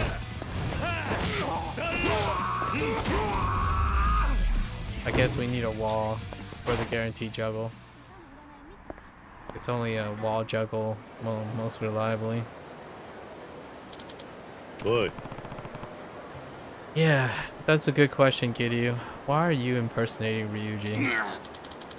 Well, the name of Ryuji Goda is legendary in this town. Apparently not legendary enough for those little kids.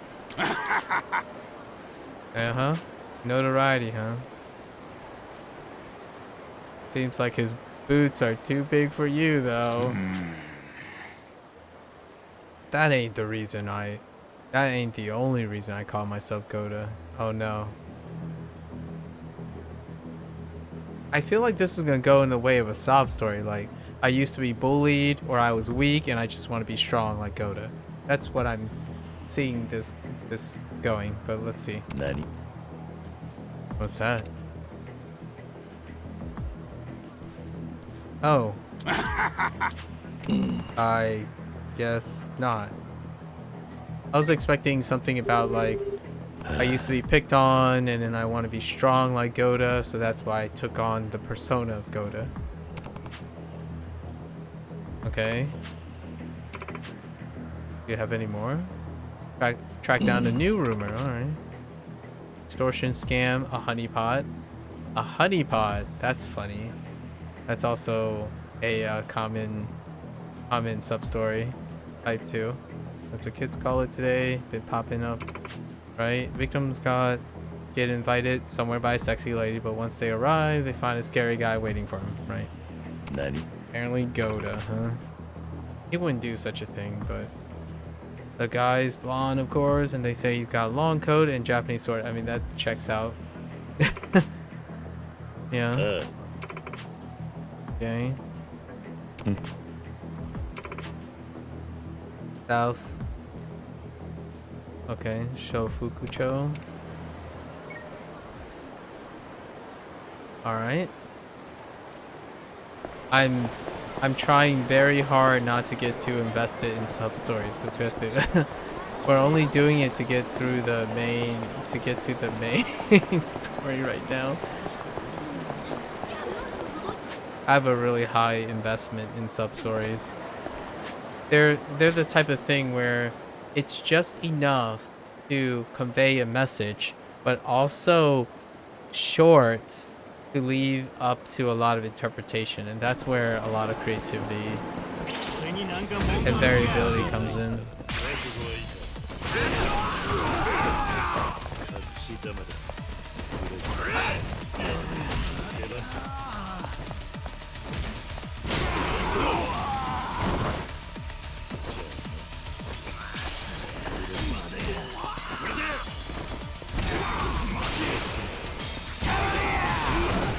Oh wow, he canceled me out of that. Dude, that bleed is absolutely ridiculous. Holy bleed. Bleed hurts a lot, man. Go grab a smile burger. You need some smile burger, man. Oh, this is the first time I'm entering a place. What do you got? The Legend Smiles set? Absolutely.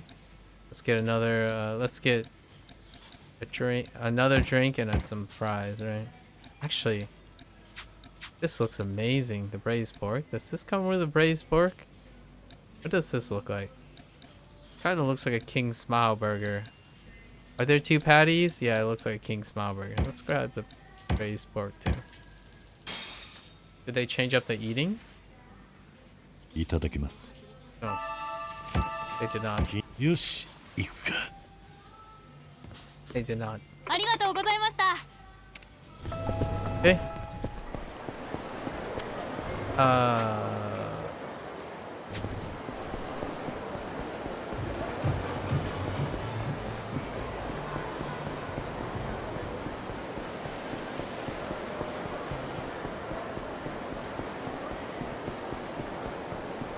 It's usually dirty deeds come in threes is usually what I just made that up. I don't know if someone says that a lot, but generally I don't think it's gonna end here. I think it's gonna end on the third note. So this is gonna be a red herring too. 3 is usually the way to go.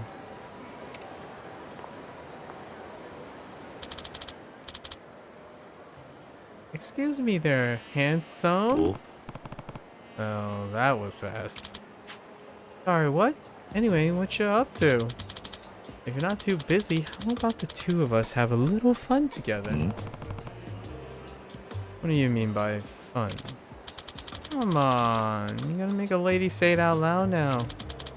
I just broke up with my boyfriend and I'm feeling all pumped up, you know? Pent up, say. Uh-huh. Just like super pent up, you know? I get it. Sure.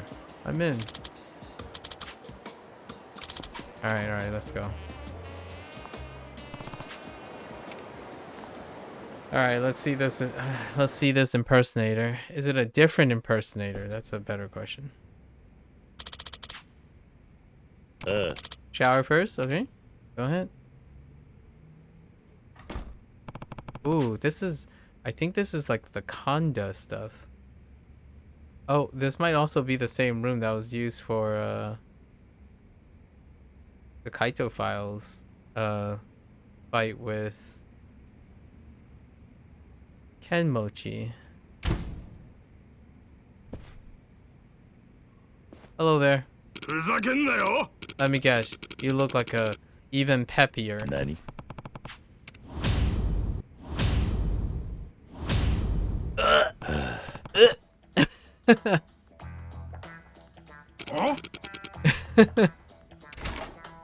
Alright. Dirty deeds come in threes. The third time's the charm. Oh.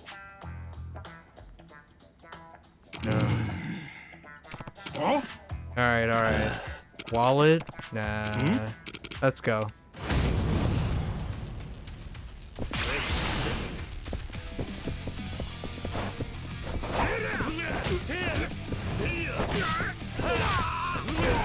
Oh no, Dragon Engine, why you do this?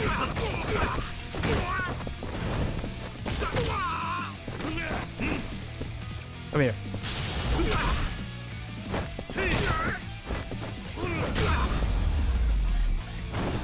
Oh, for the record, holding a table by one end and swing like that, dude. Kiryu's butch. I don't know if you know, but it takes a lot of grip and wrist strength to be able to do that.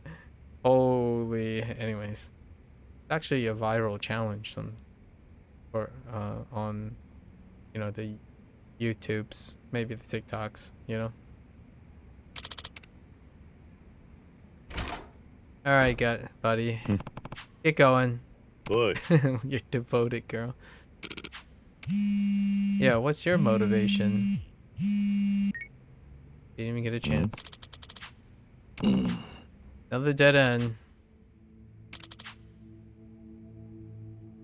The Goryu clan's hideout?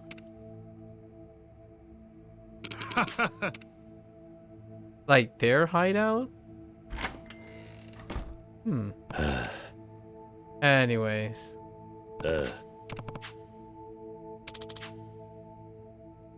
Oh, plotting.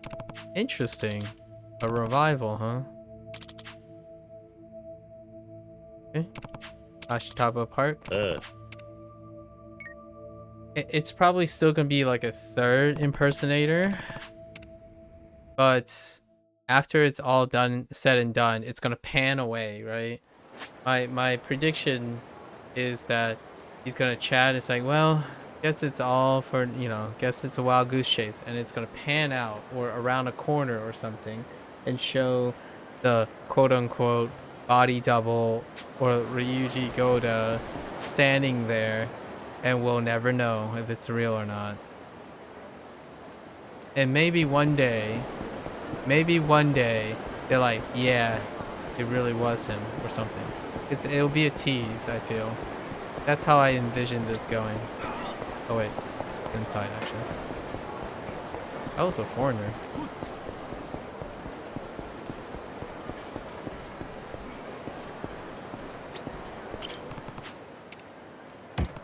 Go. Cozy. Oh. This building. Boy. I'm staring at you guys. Oh, even the crest. The crest is there. Okay.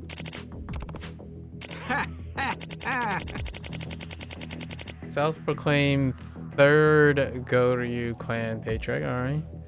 You definitely do not look like, what's his name? Gin Goda? I've got Gin Goda? It might have been like Gin Goda. Wait, he was the chair though. Is Ryuji's father. Yeah. Adopted father.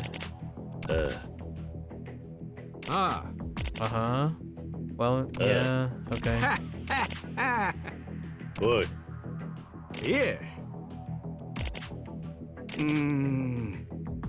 After the death of second patriarch. Oh, no. He's just taking over. Okay, he's just the third patriarch, as in he's a successor to Goryu clan. Fair enough. Yeah, so this is legit. They know who Goda is.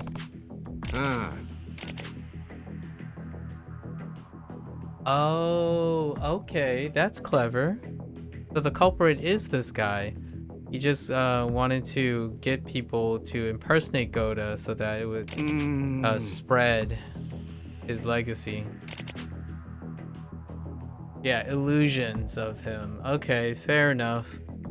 It's not like the suspicious ghost tease story. Maybe it could be still at the end. Now I'm thinking he resolves this. Kiryu walks out, and then at the corner of his eye, he kind of sees what appears like Ryuji Goda, and then when he goes to look, he disappeared. That's kind of what I think. That's clever. So there's a pragmatic explainer to why there are people impersonating.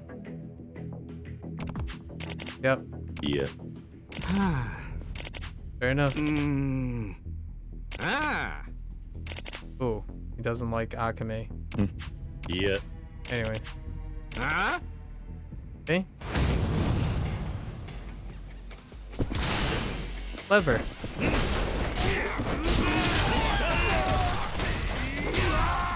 That's a...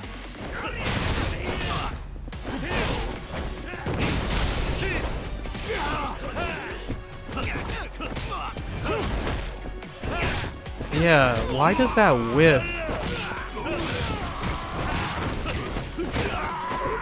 It like whiffs point blank.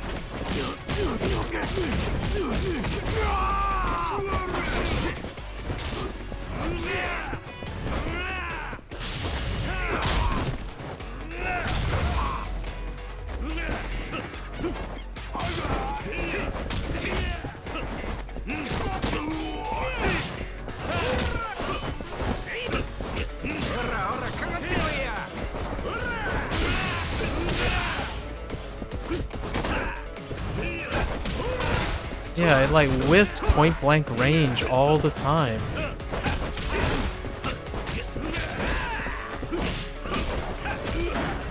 Oh, dude, that was a cheap.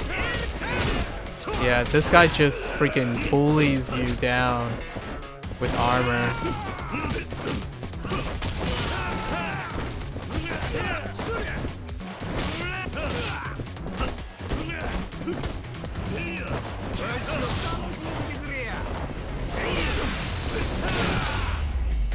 Just freaking chunks you through armor. A butthead. Okay. Go leave town? Look. Alright. Yep. Here it is. He's gonna see it in the corner of the eye, right?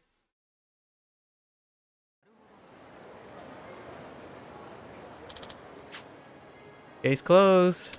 Yep. Fake plants. That's kind of clever. I like it. Yeah. It's a very grounded explainer. But I feel like they're gonna toss it in here, right here. Oh, that's kind of nut. Kiryu's doing the thing where Goda was like a true blue Yakuza guy. He lived by an honor code, so can't tarnish his reputation. Of course, Kiryu knows him. Anyways. Here we go. It's gonna be off in the distance. No? No? Okay, fair enough. That was a good one.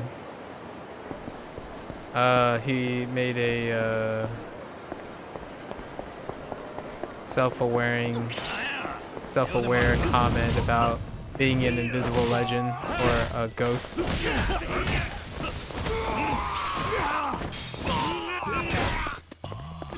Fourth wall break, right? Fourth wall break about preserving the legacy. Can we do one more? Man, it is taking a bit. Guys, can I just go somewhere Without you guys just...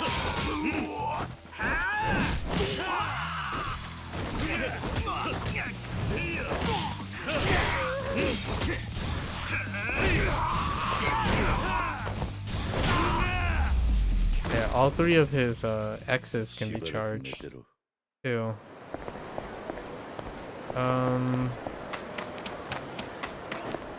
We're pretty close to 10. Let's do one more.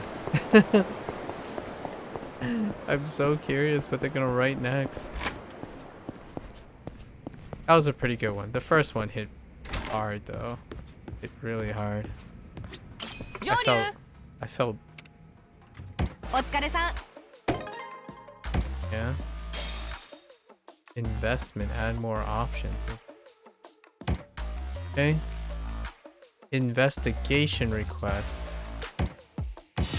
Interesting.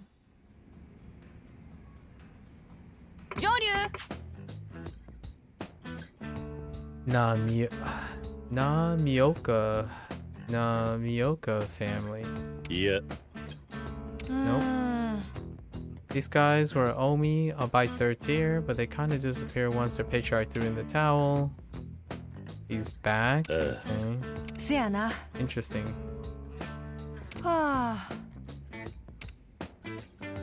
There's a good chance. Okay. Meeting another Yakuza family, huh?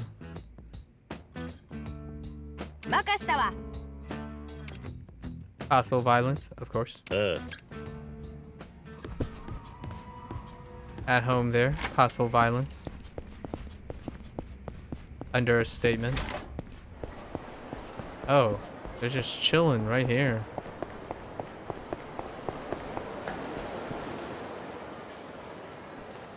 Namioka. Patriarch. Oh no, it's the return of the Obatarian. Yeah! It's Obatarian. I forgot her name. I'm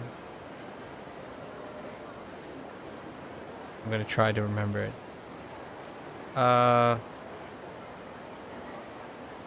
Isco or Yusko or something like that. This is a throwback to the Obatarian. She appeared twice. Actually, exactly the last 2 times that with Kiryu's saga. The last 2 times he was here in Sotenbori. Pretty sure this is the Obatarian. Yep, there she is. Isco or something.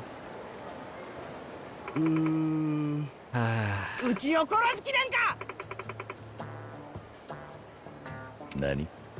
Wait, aren't you? Don't give it away. Yep. You guys can use your imagination what happened here, but you know. That's her, alright. Huh. Hey, don't I know ya? Dang it, she doesn't actually remember me, does she? It is you, you're... Oh no. Jundaro-san? Excuse me? Nani? Who? What do you say? Alright. Juntaro, right? Oh man, I was gonna expect Suzuki.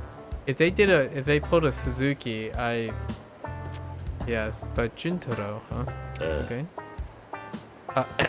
Yeah, it's been so long. Wait, you didn't go and forget me, did ya? Wait, why the intonation of it all? Etsuko. Etsuko is her name. I thought it was Itsuko. Yeah. I've been just dying to see you again. I can tell by the look on your face. You've been pining away from me too. Oh wait, I think she bumped into Akiyama as well. Yeah, Akiyama was the Sotenbori chapter in Yakuza 5. So 3 times. 3 games. Previously. I don't think Casca had an interaction with him. With her. Yeah. Huh?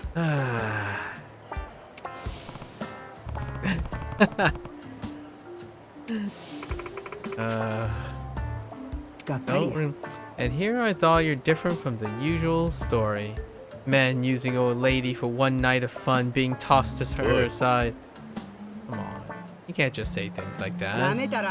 So it's true then. You're telling me our relationship really was just a little fun. Yikes. What exactly happened between... Now I'm curious too. I'm playing with you, honey. Etsuko sees right through that washed out facade of yours.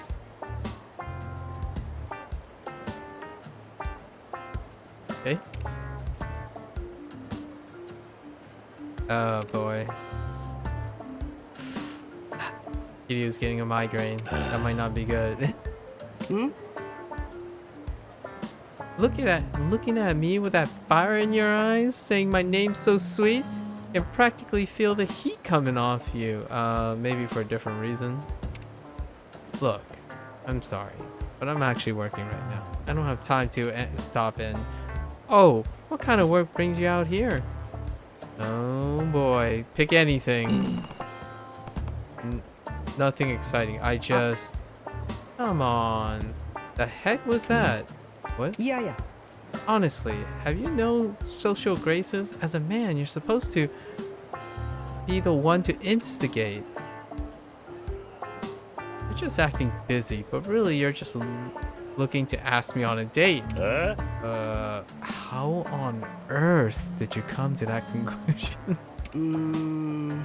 Sheesh. If you're trying to be coy, you're doing a poor job shouting like that. Look, the work I do isn't the kind of thing I can talk about in public. Couldn't care less if you're a criminal, honey. You think this is my first time being so romantically entangled with someone who spends their day in the shadows? Wow. Boy. What are you calling a criminal? Anyway, I need to get back to work. I'll have to do this another time. So be it, sweet pea. Granny knows when to let a man keep his pride. Just remember, I've always got time for you, Jintaro. Oh, how are we gonna get involved in this?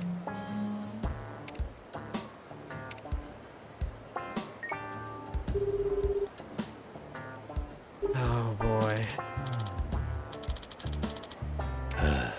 Where's the patriarch? Yeah. I was caught by a woman. I knew, yeah. Okay. You're only human after all. No. Anywho, let's reset and try again. Willing to take another shot? Okay. Aces, can you start by scoping over, okay, the theater. There's a theater here? Okay. It's gonna happen again. 2 more times. 2 more times. Dirty deeds come in 3s. Oh, that's the theater. Should get something to eat. We should feed Kiryu.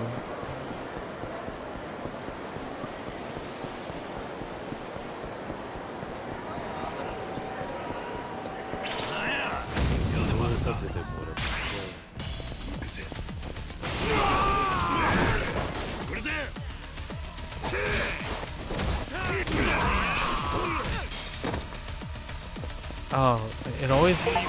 Dude. Holy input loss. My lord, did I just lose all my inputs. What the heck is going on? I just lost so many inputs. What the... Hello? Yeah, you have to be neutral. Kiryu has to be in neutral position for this to work. And I lost like so many inputs.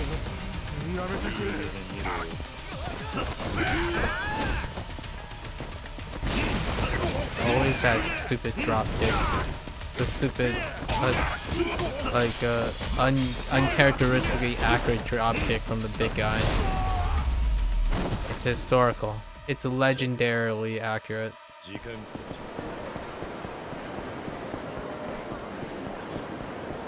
The chonker that does like a flat board drop kick, it's unbelievably accurate.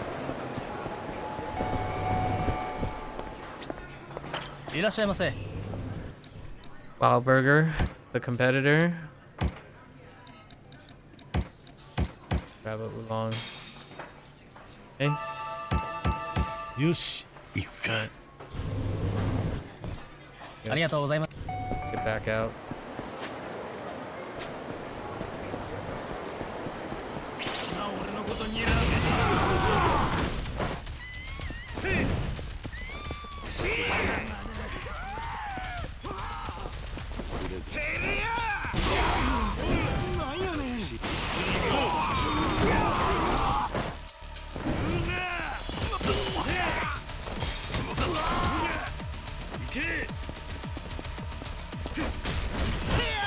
I totally quick step.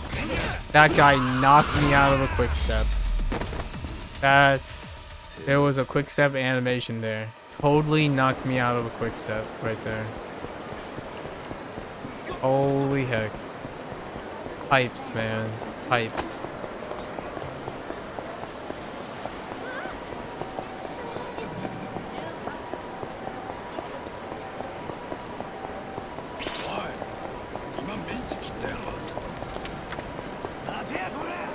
Oh, yeah, this building. All right.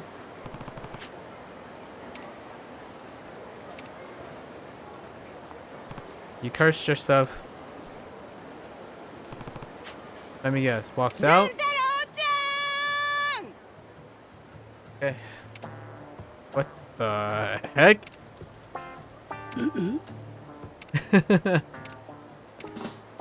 Where does that? Yeah, where is it even coming from?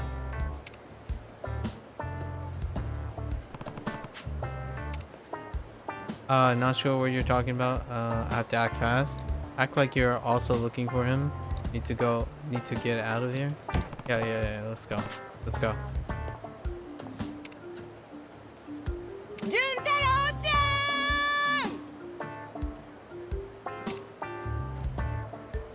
You just yelled.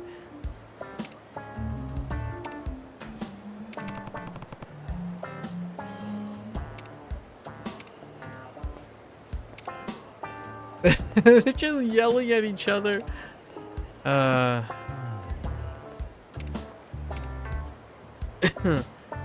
Okay, that doesn't work. Alright.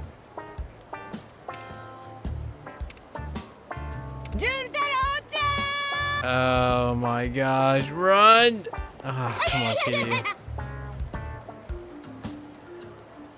It's a real gas watching you squirm. Boy. Please, never just yell for me like that if I can't see you. Aw, you're no fun. How come? I mean, how come? I would have assumed you know how uncomfortable it is to hear someone yelling at you yell at you on the street? Yeah.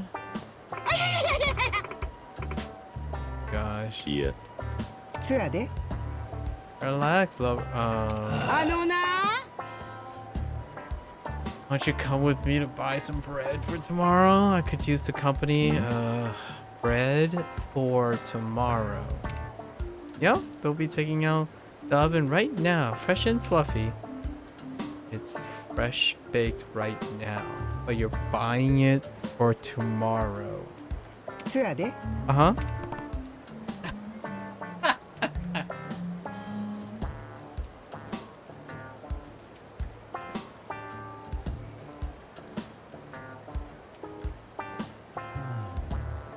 Yep, I would squat down too. Maybe even like walk to a bench and sit down, Kiryu. Yeah. Oh, dearie me. What's wrong with you, honey? Got a tummy ache? Maybe a little dizzy, that's all. Gracious, well, that won't do here. Here, take this candy and go get some rest. Oh my gosh. So, thanks. Wait, was he playing her? Yeah, it's a little something to help your blood sugar up. You okay if I head home then? Sure, honey. Sure. Don't you want him pushing yourself or not feeling well? Oh, that's clever. If that was a fake out. Yeah. It's fine. Leave him alone. Won't find a shortage. Yeah, true.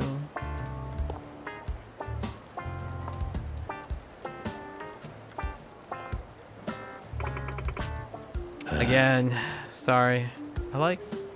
It's like some fidgety doppelganger came in and replaced my favorite guy. What happened this time?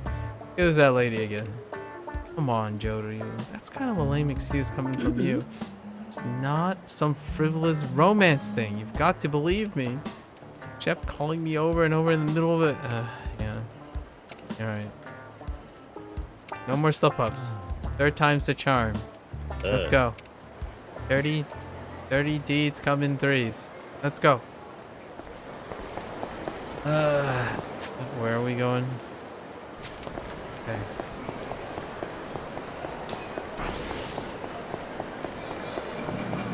Oh. All the other tasks gives you stuff too. Right.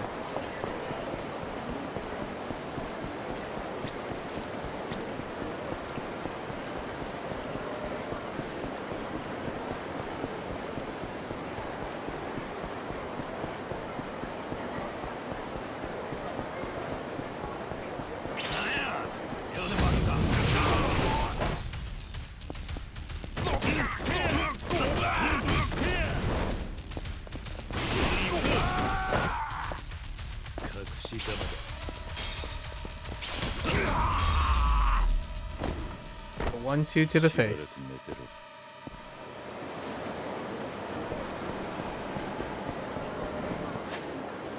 Wait. Oh, my bad. Boy.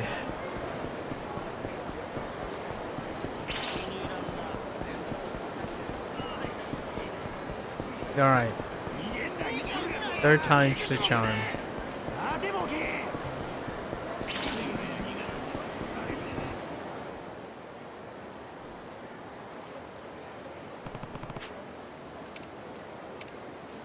Yes, no more distractions.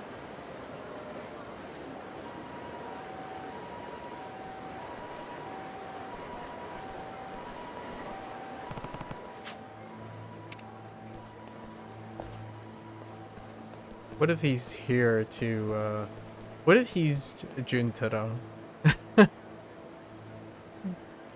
No. Can't be like that, right? Sexy? Oh no. It's not in there, is she?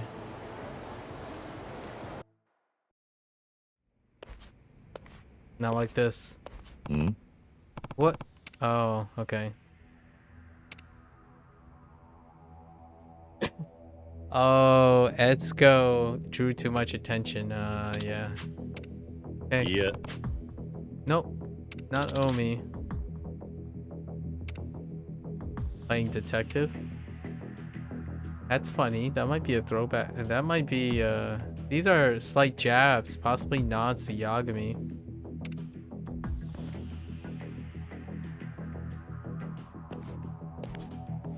That face. Alright. Yeah. Law-abiding citizen.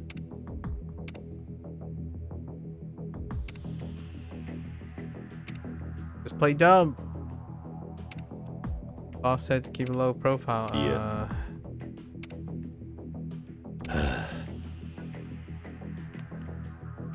Not even a regular criminal. Feels bad, man.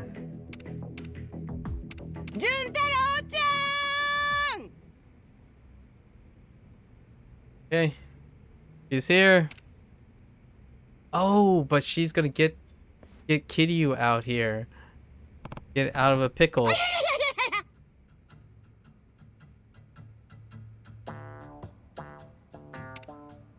The heck? Okay. What do you mean the heck you want? You might understand if you weren't spending all your time with the boys. Gotta snag yourself a lover like my Jin. Oh no. Got a problem? Your cabbage? Ooh, hey. I wonder what that means. Can you call someone a cabbage?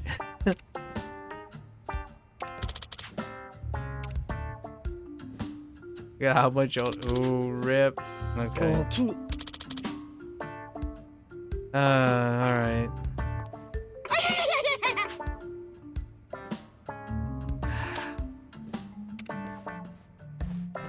Well, that's a clever way of introducing it. Alright. It worked out for the best. Yeah.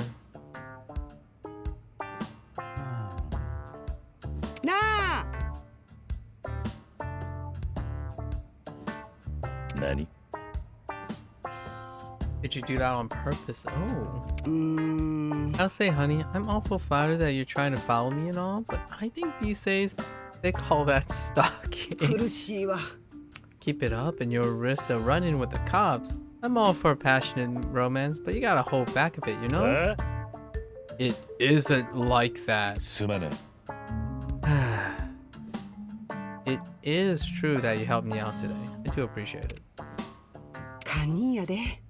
No more stalking. Oh, the cackle. 13 long years. My oh no. No. Rip. Once again.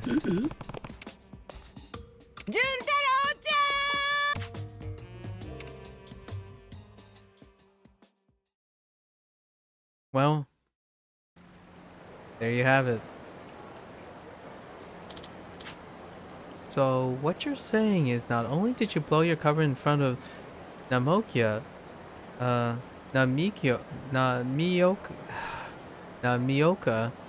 you completely failed to get me any info. Sorry. Forget it, Jorio. I'll ask another member to investigate. Right. You know, you're such a softie. Of course you were my first pick for this gig.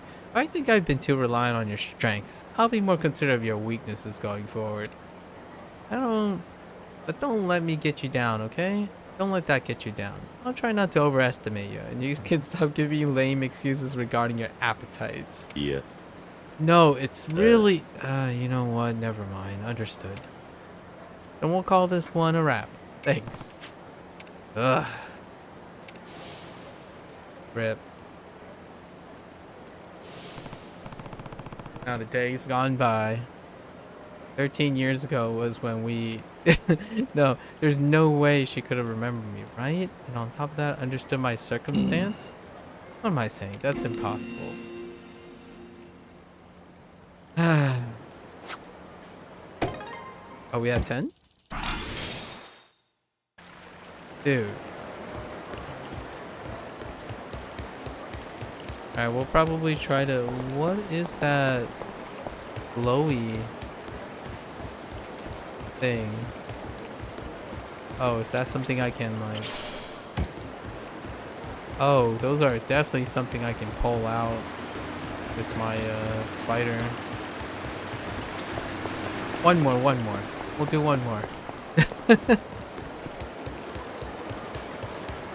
Let's go. So, it's like fan service. It's a lot of fan service.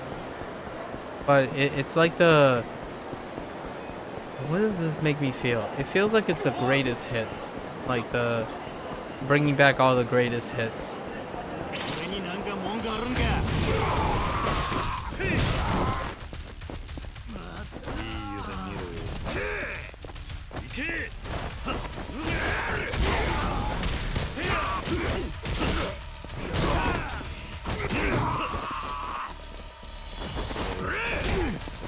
Oh, that was weird.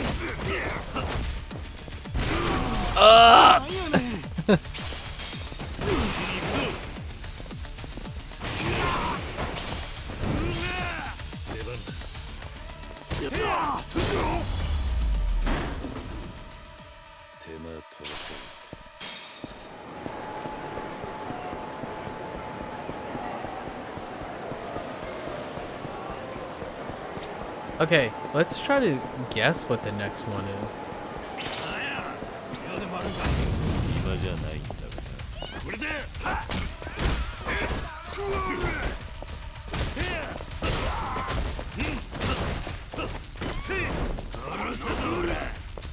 Oh, that's interesting.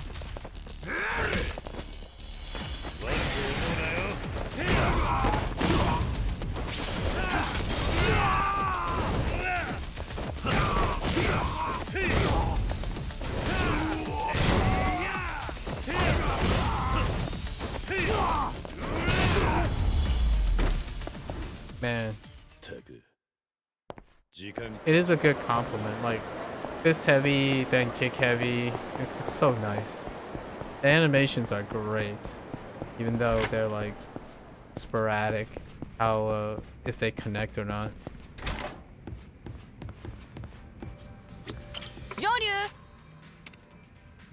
Alright. Okay, film assistant needed. Okay. This is, oh no. Okay, so it's a possibility. It's either the Itayama.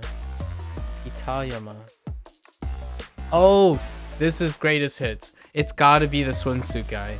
It's gotta be the Speedo guy, right?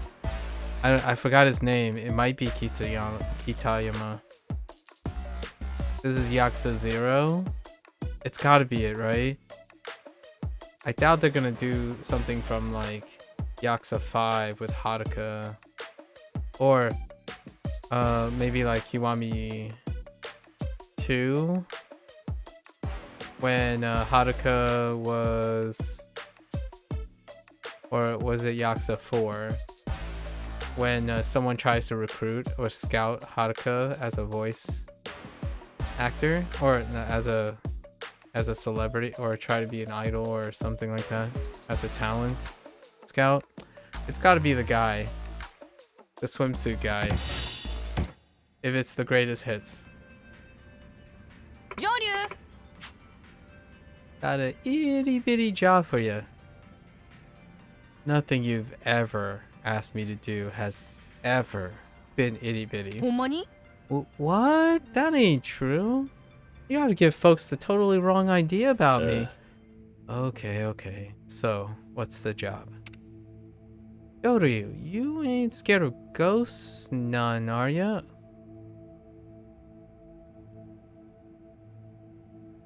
Kiryu has starred in 2 different movies too, but huh.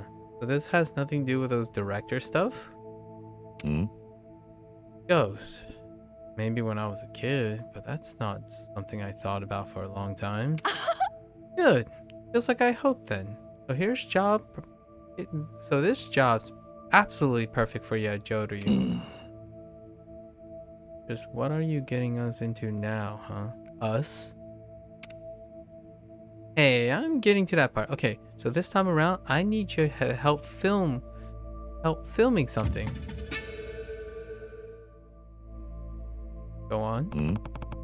Filming something. The client's name is Kitayama-san, and you're supposed to meet him today on the 2nd floor of Smile Burger. In fact, you should probably head there right now. Guy's got one heck of a hairdo. Can't miss him. I'll explain everything then. You're a real taskmaster, you know that? Alright. So, filming something. I was trying to think of what else happened in Sotenbori that would be legacied. I don't know of any filming ghost thing, unless it's referring to the Majima thing, like the white lady stuff. But it wouldn't be specific to Kiryu. But it could be. Nothing else was filmed here. The other film stuff was in Kamurocho, so not here. It could be an extension of it though. Wait. Oh. That's Smile Burger.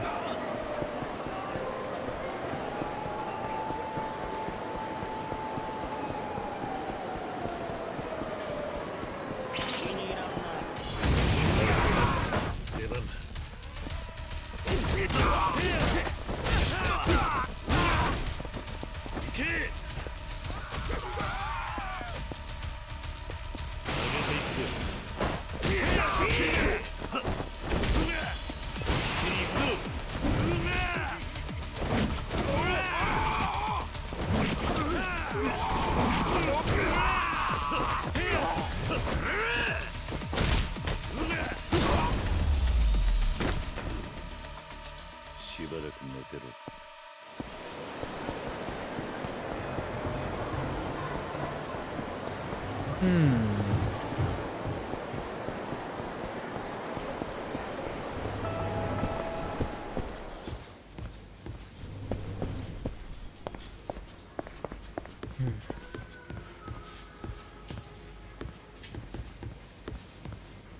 Yeah, that's definitely one hairdo.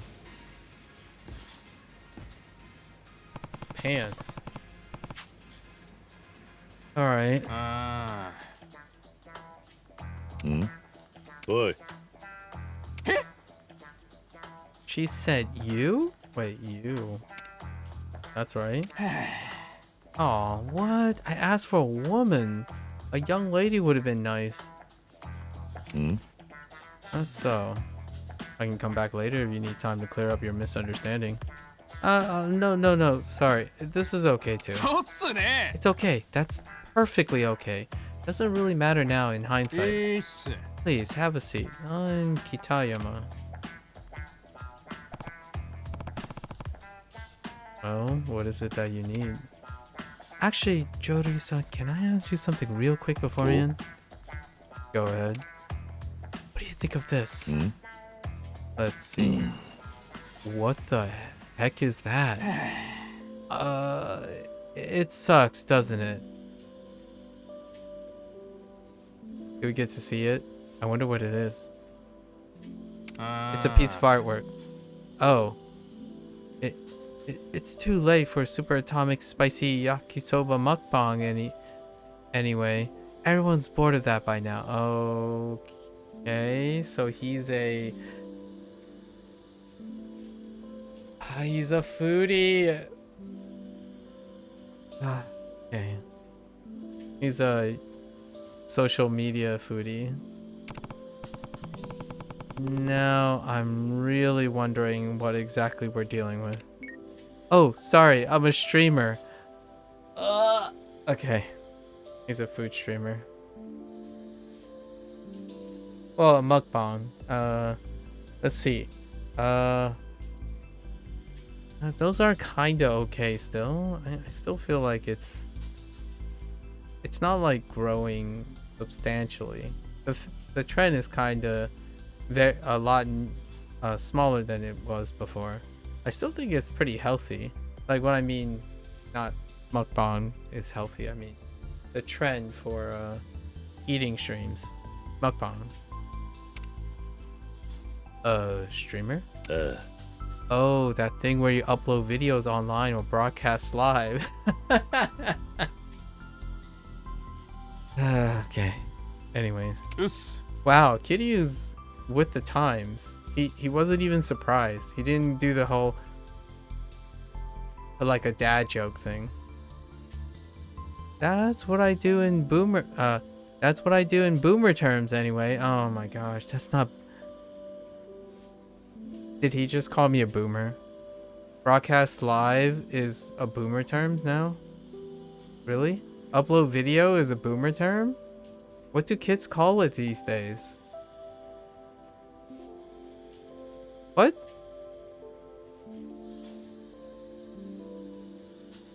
What?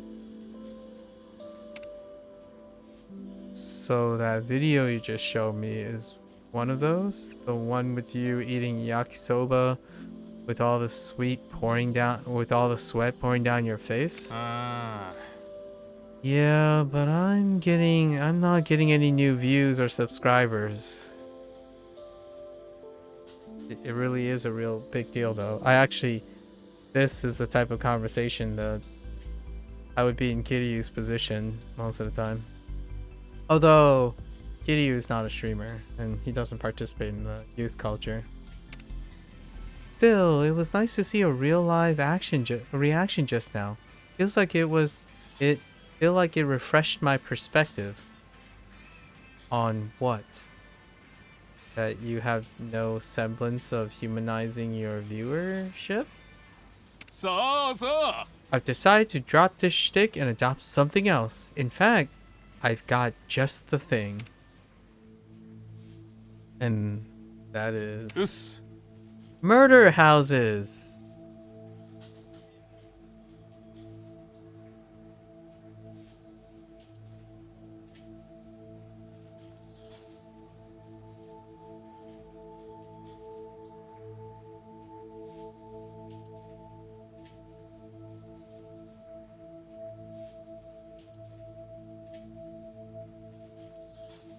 Come again? And what's that? You really never heard? They're rental apartments where murders or suicides take place.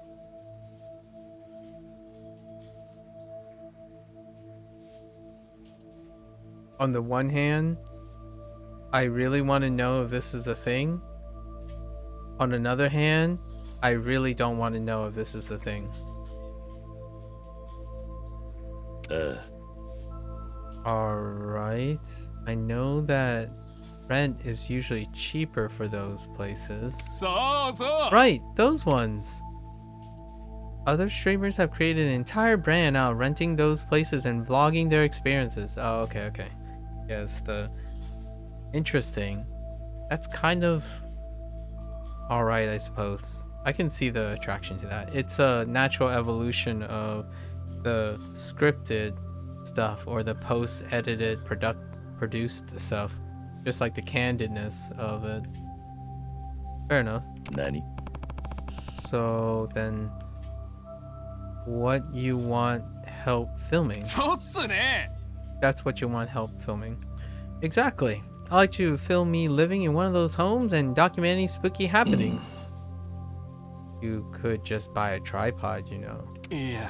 No, you don't understand at all. I already tried moving into a murder house, but I have like zero sensitivity to the supernatural.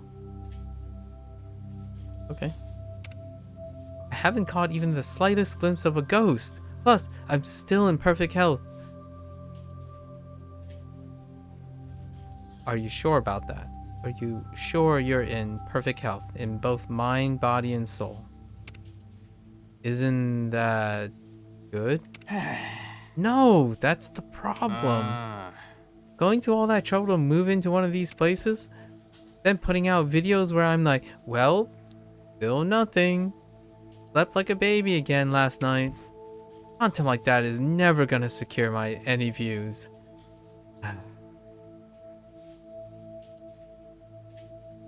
I like it's kind of humorous, their background music choice. Like it's using the serious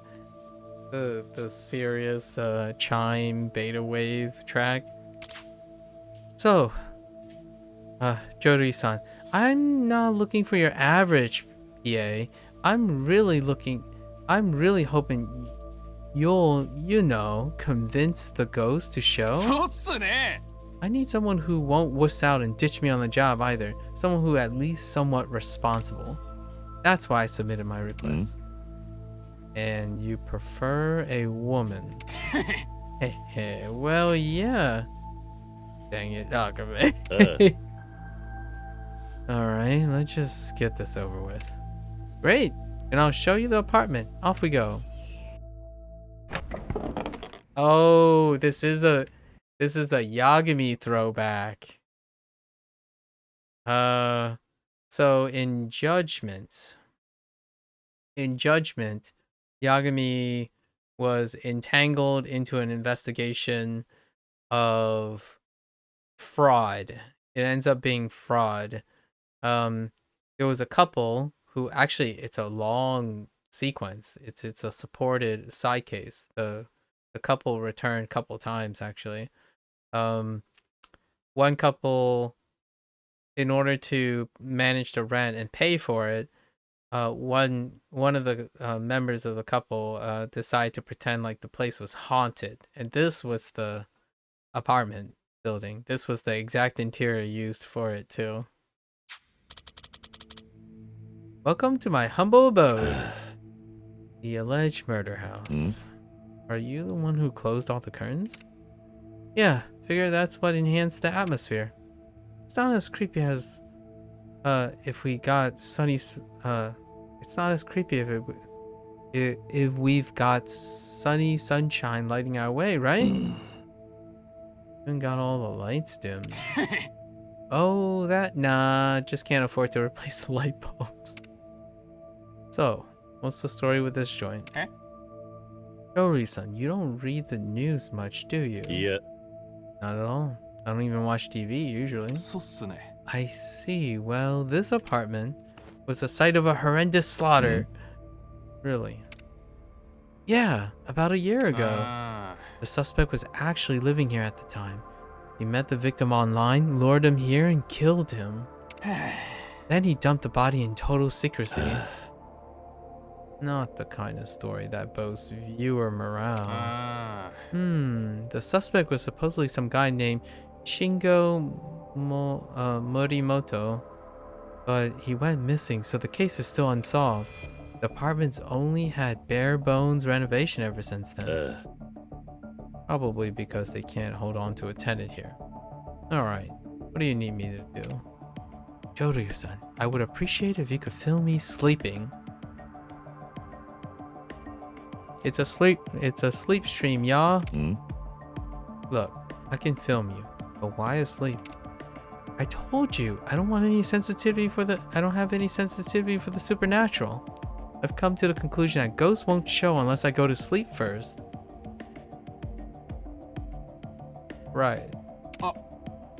Hey, you totally think I'm an idiot. I can see it on your face. Yes. Pretty perceptive. What do you mean pretty perceptive?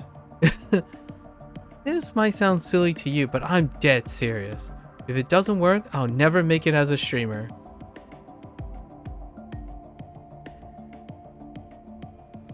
I'm gonna let that sink in for me.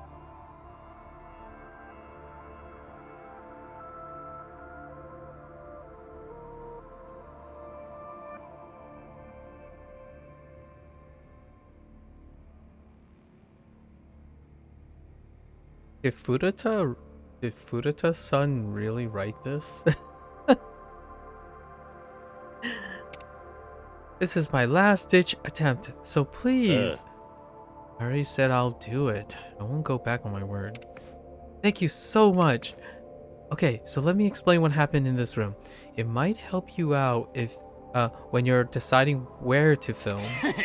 Allegedly, the victim was at the sink when the killer stabbed them in the back with a kitchen knife, piercing their heart.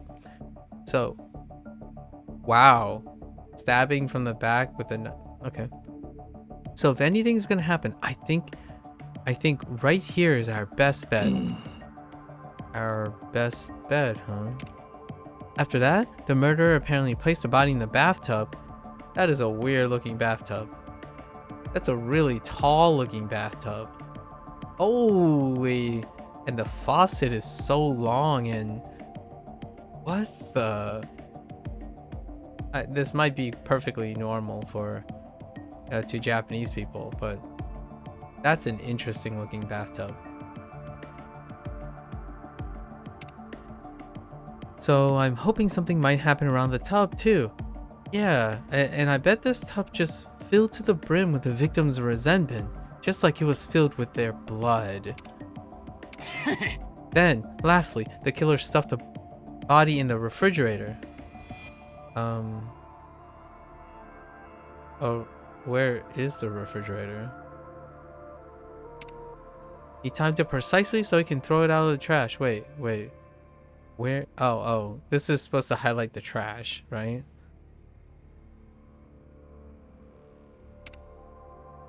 That makes the kitchen another key spot. Seems like the place a trapped spirit might hang around. Anyway, I think they're gonna be the hotspots when filming here. How can you be so upbeat about something like this? Oh no, I'm just desperate for the views. This is my livelihood on the line here. Not right. Still, sounds like a tragic affair. I'm starting to feel like being murdered wouldn't be the biggest surprise living in a place like this. Yeah. Don't worry. Ghosts can't kill you. If they could, I'd be long dead by now.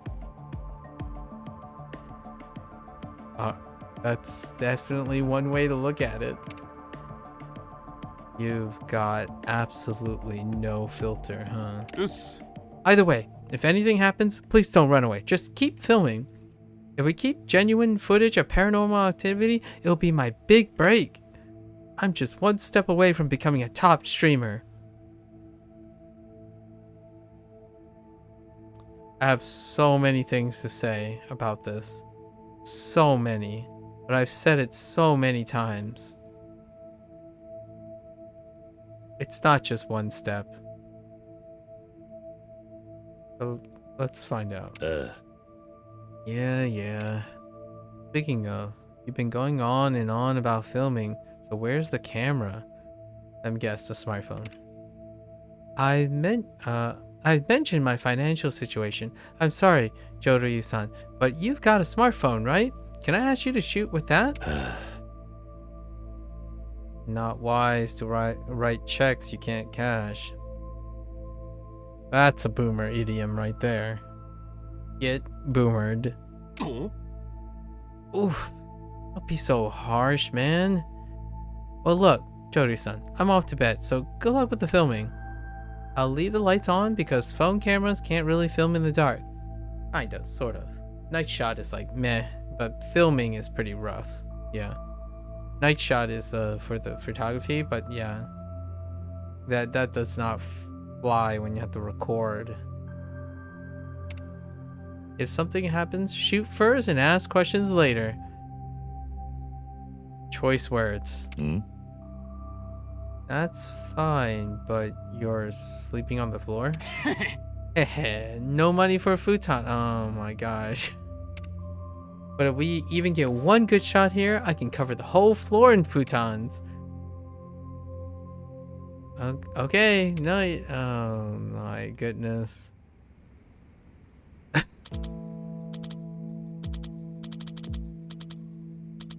Well, this is an original, alright.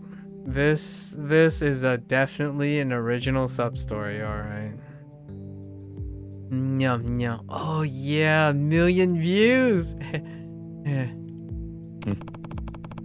This fool's out like a rock.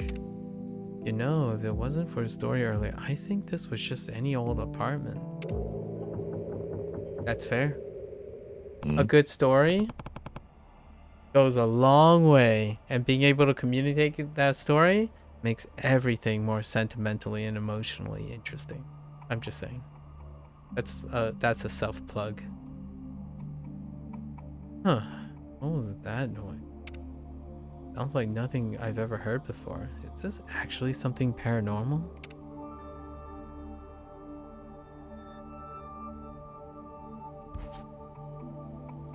It came from the kitchen. Huh? Nani? Is it really happening? Is it here? Oh gosh, dude, that would totally startle me if it actually was if that person. What?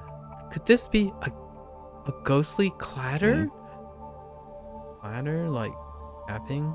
That's something that happens. That's something that happens? Of course! Alright, Jori-san. I knew I was right to bring you here. Are you getting this? You're getting this, right? That sounds like a rat.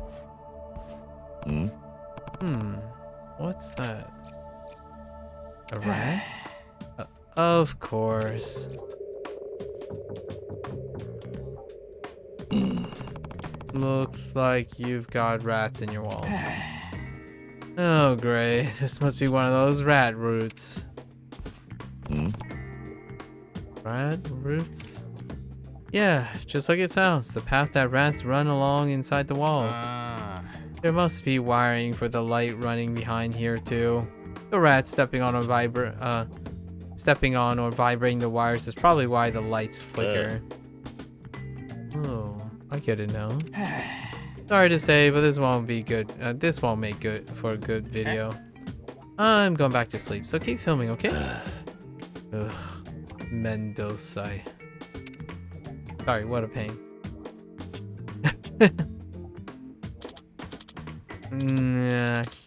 A sponsorship for me? Why, of course I will. Quite the sleep talker.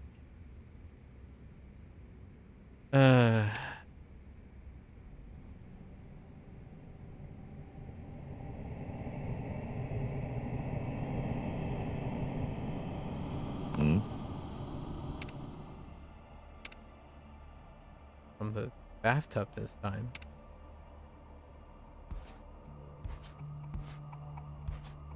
Remember, 30 deeds come in threes. So there are 3 locations and it's always on the 3rd one.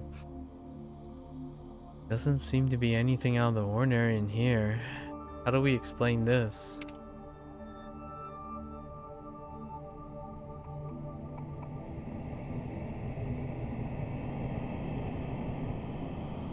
Oh. What's that groaning sound? Is it really something paranormal this time? Is it here? What? I said don't startle me. Sorry. So did something happen? That voice again. Oh, this. What's with your reaction? Isn't this the paranormal activity you're looking for?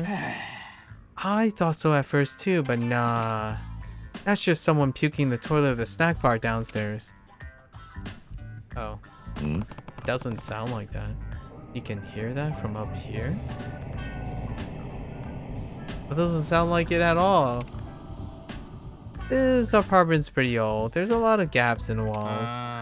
Those kind of gaps cause echoes and can help sound travel really far. Oh, okay. I only hear the sound when the snack bar is open, actually. Heck of a false alarm. I say, sorry, but this one's not video worthy either. I'll get back to sleep, so keep filming, please. Give me a break. This is more like babysitting than wait, how is he paying for the better question? What am I getting out of this? What is Kiryu getting out of this? Don't push. Wait your turn for autographs. Oh my gosh, autographs. Yeah, he's got inflated hopes. Kiryu, what are we gonna do? We're just here.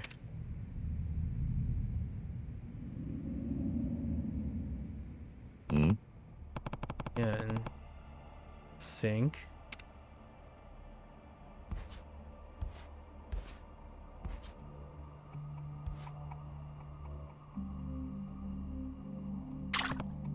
Oh.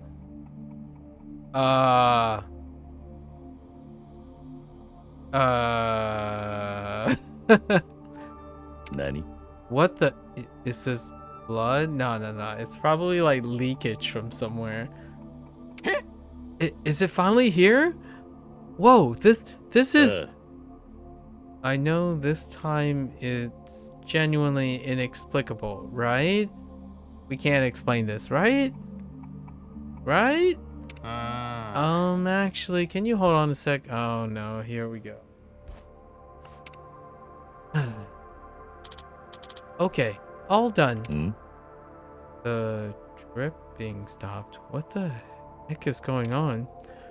I shut off the water valve. It is a leak. Nani? Huh? Yeah. This apartment's pipes are in shambles. All they give you is rusty water. Oh. This mirror has a pipe running behind it. There was some water leaking from it, that's all. What in the Well, lots happened tonight, and I can't say if it was thanks to your presence or not, Joryu-san, but unfortunately we can't call any of it paranormal activity. I'm being more earnest about this than I would have expected. Couldn't you just fake the video? Kiryu, don't give kids ideas now. Yeah. No, I absolutely could not. The streamer world is a boiling, roiling, blood-red ocean of competition. Okay, yeah. Self-awareness is great. So, a nobody like me needs the darn holy grail in order to make it in that harsh world. Fair, if you feel like that's the only world you belong to, sure. And your holy grail is reality. The undeniable force that will stab viewers' hearts straight through the camera's lens. There are so many fakes out there now that something real will truly capture people's eyes. Whoa. There's a deep cut in there. But man, that's throwing a lot of shade. Look, I respect what you're saying. Don't you think it's time to throw in the towel? I don't think you can force these things. Yeah, you're right. I suppose the time has come. No way around it. Back to the drawing board.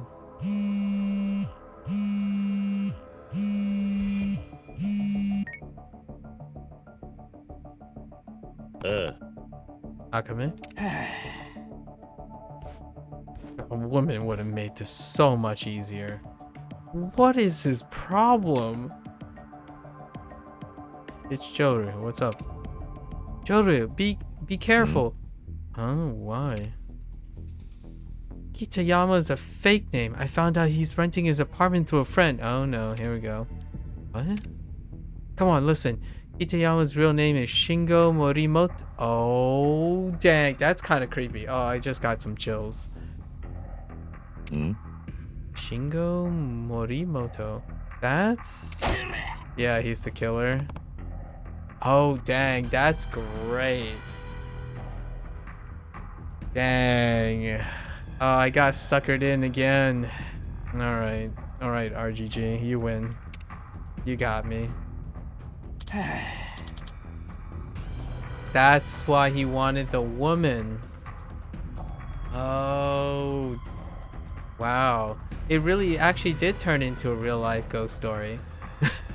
Or murder house. Boy. Did you just call him a wretch? I heard you on the phone. Guess I've been found out. You're the jerk who murdered someone here? Yes, that's right. Just what are you after? Have you listened to anything I've said this entire time? Oh. I want to be big time stream. That's honestly it. Oh my gosh. And for that, I need a showstopper that'll steal audience's breath away. Oh no, this is a deep cut. This is an incredibly big deep cut. And it's a very sensitive topic. Because this has happened before. It's actually a reference to something. I don't know if they're intentionally doing that, but something like this has happened. And also, maybe I'm thinking also a movie. This has happened too. And then like old horror films and B flicks have done this too. Live feeds. Dang.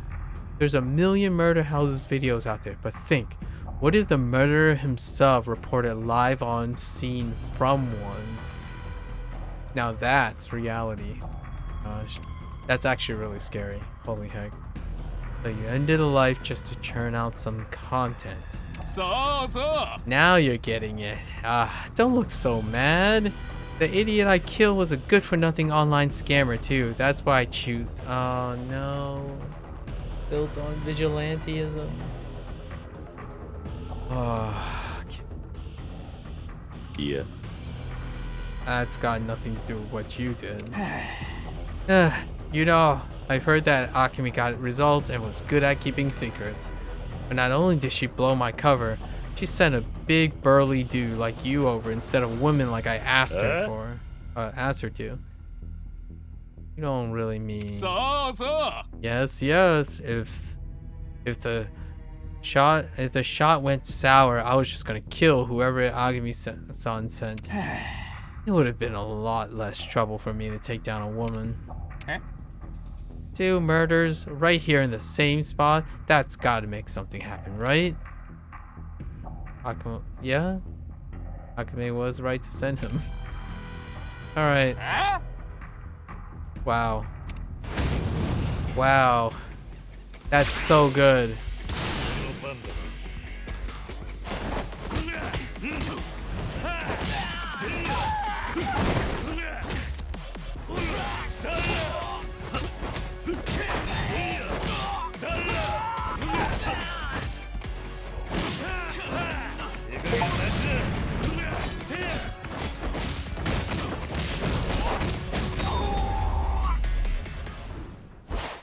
Close space.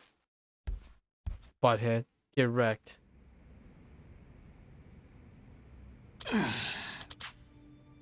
My Plans, my dreams not here. Yeah. You don't get to chase your dreams by stepping on other people. Deep cuts. Oh man, Kiryu, please, you're writing. You're no pioneer, you're just an egotistical killer. Egomaniac. I like it. You'll surely be judged for your crimes. Better get ready. Wow. So many good lessons here. Holy. I can't digress too much. We'll digress when it gets to... Oh, no. We can't should I digress here? No. I'll reserve. I'll be reserved today. Can you send the cops over here? Yeah. To the client's apartment. I'll be gone by the time they get here. But that clattering sound, what was that? I don't hear anything. Oh yeah, that again.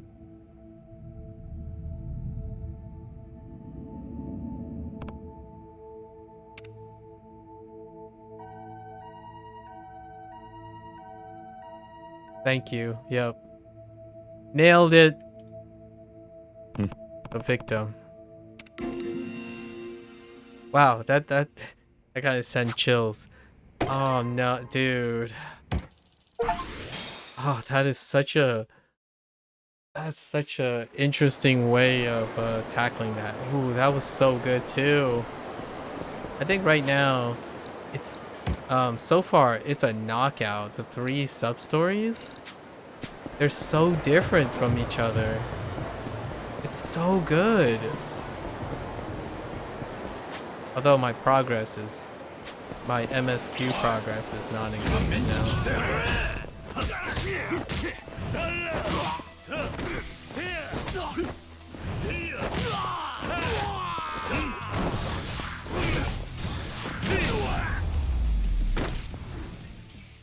しばらく寝てろ。 Oh, so good. Man, these are the best hits. What else could there be? Are they gonna bring back are they gonna do what is another hit? Oh wait.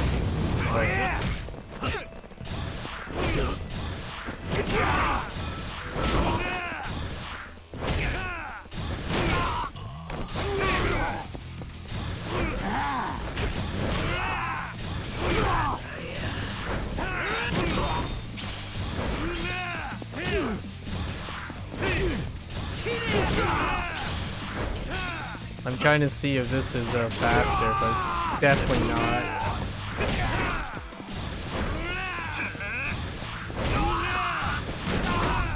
No. That's not working out.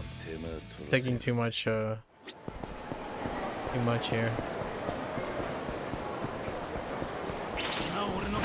The enemies are so many. That's fire.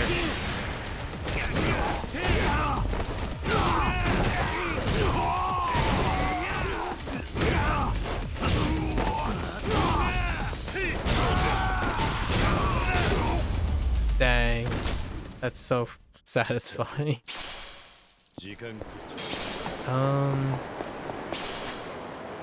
A sub-story staple would be pretending to be someone's boyfriend, or sugar daddy or something. That might be in here. I wonder if they spun that. So good how they spin these things. They really matured. You can definitely see that everything has like a chance to derail, subvert, and then resolve back. It's really great.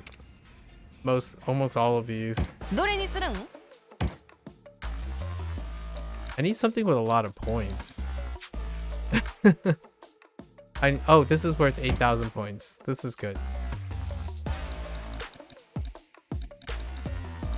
The Return of the Golden Samurai. I know this one. This one is on the... It's like right here. Oh, I can't even point at it. It's on the southwest of town. Oh wait, here it is. It's right here. It's in this building on the rooftop. The Golden Samurai. Red peacocks. I don't know what this could be referring to. Wait, is this Hammerhead as in the person we just met? The Hammerhead guy? Could be a music related thing. The strongest convenience store clerk. Anyways, we're gonna do seeking advice. Genta Kusano.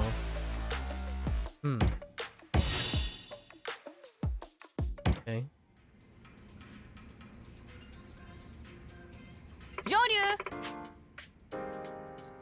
You're a guy with a lot of life experience, right? Oh, out of left field there. Come on, indulge me, yes or no?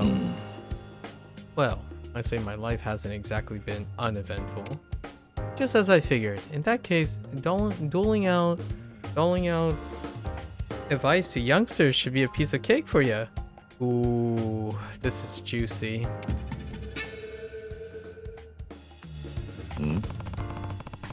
You're not telling me that that's my next job, are you? I know you're a jack of all trades, but isn't youth outreach a little outside your wheelhouse? No, you're thinking with your humanitarian brain. You gotta think with your business brain. Wait. So it's not that. If we want to secure... Oh, no. She's talking about the clientele for like generations to come. If we want to secure our success down the line, we gotta market to... Yeah. Fair enough. I see how it is. Well, what kind of advice am I supposed to be giving? Is it an idol? You're gonna have to ask the client about that directly. His name is Genta Kusano. The plan is for the guy to meet at Spalberger. Okay, fair enough. What could this kid possibly want to do? It's not school, probably, right? Can't be the streamer thing anymore.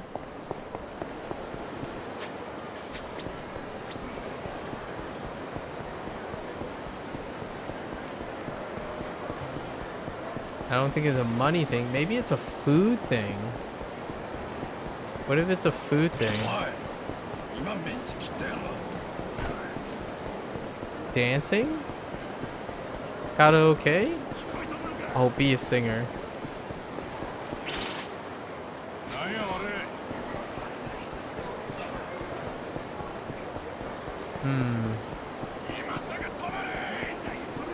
Advice. It could be a romance advice. So it could be the boyfriend thing where like the person they fancy end up being Kiryu again. That could be a mix. Let's see. I gotta...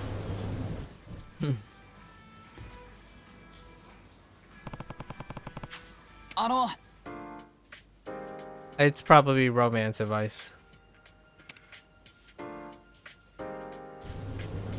Kiryu's gonna smolder into a crush. Yep, I'm Joryu. Glad to meet you. Nice to meet you too. I'm Kusno. Let's get to it then.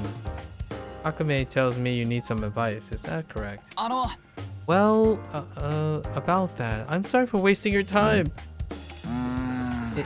Is it too late to cancel our appointment? I'll pay the full fee and everything, of course. If you're sure, could you at least let me know why you're canceling for reference? Well, I was originally hoping to get some dating advice. Yep. There we go. I see. So your heart's been broken. Sorry to hear, but keep your chin up, champ. There's plenty of dating opportunities in your future. No, that's just it. My invitation went off without a hitch. Nice spin. I like it.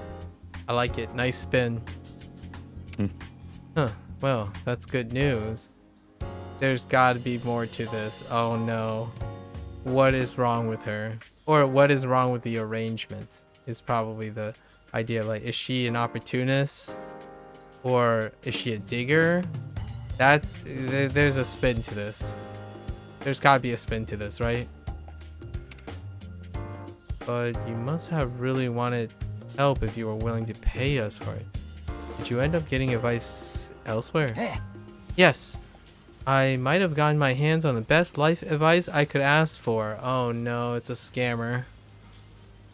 And it's a scammer that got that life advisor probably hired the girl, and the girl is in it with him. And then he's selling advice. Oh no. Yeah, the life advisor is probably a guy. None other than this here. Oh my no. It's even more. It's even worse. It's not even a person. Oh no. I wasn't ready for this one. It's Chat DDT. He got life advice from an AI. Oh no. I can't right now.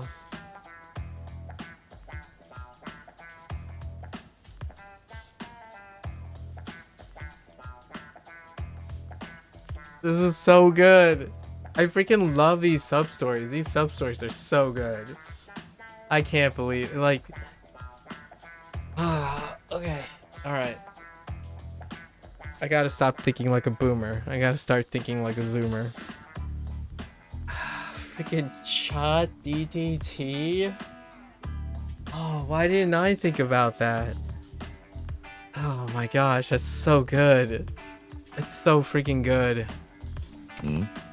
Chat DDT? What are you talking about? Oh, are you not familiar? Chat DDT is a huge tech breakthrough. We're at the forefront of a new industrial revolution. Sort of, yes and no. Yes and no. It's a deep cut, but no time to digress. Even though it's still so new, that program attracted so much attention that they started discussing regulations surrounding its use at the G7 summit. It's actually... that's very close to real. That's actually real. I feel like I'm missing something here. But seems impressive. Oh, you bet!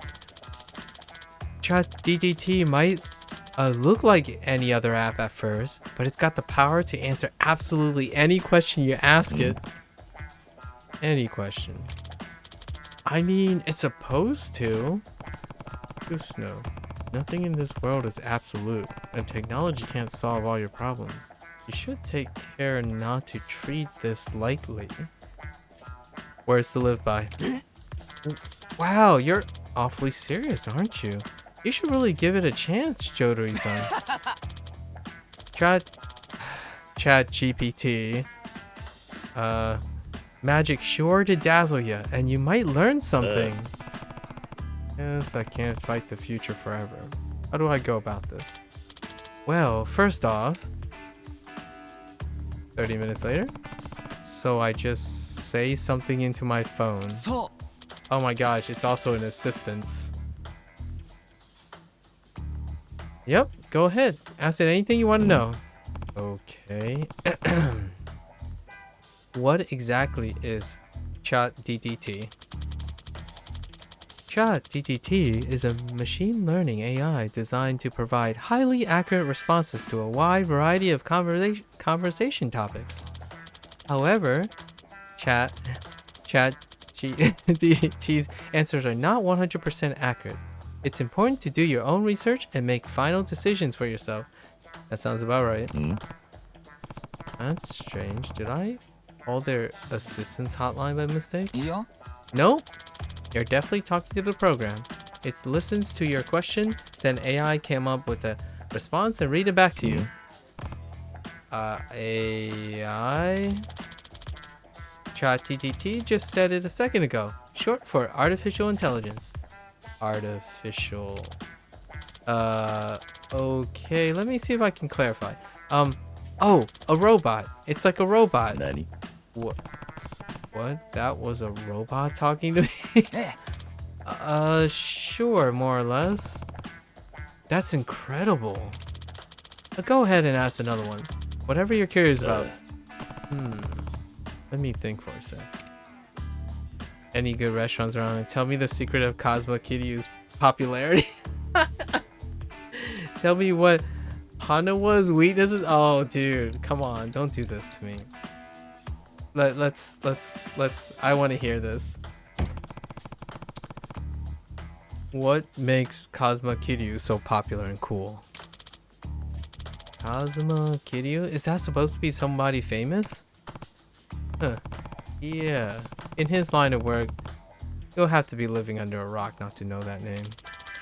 Cosmo Kiryu is an Italian chef and restaurant owner based in the Saitama Prefecture.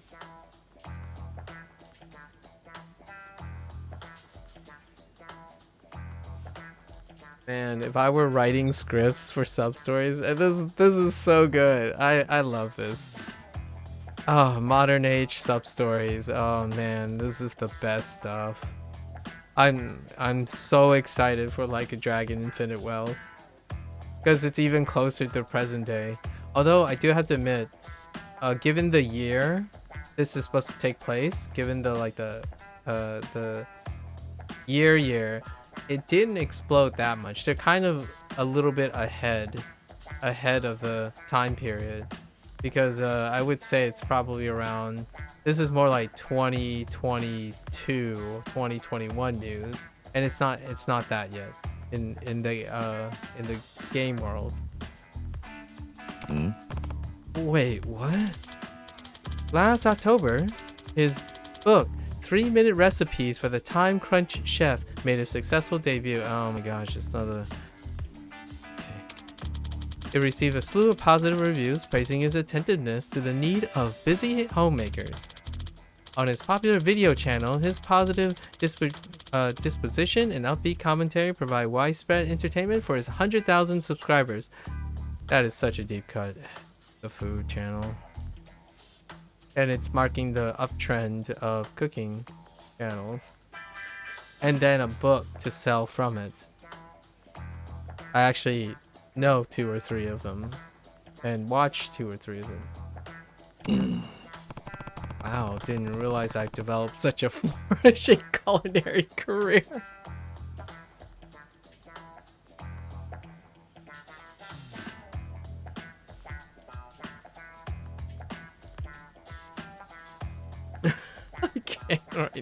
I can't right now for these sub stories.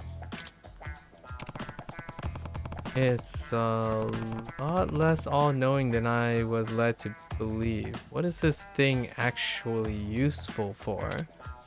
Huh, well, like I told you earlier, it's great for giving the best romantic advice ever. Nani? I'm starting to put the pieces together here. So this is the amazing advisor that made you cancel my services. So it is. See, there's this great gal at my university called Takaishi-san. I just asked Chat DDT what to say to her, and before I knew it, she was saying yes to date with me. Nani? Seriously?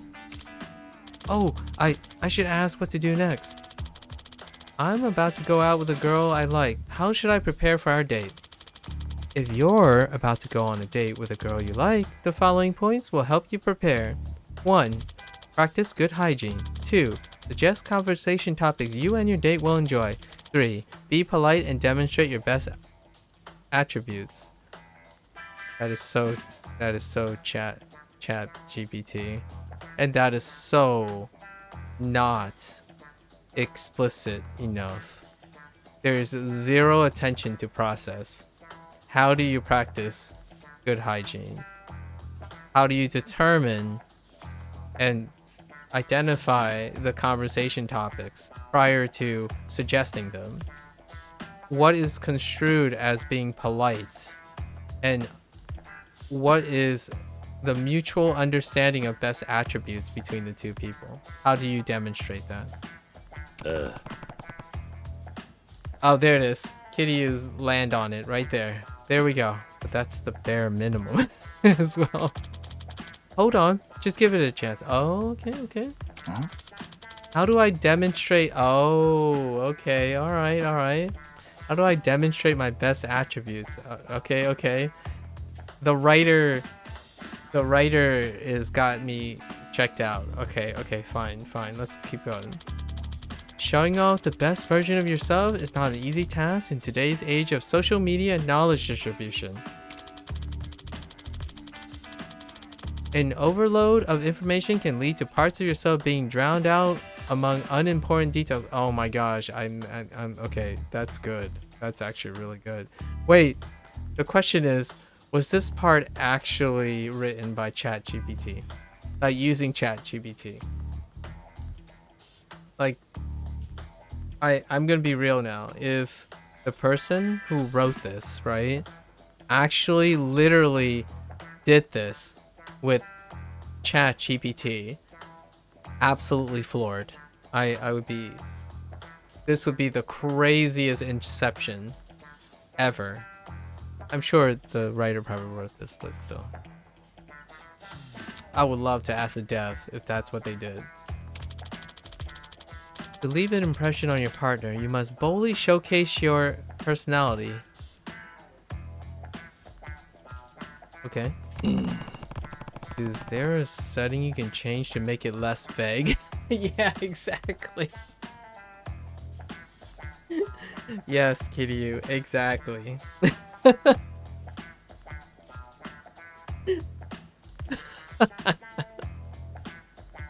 I can't right now. Yeah.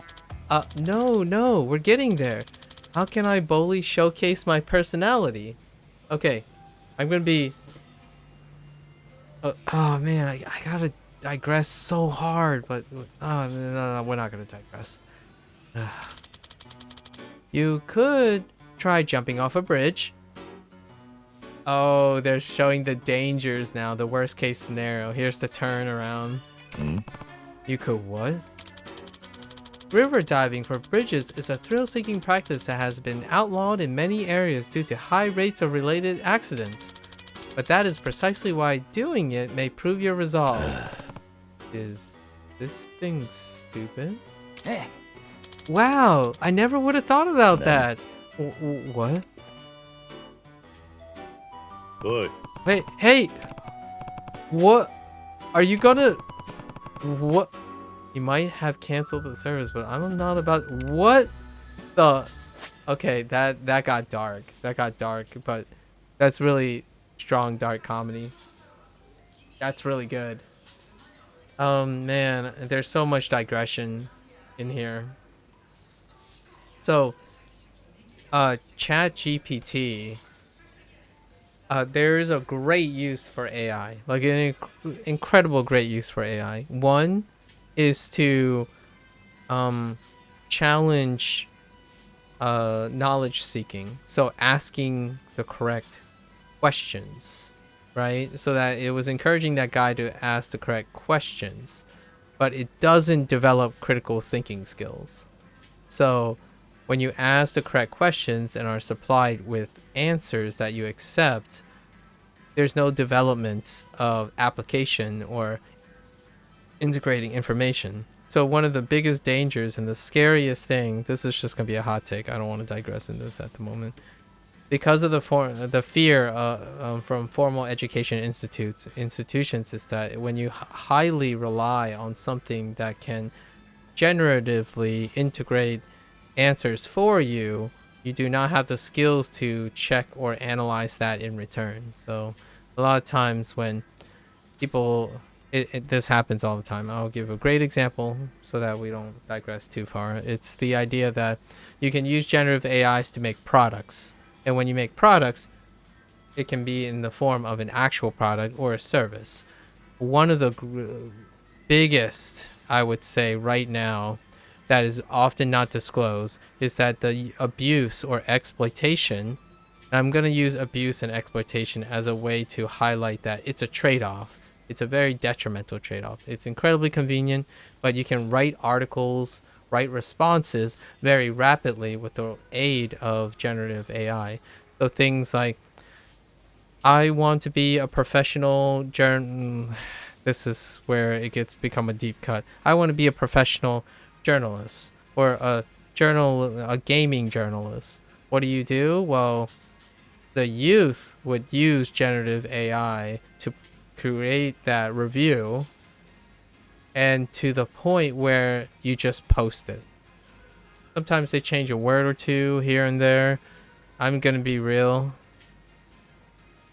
It will likely pass and be helpful because it's spreading information for the target audience that is also exposed to YouTube's, like, the generative algorithms and whatnot, right? Because it's based on statistics, so the things that you are merely exposed to gets normalized. So the reviews are probably helpful if you just use generative AI to post it, but it's not your work technically, and you can benefit from it and you can do that stuff, but you didn't use any of your skills or develop any of your skills to actually write that thing.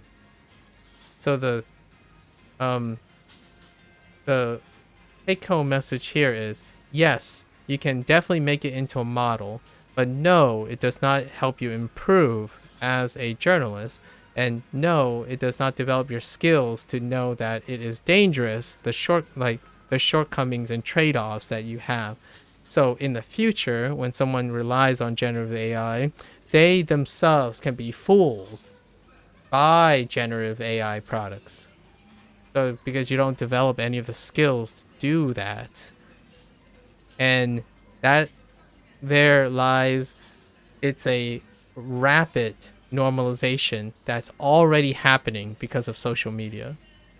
If you are habitually and merely being told what to do, be it another human, an algorithm, or your influencer, your favorite influencer of choice, they are not necessarily responsible for unintentionally normalizing you and gaslighting you.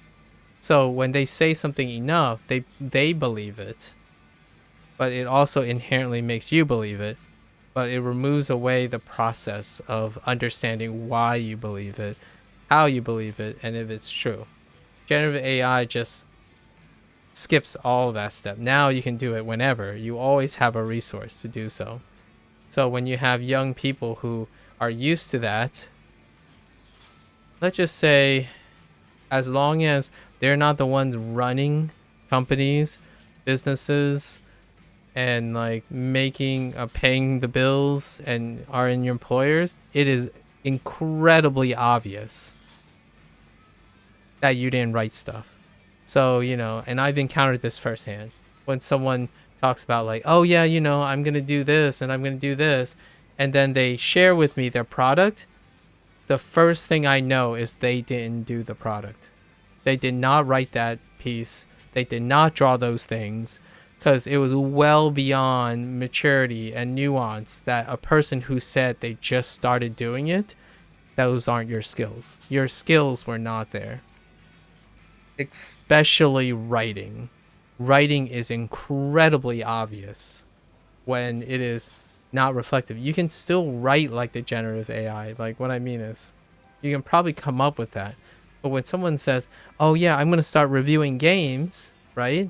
And they post this whole paragraph, like organized, maybe the way I write something that took 18 years to develop, like my own strategy, and just by coincidence it kind of looks like that. There's no way a kid that's like 19 straight out of high school could review a game and write that thing. It came from ChatGPT. And if you do that and you post that and you build your career on that, this has become a digression now. So we'll spend time on this talking point because it's very important in my opinion. I see it everywhere. And it fools anyone who also relies on those things. Like in Steam reviews, it happens all the time. You see it, it's like, oh, this was helpful because I didn't read all of it. It was so long that there's no possible way this came from someone who is 18 who played the game for 30 minutes for it to happen. Or a 3-hour review with like a 3,000 word essay on all the parts that require well over 3 hours. nearly astronomically statistically impossible to get some of those opinions and pieces. And kids would post those, and I'm referring to kids as in like intellectually immature people, as in they haven't gone through a professional phase, they have not developed any skills, and they rely on aided tools. It is incredibly obvious. And when you become older, this is where it gets really scary. When you get older, those things you posted, you can't remember where they are. So when you become older, all the things you procedurally generated and like made, passed it off as your own work, they will come back to bite you. It happens. It's a legacy. So if you build your career on not doing the work, it is just as dangerous as not doing it at all. Or like what I mean is more just as limiting to your growth as not doing it at all. There's a way to do and use tools knowing what their trade-offs is. And the biggest one is generative AI. When you remove the process of doing that, you can't understand it, nor can you do it. And there are like more realistic problems or like examples that I can think of that doesn't necessarily deal with AI. AI is just a context. Like for example, someone who says they're really good at a video game when they only play one type of video game, and they somehow use that one type of video game to evaluate the quality of other video games. That's the same thing as generative AI. It's the same leap of logic, the psychology behind it. When you become complacent and say you're good at video games because the video games you play you're good at, that doesn't mean you're good at video games. It's an awareness. You are good at specific video games. You have to be aware that when you practice a specific skill, it means you are under practice or not good at other skills.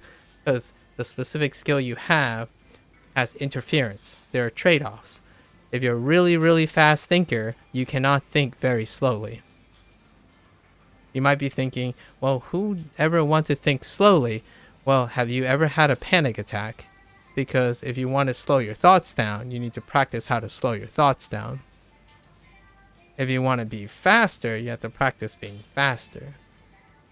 But over practicing either means you're under practicing the others. You can build a foundation for different skills and like become jack of all trades, the phrase that they use here. But generally speaking, that one, I hope it goes around, you know, let's see the conclusion of this, because I hope there's like a fun thing to it, like a no harm, no done, but that no harm, no foul kind of thing. But that is really dark, right? It's really dark, but it's in a video game, so you know it's kind of the whole like dark humor thing. But hypothetically, it is metaphorical. Jumping off a bridge is what someone is already doing for their career, like figuratively. Their career is already gone.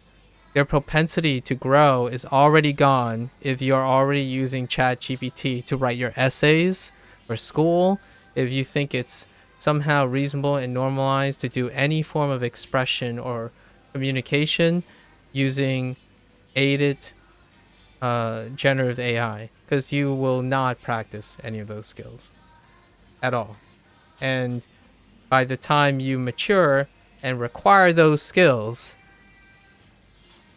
they're not your own. You have not done any of them. And those are basic skills. Being able to write a cogent expression of your own thoughts is a basic skill. It's a life skill. To this day,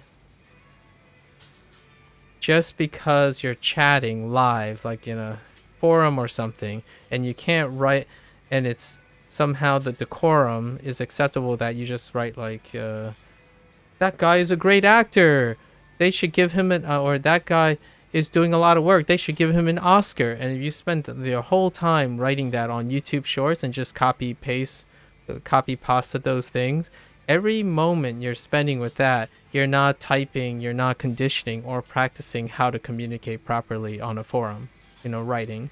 So it is your choice, but you have to understand that you might love emotes a lot. This is specifically catered towards Twitch. You might be really expressive with emotes, but every time you rely on that skill and you keep using that, you have lost touch and contact and application of any other form of communication. It's unfortunate, but that's what happens when normalization, heavy dependence on certain things is like. So if it isn't ChatGPT, it's Franker Z emotes. If it isn't that, it's using a medium with a camera. Well, you don't always gonna have a camera. You don't always have autonomous control over other people's, vocabulary or existence or something in a virtual environment, right? So all of those things are really important. And this is the scariest thing, but man, it's funny too. Like, I like it because they're writing about it and they're creating a situation that's humorous in its sense. But to me, when things are humorous and stuff, there's so many deep things in there. I was trying so hard not to deep cut into the whole streamer thing about the getting clout, and then that clout turned into passion. Passion creates a incredible strong tunnel vision, and that backed by desperation leads to that situation. It might not be murder, right? We're not talking about they're using very dark humor here, a lot of dark humor, but it's not a big step from saying, oh, it's okay, you're just a number to pay for my bills for streaming. Like, we have other examples of this where, like, someone would yell at another person because they spent 4 hours sitting in front of a chair doing something and keeping you company, and feels that it is in their right to demand payment for a service that is voluntary. That's kind of the stuff, and it's still the same, along the same lines. So the whole streamer thing and the streamer tagline, and what we're gonna see here, the conclusion of this ChatGPT thing, is the lack of awareness. It is exceptionally true for younger people, because they no longer require, or they a lot of a combination of many things, like the accessibility of parents, and so the ones that are online are the ones that are secluding. And I could really see that, because you can also make the argument, a great analogy of my generation would be those who end up embracing the internet and spend less and less time with their parents. Like, what I mean is, yes, you could make an argument most of these are those parents that are not around for their children and stuff. But now let's talk about the people who have their parents around. Well, because of the attraction and the convenience of the internet, that also reduces that too. And it's a choice you make. So, like, for me, my communication with my parents is probably limited by the way I spend my time here, right? And whatnot. But I am also incredibly far into adulthood and understand that I am sacrificing and trading off time with people I know and here. A kid who is reinforced by convenience does not know the consequence or appreciate the consequences that they're trading off, like skills that they do not practice. And who is responsible for that? Well, we don't know. It's still determining that, and that's what the ChatGPT thing was highlighting, where they were talking about regulation. Like, there's still talks about how to regulate, moderate, or utilize these tools. It's a really serious topic, and also really a product that has a lot of potential, but also a lot of dangers. And the accessibility of ChatGPT, for me, I don't want to be like a fearmonger or something. I'm just saying it's fantastic if they are aware of it. I've seen writing firsthand these days that are so insufficient. Like, what I mean by insufficient is it is so heavily reliant on understanding that it only speaks to a specific crowd. Like, when someone tries to write and talk and explain something, what is very clear when I read or listen to the person that they only interact with one type of people, like one type of environment. So when you start talking to someone who's outside that environment, or someone like myself who's been in many environments over his life, because I'm 35 plus, as opposed to, and wasn't grown up in a singular environment, versus someone who spends their first 18 years of life gravitating towards a specific environment. When you ask them a question, you can nail on the wall exactly what type of environment they spend most of their time in. It does not show dynamics, understanding, flow, inclusion, exposure. It's prescribed. What does ChatGPT do not do? It never voluntarily asks you questions. You are always the person who's asking the questions. So like that kid, you could be inquisitive enough to ask the right type of questions to stay intelligent, stay competent, right? It's rarely the case the younger you are, because you only have enough experience to ask the questions. You need experience to ask the type of questions to expand. So that kid only asked very narrow bullet point specific questions. And if it's that narrow, you will get a response eventually that is quite narrow and extreme. As in, it will lead down a path that you will lose your self-awareness, in my opinion. It would be very difficult to come out of it. So it can get to the point where you don't understand why you have to do this. Like, this is the only thing I ever enjoy. And when I ask a person, why is this the only thing you ever enjoy? Their explainer would be non-existent, because it would be the only environment they can comprehend.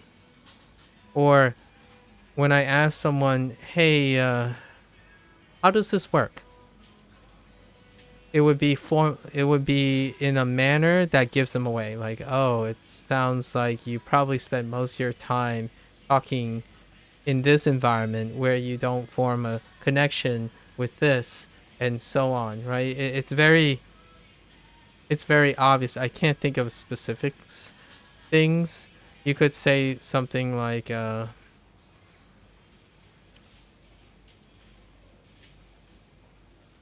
word choice sometimes.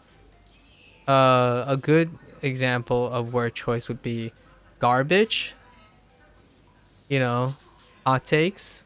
I use these words only in this manner. So like, in this context. But if you find me in a different context, I wouldn't necessarily use these words, because I've been exposed to the other context. So you take your vernacular and your jargon and your empathy and your values from this closed system you have, and occasionally you're going to have to interact with someone outside of the system. Well, if you were able to sustainably feed yourself, provide your shelter, and make friends and find a loved one, all within that closed environment, you can certainly succeed. It's that possible for a human being. Yes, to some extent. Statistically, how successful is that? Well below 5%, I would say. I think that's being conservative, but I would say 5% of whoever all that try. So in terms of this, it would be the internet. The streaming community and generative AI is still part of the internet trend, what they're mapping here. So if you think you can succeed and win the odds, then that's fine. It's still less than 5%. So the more skills and exposure you have to acquiring skills that aren't provided for you, the higher your success rate goes, because when you move into another environment, there'll be overlapping skills that are preferable or more appropriate. So when someone describes to me, like, I ask, how's your day? And they describe it in a specific way, it's like, you're pretty much giving away, at least to me, a good indicator of your level of competence in terms of communication. Communication in a way, the topics you choose, the context you choose, cultural references, how you express your emotions, how do you express disagreement while being agreeable, when to choose to be disagreeable, reading nonverbal cues, all that blends into your response choices. And if you can discern that, generally I use it to avoid confrontation or negative sentiments. The key point here is I can choose to do that. I'm not intuiting it most of the time, because there are many things I can intuit. I can just let myself unfilter myself. You literally mentioned that word. It's like, wow, you have no filter. Well, here's the goat to what Kiryu said, right? You need experience, multiple skills, multiple life experiences to have any sort of filter in the first place. Because you can choose what type of filters based on experience. When you talk to someone and a kid, like, for example, there are very many happy human beings who are happily married, when having family, and then their goal in life is like always be the straight and narrow, no filter, always tell what's on your mind, etc. It's like, yes. How often can you say that and say you are a successful person and agreeable to a lot of people and stuff? Even those people, since they're on the straight and narrow and honest and all that stuff, will say not very, but they are happy. All the power to you. But the vast majority of people, their filters are part of their personalities. It is a representation of acquired skill. When you're always the straight and narrow, you don't know when not to be always straight and narrow. That straight and narrow thing, with all the intent and pride, you could send someone down a spiral of depression. And you can make the argument with that straight and narrow thing is, I did my best. I don't feel any remorse because I did my best. Or they end up feeling remorse and it's like, well, I don't know what else I can do. It's like, yes, that's exactly the point. So you either rationalize your shortcomings through self-awareness, or you take the consequences and then encounter change. That's usually how that goes, right? Otherwise, you probably spiral into depression and be upset with yourself and refuse to change. That's a vicious cycle. So those things are very toxic to self. It's self-inflicted. And I encountered most of these people. There's an individual that I know really close that regardless of how it's pointed out, they are well aware, but they are most certainly happy enough to deal with that. Kids who do this, it sounds crazy, but that's what I see most of the time. At least that's what I feel is the source of a lot of this, where they get to see what they want to see. They get to ask and find answers where they want to find answers. If the answer is different, they can still find enough to support their answers. Nothing is accepted without your choice. And because of that, you do not develop any essential skills that are preventive. You only develop skills that you can see in hindsight.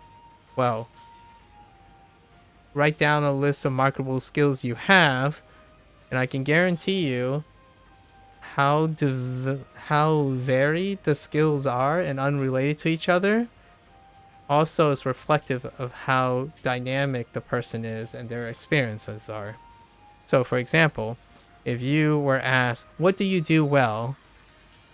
And I'll give a good example of something that's naturally positive, but not really. An example is, what are your marketing skills? I memorize things very well. I get, I do well in school. I get good grades. I'm always on time. Well, all of them are related to one specific activity. So even in the sense of being a really good student doesn't guarantee you to be very well-rounded. So when you're writing down skills, if all your skills are strongly related to each other, it also presents a need to be aware that your skills are not diverse enough. It's not diversified.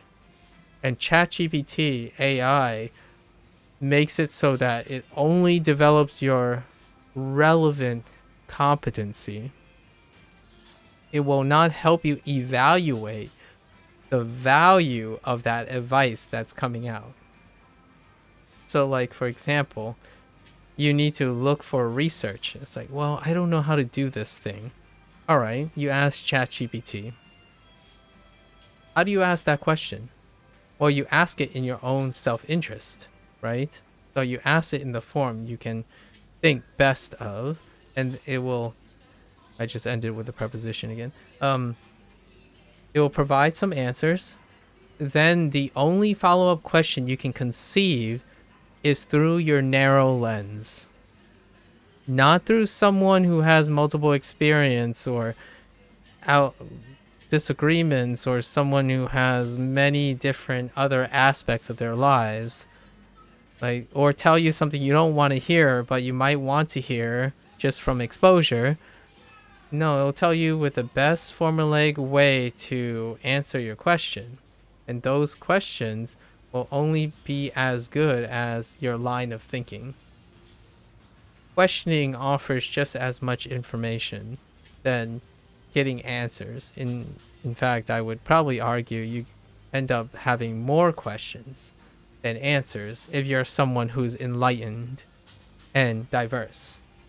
So it's a difference, and I think this is probably the last hot take on the whole ChatGPT thing. Being scientific isn't because you know what the data says and the conclusions of other people's interpretation. Being scientific is having the capacity to take observations and integrate and create a critical thinking, conclusion or interpretation that requires critical thinking of your own. So when you go around and see like, oh yeah, there's 4 converging evidence that says using generative AI makes kids smarter, right? Well, using that end is an interpretation. So then you look at the data, and it shows just those 2 correlated, right? You have no idea what's missing. Like, it's not just those two data. But the thing is that what you're looking for is just those two correlations. What else can correlate with all those things? Kids learning more information overall. It's more convenient. You get answers because the AI it's worded in a way that's very convincing. There are so many other ways to explain that, but you can never see that if you're a person who did not develop alternative experiences and perspective. So no matter how intelligent you are capable of being, and I believe that most humans are incredibly intelligent and competent, experience is a limiting factor because it doesn't involve experiences that are diverse enough for your well-being and understanding. You can be an incredibly great person in thought, but in reality, it could be a small piece of reality. So someone who goes around saying that they have 98% success rate by offering tough love and being honest all the time is someone who only selected experiences and choose to believe experiences that being honest all the time is a solution to everything. And I'm choosing that specific example is because there are so many things like honesty that has a no lose situation. Like it's always presented as a win-win situation. Well, generally speaking, the people who think is always a win-win situation only choose situations in which it wins, as in it cuts out. So for example, if you're really great at kicking a ball, and you know that if you're good at kicking a ball, you can be successful, you would choose environments that involve kicking a ball. You wouldn't enrich yourself to be in an environment that doesn't involve kicking a ball. What else can you do? Well, I can kick something else other than a ball. You're still kicking. Now let's take the kick away. Can you think of any other solution that doesn't involve your foot and a ball? So you keep asking yourself that type of thing. And one of the, things of being scientific is asking what it is not. In fact, that is part of the scientific method. The very first thing I like to believe that most people are educated on is the null hypothesis, what it is not. Because what it is not is a lot more than what it is. As in, if you believe the world revolves around you, you ask yourself, what evidence is there that the world doesn't revolve around you? If you ask that question, there are way, way more evidence likely to suggest that the world doesn't than it does.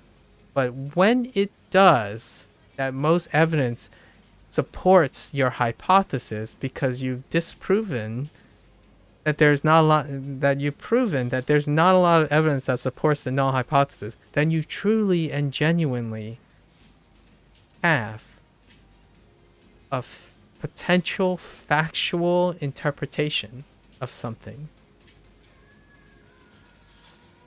That's what makes science rigorous and difficult. Scientific knowledge difficult.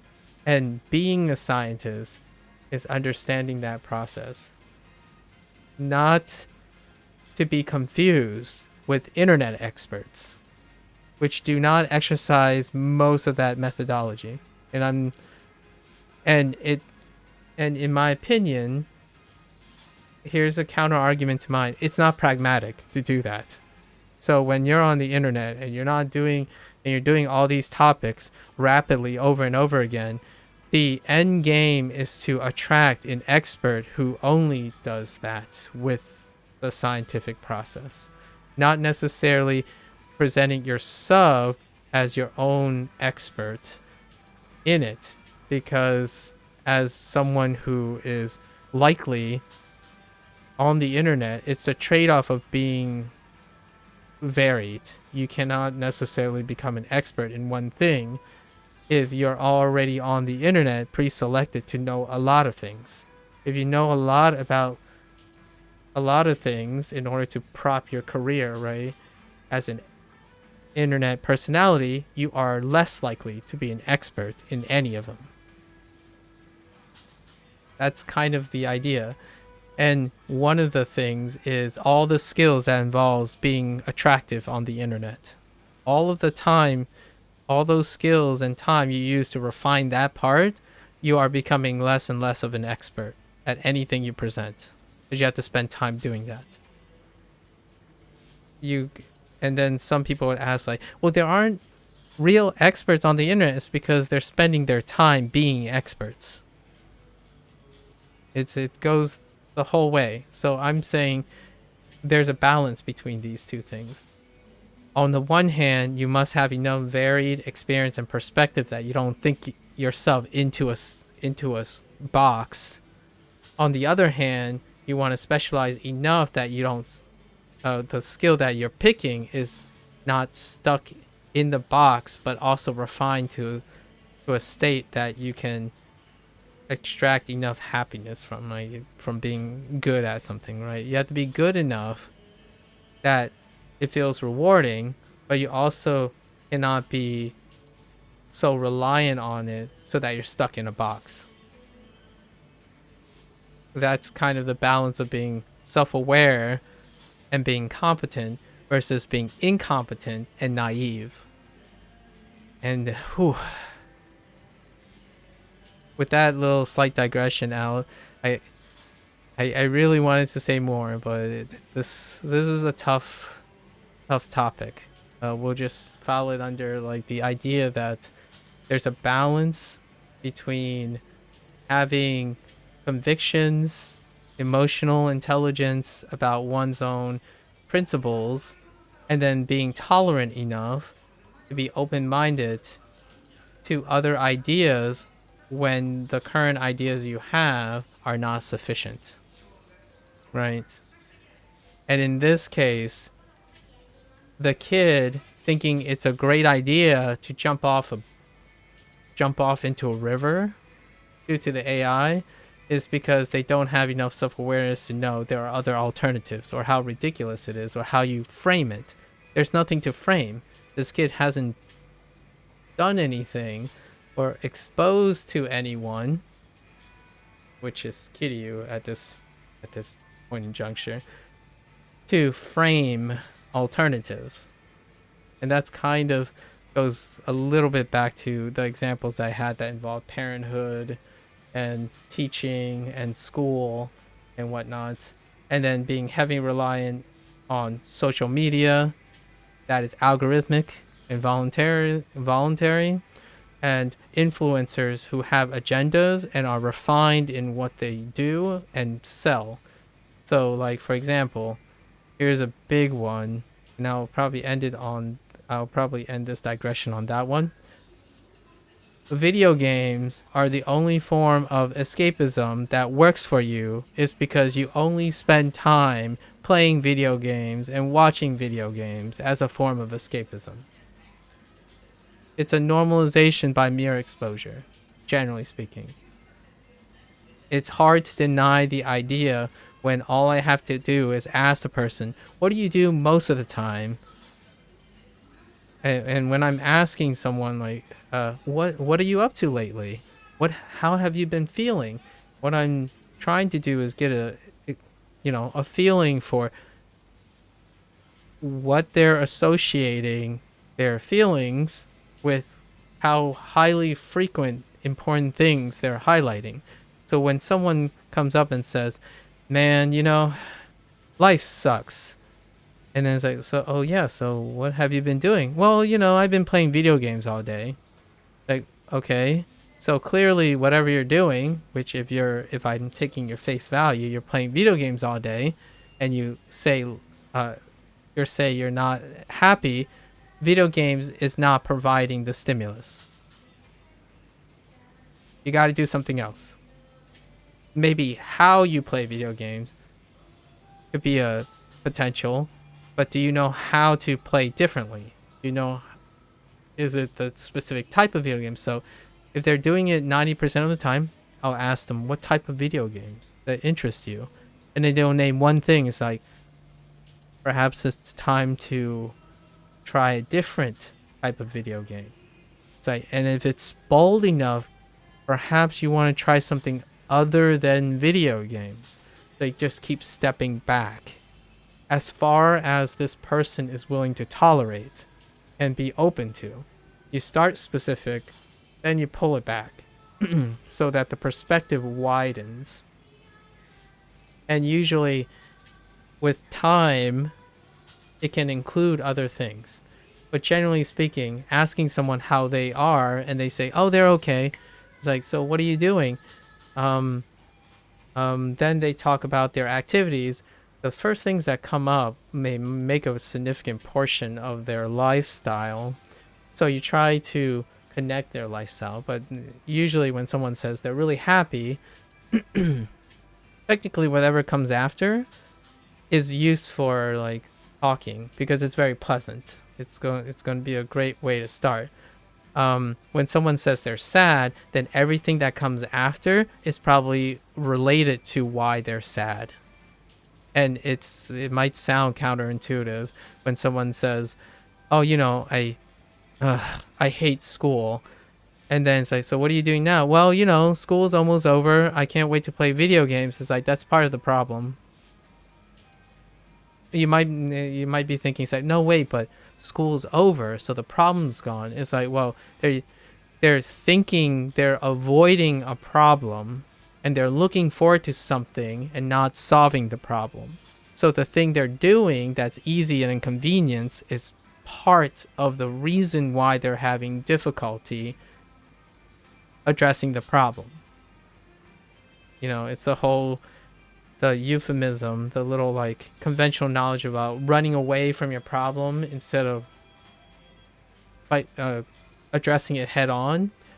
They're all related. There's no like compartmentalization of if something is corely bringing you down, your compartmentalization is a coping mechanism. It's not a solution. Coping is to mitigate whatever you're trying to cope with. It's not proactively solving the problem. So when someone says, yeah, I can't wait till school's over so that I can play video games, it's like, well, the first thing I would say if you want to start is you would encourage the person to play video games internalized in a manner that allows them to do something else other than a video game. Like, for example, wow, you really like rhythm games. Have you considered playing an instrument? Or you really like this music in this rhythm game. Have you ever gone to a concert to listen to some of this music?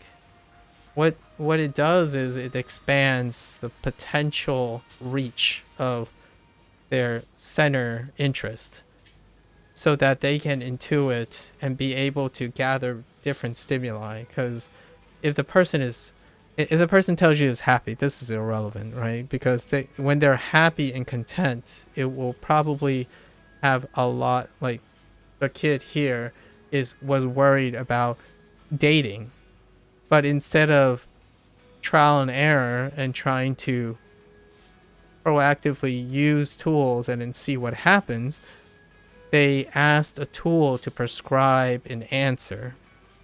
And that tool is so provocative at providing direct answers readily that it can lead to a false sense of security, which is what happened here. The false sense of security, with dark humor, you can see that they might be secure in following someone off of a bridge, or following advice off of a bridge, and that's the side where it's most scary. And I'm always concerned about the youth. these days when it comes to that. And I am part of this. Like, I'm a participant in this. So I spend these opportunity to at least remind myself what I know. And then maybe one day someone will have the courage to like see that the thing you do is connected, right? They're all part of you. I know compartmentalization can help in periods of objective tasks. Like, oh, you have to push yourself harder to get stronger. Like, well, you do have to compartmentalize the part where you just want to quit and stop, right? In order to do it. But it's with the awareness that this is accurate enough to make you stronger. Well, there are people who work out thinking they should stop whenever because they feel bad, right? It's different from someone who is stopping because they feel bad, aware that they have to push past a limit to get better. So now they're voluntarily understanding that if they stop now, they are also sacrificing potential gains. That is a framework that involves extra knowledge that isn't related to what you want to see. So when I tell people a lot of times with fitness, it's like, oh yeah, stop when you're exhausted. Like, don't push yourself too hard or else you can risk injury. But remember that you also need to press your limits in order to get stronger. That's different from telling someone like, oh, whenever you feel uncomfortable, just stop. With no explanation. Like, it's just vague. Like, just no extra details. So that person will say, oh, and then you'll say something like, oh, you know, as long as you do it, it's good enough.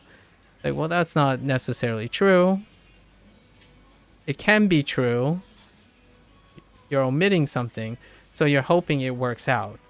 So this person is naive. You kept the person naive, which could work if you're a person who can see a person, the type of person who would be receptive to being kept in the dark. That's different. Like, now it's like the meta of the meta. That's different from a person who says, as long as I'm telling the truth, it's always okay. So if you always operate in that, well, if you're always telling the truth, you could get someone depressed. But as long as you're always telling the truth, it's going to be okay. And that person just gives up on life. And then you somehow are going to have to rationalize why telling the truth was not your fault. Like, it's not your fault. That's fair as long as you're happy with it. It doesn't change the reality that one approach isn't going to be appropriate. And it's no different. Like, when you get older, it becomes generally a little bit harder to diversify. So one time, taking it back to this whole like AI thing, I see a lot of potential for generative AI. That's coming from a perspective of someone who exercised self-awareness to see the potential, in my opinion. Which is in the context of all the dangers or potential dangers that I can see with AI. So it's definitely different from someone who's tunnel vision. There's like a lot of layers. Below that would be someone who tunnel visions on the positives, but still have experience. It's just a tunnel vision due to passion. And then there's naivety and ignorance, and then inexperience, right? This is inexperience. It's so dark. The streamer thing, incredible inexperience. It's like, oh, so this is your only choice. This is your only form of success. This is the only thing you can do. And that leads down a path of desperation. So hopefully kiddos these days, maybe even like responsible adults, those who are in charge of this stuff, find some altruism in their life to safeguard or find clever ways of encouraging people not to entrap themselves into a reliance on their underdeveloped skills. The whole conversation thing about asking the 3 questions, I do it all the time. I just don't explain it to anyone why I ask those 3 questions. And just, I would say over 80% of conversations, even to strangers, are so underdeveloped in online conversations. It's to the point where as long as they say they're happy, I just accept reality, because it would be unrealistic of me to try to, and it would be very rude possibly, and it can give me lots of conflict of interest, right? But generally speaking, if you ask yourself what you say and keep track of what you decide to say to the person, it's all right to say you're okay. But what are you thinking before you say you're okay? To a person who says they're always just saying honestly, and they're always saying something where it's excused by something, well, as long as that provides sufficient feedback for remaining happy, then that's fine. But if you keep telling yourself, or you keep feeling a certain way, and you keep doing the same thing, have to be self-aware enough to know it's a problem. It's part of the problem. It's not the problem. It's just associated with it. So things like, one last thing, your career keeps going up, but you keep feeling excessively tired. Those are really high frequency things. So they're probably related. Can you find the connection? Well, it's your life. Try to find it. Or I'm doing super well in a video game. I'm improving really, really well, but my arms keep hurting. They're related. Or they're very, very likely to be related. Right? And I can accept something, for example. Here's one that's personal to me, that's relevant to everything here. Oh, just like the streamer in the previous sub-story. I keep doing really, really long digressions and really, really long pieces on certain things, and take a really long time playing video games or getting through a part and completing things. And also, I feel like I'm always talking to myself, but that's okay. They're related. So how do you explain that? Well, I go look to see every possible explainer. And that's how I develop, in my opinion, over time, at least receptively accurate portrayals of what constitutes as successful, popular, trending stuff that I can choose to do or not choose to do. And ultimately, I choose not to do them. So knowing those things allow me to feel comfortable chatting to myself or talking to myself for posterity. And perhaps one day raise awareness enough for others. So there's no motivation needed outside of myself, because I already have all the tools and experience necessary to develop solutions, different coping mechanisms, new coping mechanisms, new ways of being happy. So I teeter from being pessimistic, optimistic, pessimistic, and all the above. When you spam someone and say, oh yeah, I'm waiting to do it just this way to play something, and today I got spam, more or less, some person who thinks it's appropriate to come in and just judging by the name, the username, mislead people by saying that they're some sort of representative of the game, and say they're gonna wait to play the game a certain way. Well, that only tells me that not only do you mislead people as trying to be an authority on this game series, you also are ignorant and selectively bias yourself to experience the game in a certain way. There's so many limitations to that. So a lot of things tell a lot of things to a person who knows a lot of the little things. Now, when you get into details, I tap out because I am well aware I cannot get into details. I cannot break down, I don't know, the thing that someone spent many hours on regarding this game. That's self-awareness. So whoever, you know, that thing that little blip that I interacted with, that's more of a advertisement of themselves and explaining that that is someone I do not want to associate with because we have a conflict of interest. They believe that they should experience certain things a very specific way, and I disagree with them. You should experience things the most ways possible that you can tolerate and not attract conflict of interest with yourself. So for example, am I healthy enough to live happily? Well, if I'm not, I need to come up with ways to make myself healthier.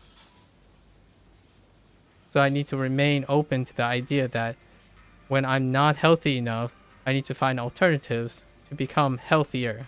If I'm already healthy, I need to ask myself, am I working hard enough to maintain that content healthiness? When you only have one option to be healthy, you won't know if you can do anything else if you're not healthy enough. It will feel like you have no choice. You'll end up doing that one thing until it's so extreme that you can't do anything else. The streamer in this sub-story is a great example. They went so extreme because there's no other alternatives. They have no way of knowing if there's any other way to be a successful streamer. I know a lot of ways to be a successful streamer. But because I know a lot of ways, in my opinion, my humble opinion, I know a lot of ways to be a successful streamer. Because of that, I'm comfortable not doing any of those things. I don't have to do any of those things. I know the bare minimum that I need to want to stream. There's nothing else that I need because I know a lot of things that I don't need. It's not an excuse because I can say it with a smile. That streamer thing, that hit really hard. That's like, I would say the vast majority of people would be kids who play video games will happen to feel like it broke a fourth wall with that streamer thing. And then this thing too. There are kids who submit work that is completely generated by ChatGPT, fooling no one really. It's incredibly hard to feel like you might be thinking, oh yeah, but they fooled the bar exam and they fooled that stuff. It's like, yeah, but the bar exam is standardized. Like, it's not like a human is gonna comb through it. There are a lot of things that make it very indicative of not the person. Like, for example, a 14-year-old passing the bar exam using a machine learning thing. That doesn't, it's not coherently, it's a meta level of connection. It deals with like intuitions of saying like, yeah, maybe once in a lifetime, but this is awfully suspicious. So kids who become really reliant on tools and stuff have no longer even done anything long enough to develop intuition. So when someone shows me a product, or when they tell me, oh yeah, you know, I just got out of college and I'm so excited, I've been working on this project and then I'm starting this and this, the first thought I have is, did you complete anything? Because you say a lot of things you're going to do. You have yet to say anything you've done and how you keep doing the things you've already done before you start something new. That comes up a lot. And sure enough, what happens is that person, if I look enough, that person, that was the last time they did that thing. And in this case, since I'm on Twitch, right? Usually that's streaming. Or streaming a specific content. Or streaming doing something. And I catch myself doing the same thing. Like, I planned something that I was going to do.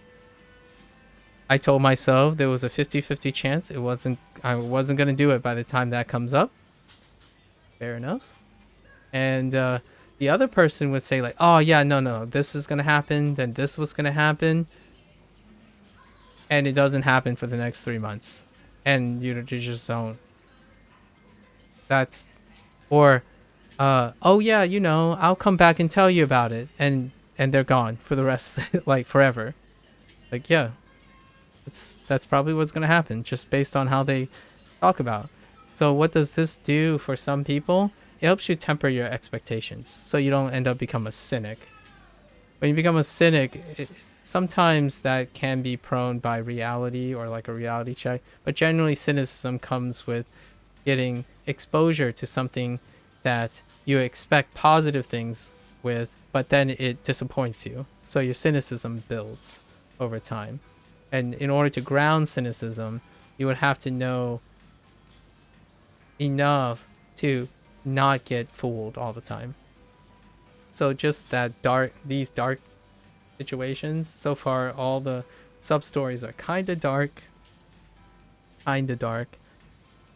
It's not making me cynical about the rest of the sub stories because I have enough experience to know that there are happy sub stories too. Just saying. All right, that's a good digression. It is my intent when I start to digress that I want to give it some girth, you know? I don't want to just leave it on some hot takes. Hot takes are kind of alright, but I'm not a hot take person. And like that streamer, hot takes are very important for like content creation right now. Not me. I'm actively choosing not to, but I know what the consequence. All right, and then we're gonna see the conclusion of this sub story and call it a day. And come back another time. Hopefully this kid is okay.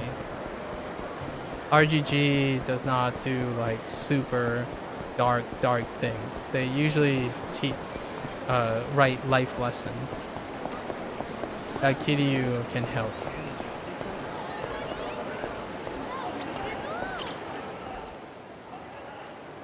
Oi. You're not really planning to jump in, are you? Of course. If it's for the Kaishi-san, a little river diving is nothing. So you really would do anything if this robot told you to. It's not like that. I weighed the pros and cons and decided this for myself. Okay, that's promising, I think. You're gonna get yourself hurt. Not if I do it right. I've got to impress her for that date. Oi. Slow down and use your head, kid. If you land yourself in the hospital, there won't be a date at all. You're right. I saw a solution and thought, this is perfect, and then there's got to be less dangerous ways. Well, let me ask again. You're gonna ask it again, even after all that. Hey, chat DDT's the whole reason I have a date in the first place. Fair enough. How do I show the girl I like that I'm suave and quick thinking?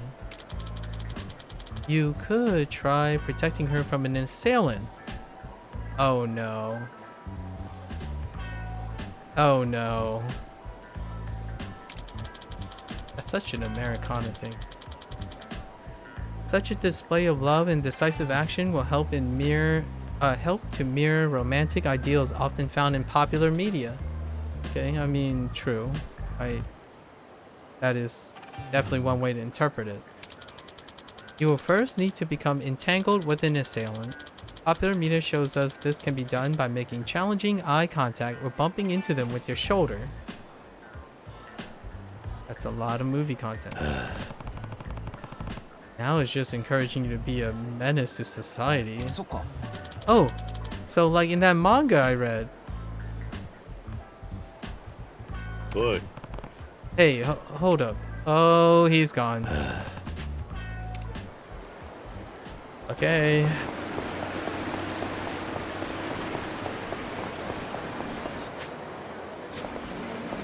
Let me guess. Yakuza.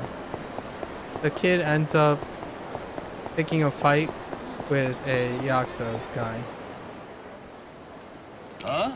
No, not really. Maybe not.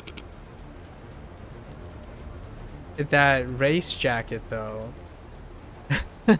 Or that yeah, the racing jacket though.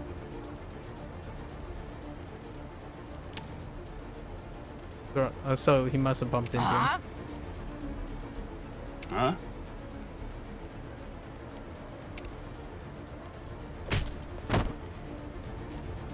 We don't need to know what they were saying. Wait, they just crap talked to each other.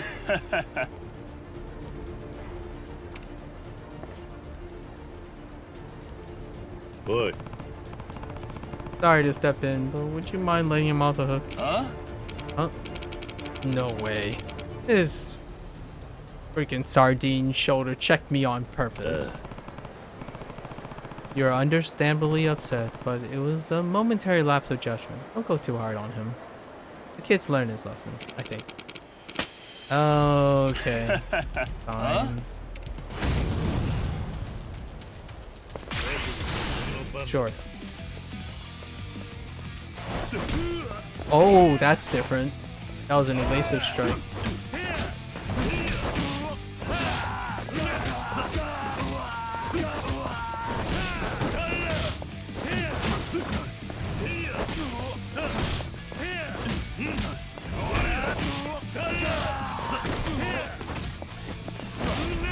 Get out of here. Oh, butthead.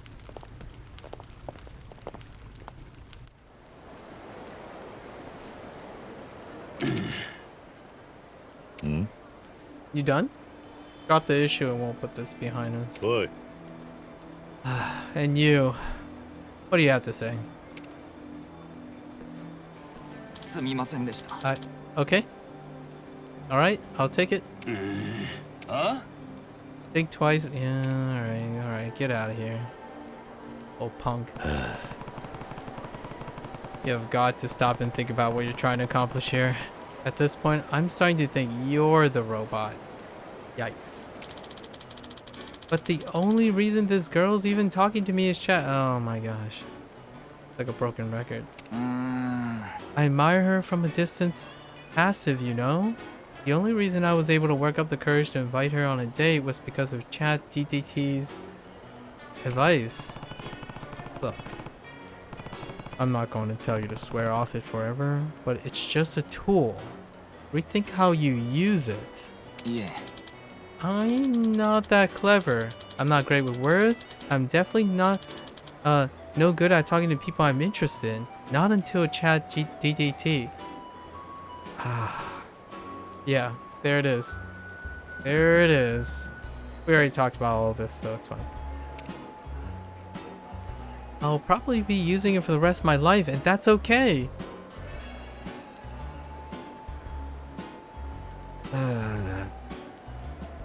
A good example is video games.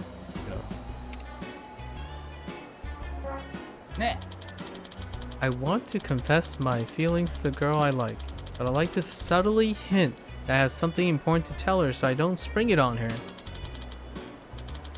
Let me see if I can help. Do you have more information about this girl you like? She's a 20-year-old female college student who likes cats and cooking. In order to not surprise a 20-year-old female college student who likes cats and cooking with your confession, you could send the following message to hint at your feelings. I'm looking forward to our date so much my heart is beating 1,000 beats a meow minute. What? If we could cozy up in the kitchen and cook a meal together, that'd be just the perfect. Oh my. Okay. Nope. Nope. No. Those lines go straight in the garbage. Too late. Just sent it. Oh my. You have got to be kidding me. I'm there with you, Kiryu. Oh, she replied. She's disgusted, right? You should take this opportunity to learn from your... It probably worked out, but you still didn't come up with the skills to do so. Wow, it sounds like Takaishi-san is just as excited as I am. Alright, well, let's see. Nani? She... Really?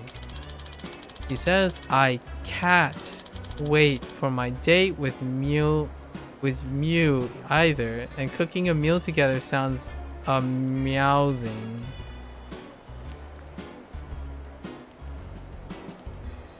Nani? I'm there with you, Kiryu. See? Okay. She really liked it. How does it feel, huh? Not so great. Alright, I'm on a roll. Can't stop now. I'm gonna have Chad DTT tell me how to confess to her.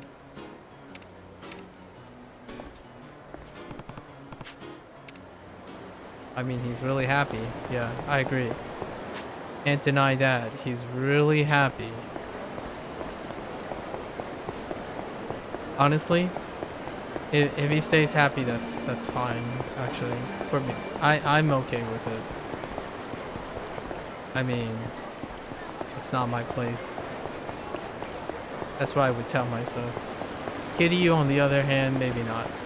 He wouldn't be okay with saying it's not his place. Let's go find out.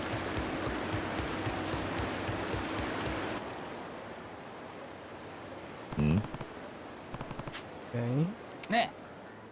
Isn't this romantic, Takaishi-san?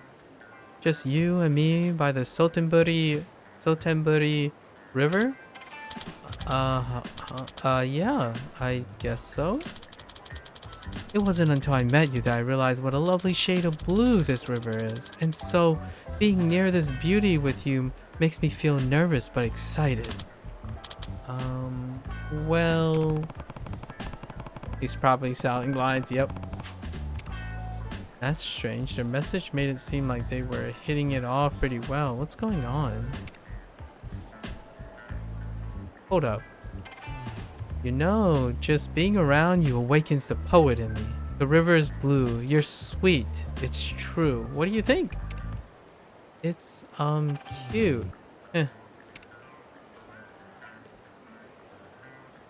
It's not painful. It's kind of painful to watch, Kitty.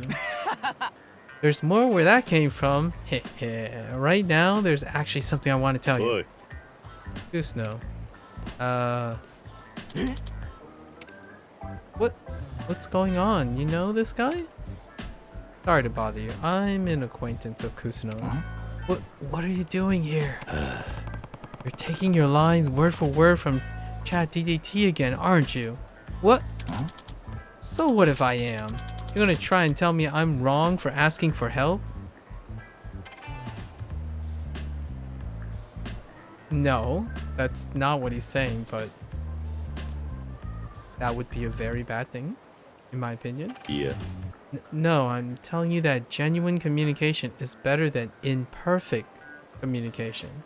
If you got something important to say, don't go searching for the cleanest, best edited version. Take a risk for once. Speak from your own heart. I told it to write a heartfelt confession to Takaishi that gets my feelings across. I'm trying here. You're just standing there invalidating my efforts. Exactly. What efforts? At this point, you're kidding yourself if you think you're not just a robot listening to another robot's orders.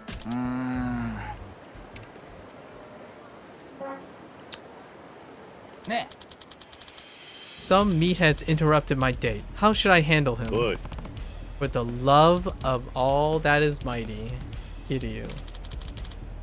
That's certainly an issue. A confession of love is a deeply important event in your life. Having it interrupted may seriously affect your future happiness.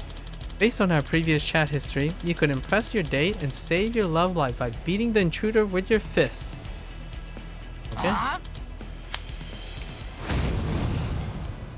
Yep.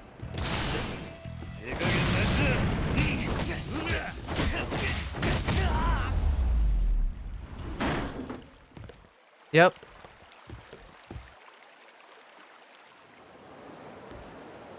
Yep.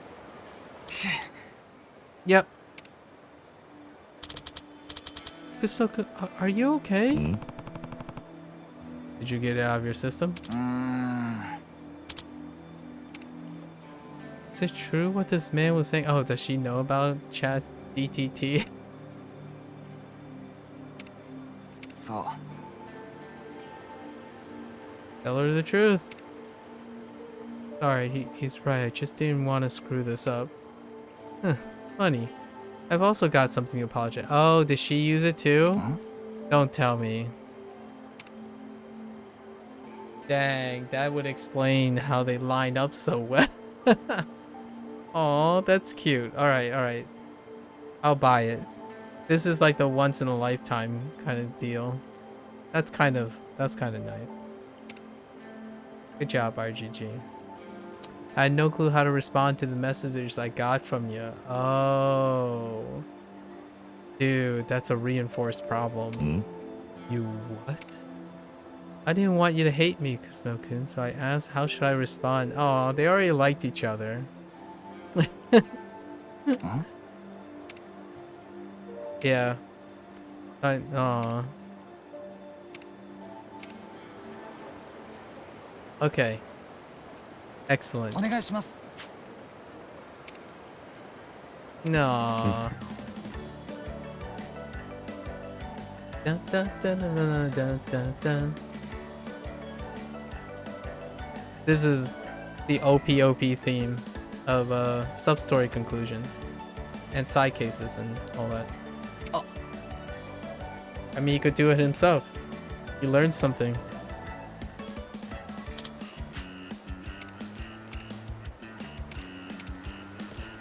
Might be useful. You know, ChatGPT might have been a useful tool starting out, but I think I don't want to rely on it. I want to figure things out for myself. Good on you, mate. Huh? Yep. Yeah. So now we're back where we started. You don't want to swear it off it. Just rethink how you're using it. Aww.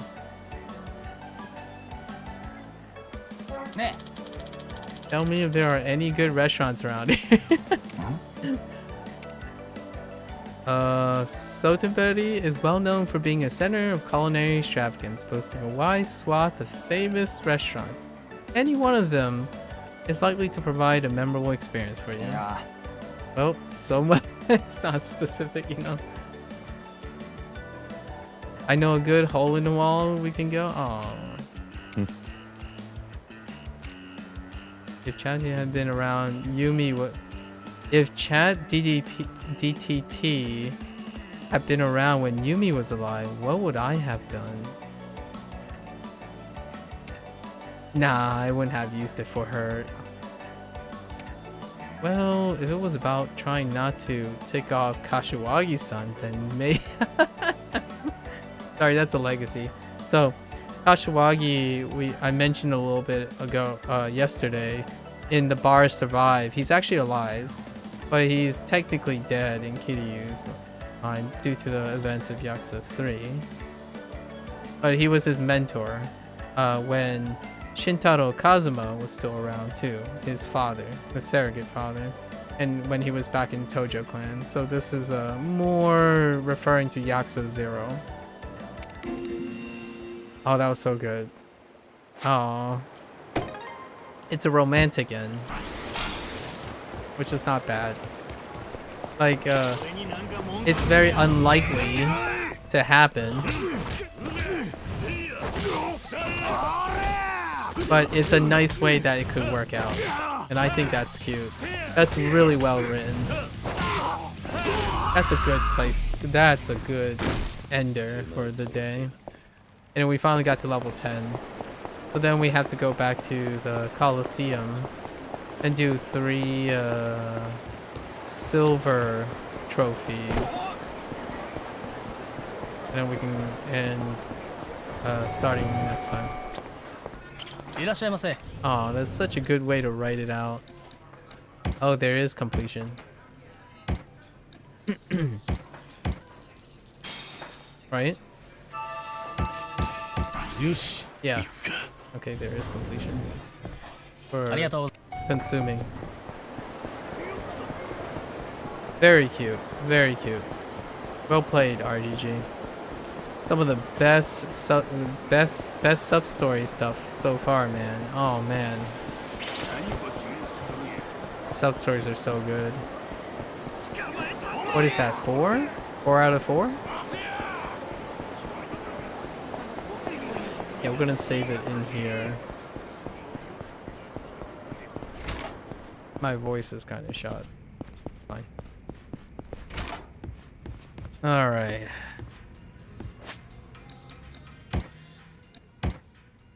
I don't know what I'm gonna title the digression yet. Anyways, as always, thanks for hanging out, folks. Thanks for listening if you're here. If you're gonna watch this later, thanks for watching. As always, you're always welcome to comment, share, discuss. Until next time, stay safe, stay healthy, work on that net positive lifestyle. I'll catch you guys on the next one. Take care. Bye now.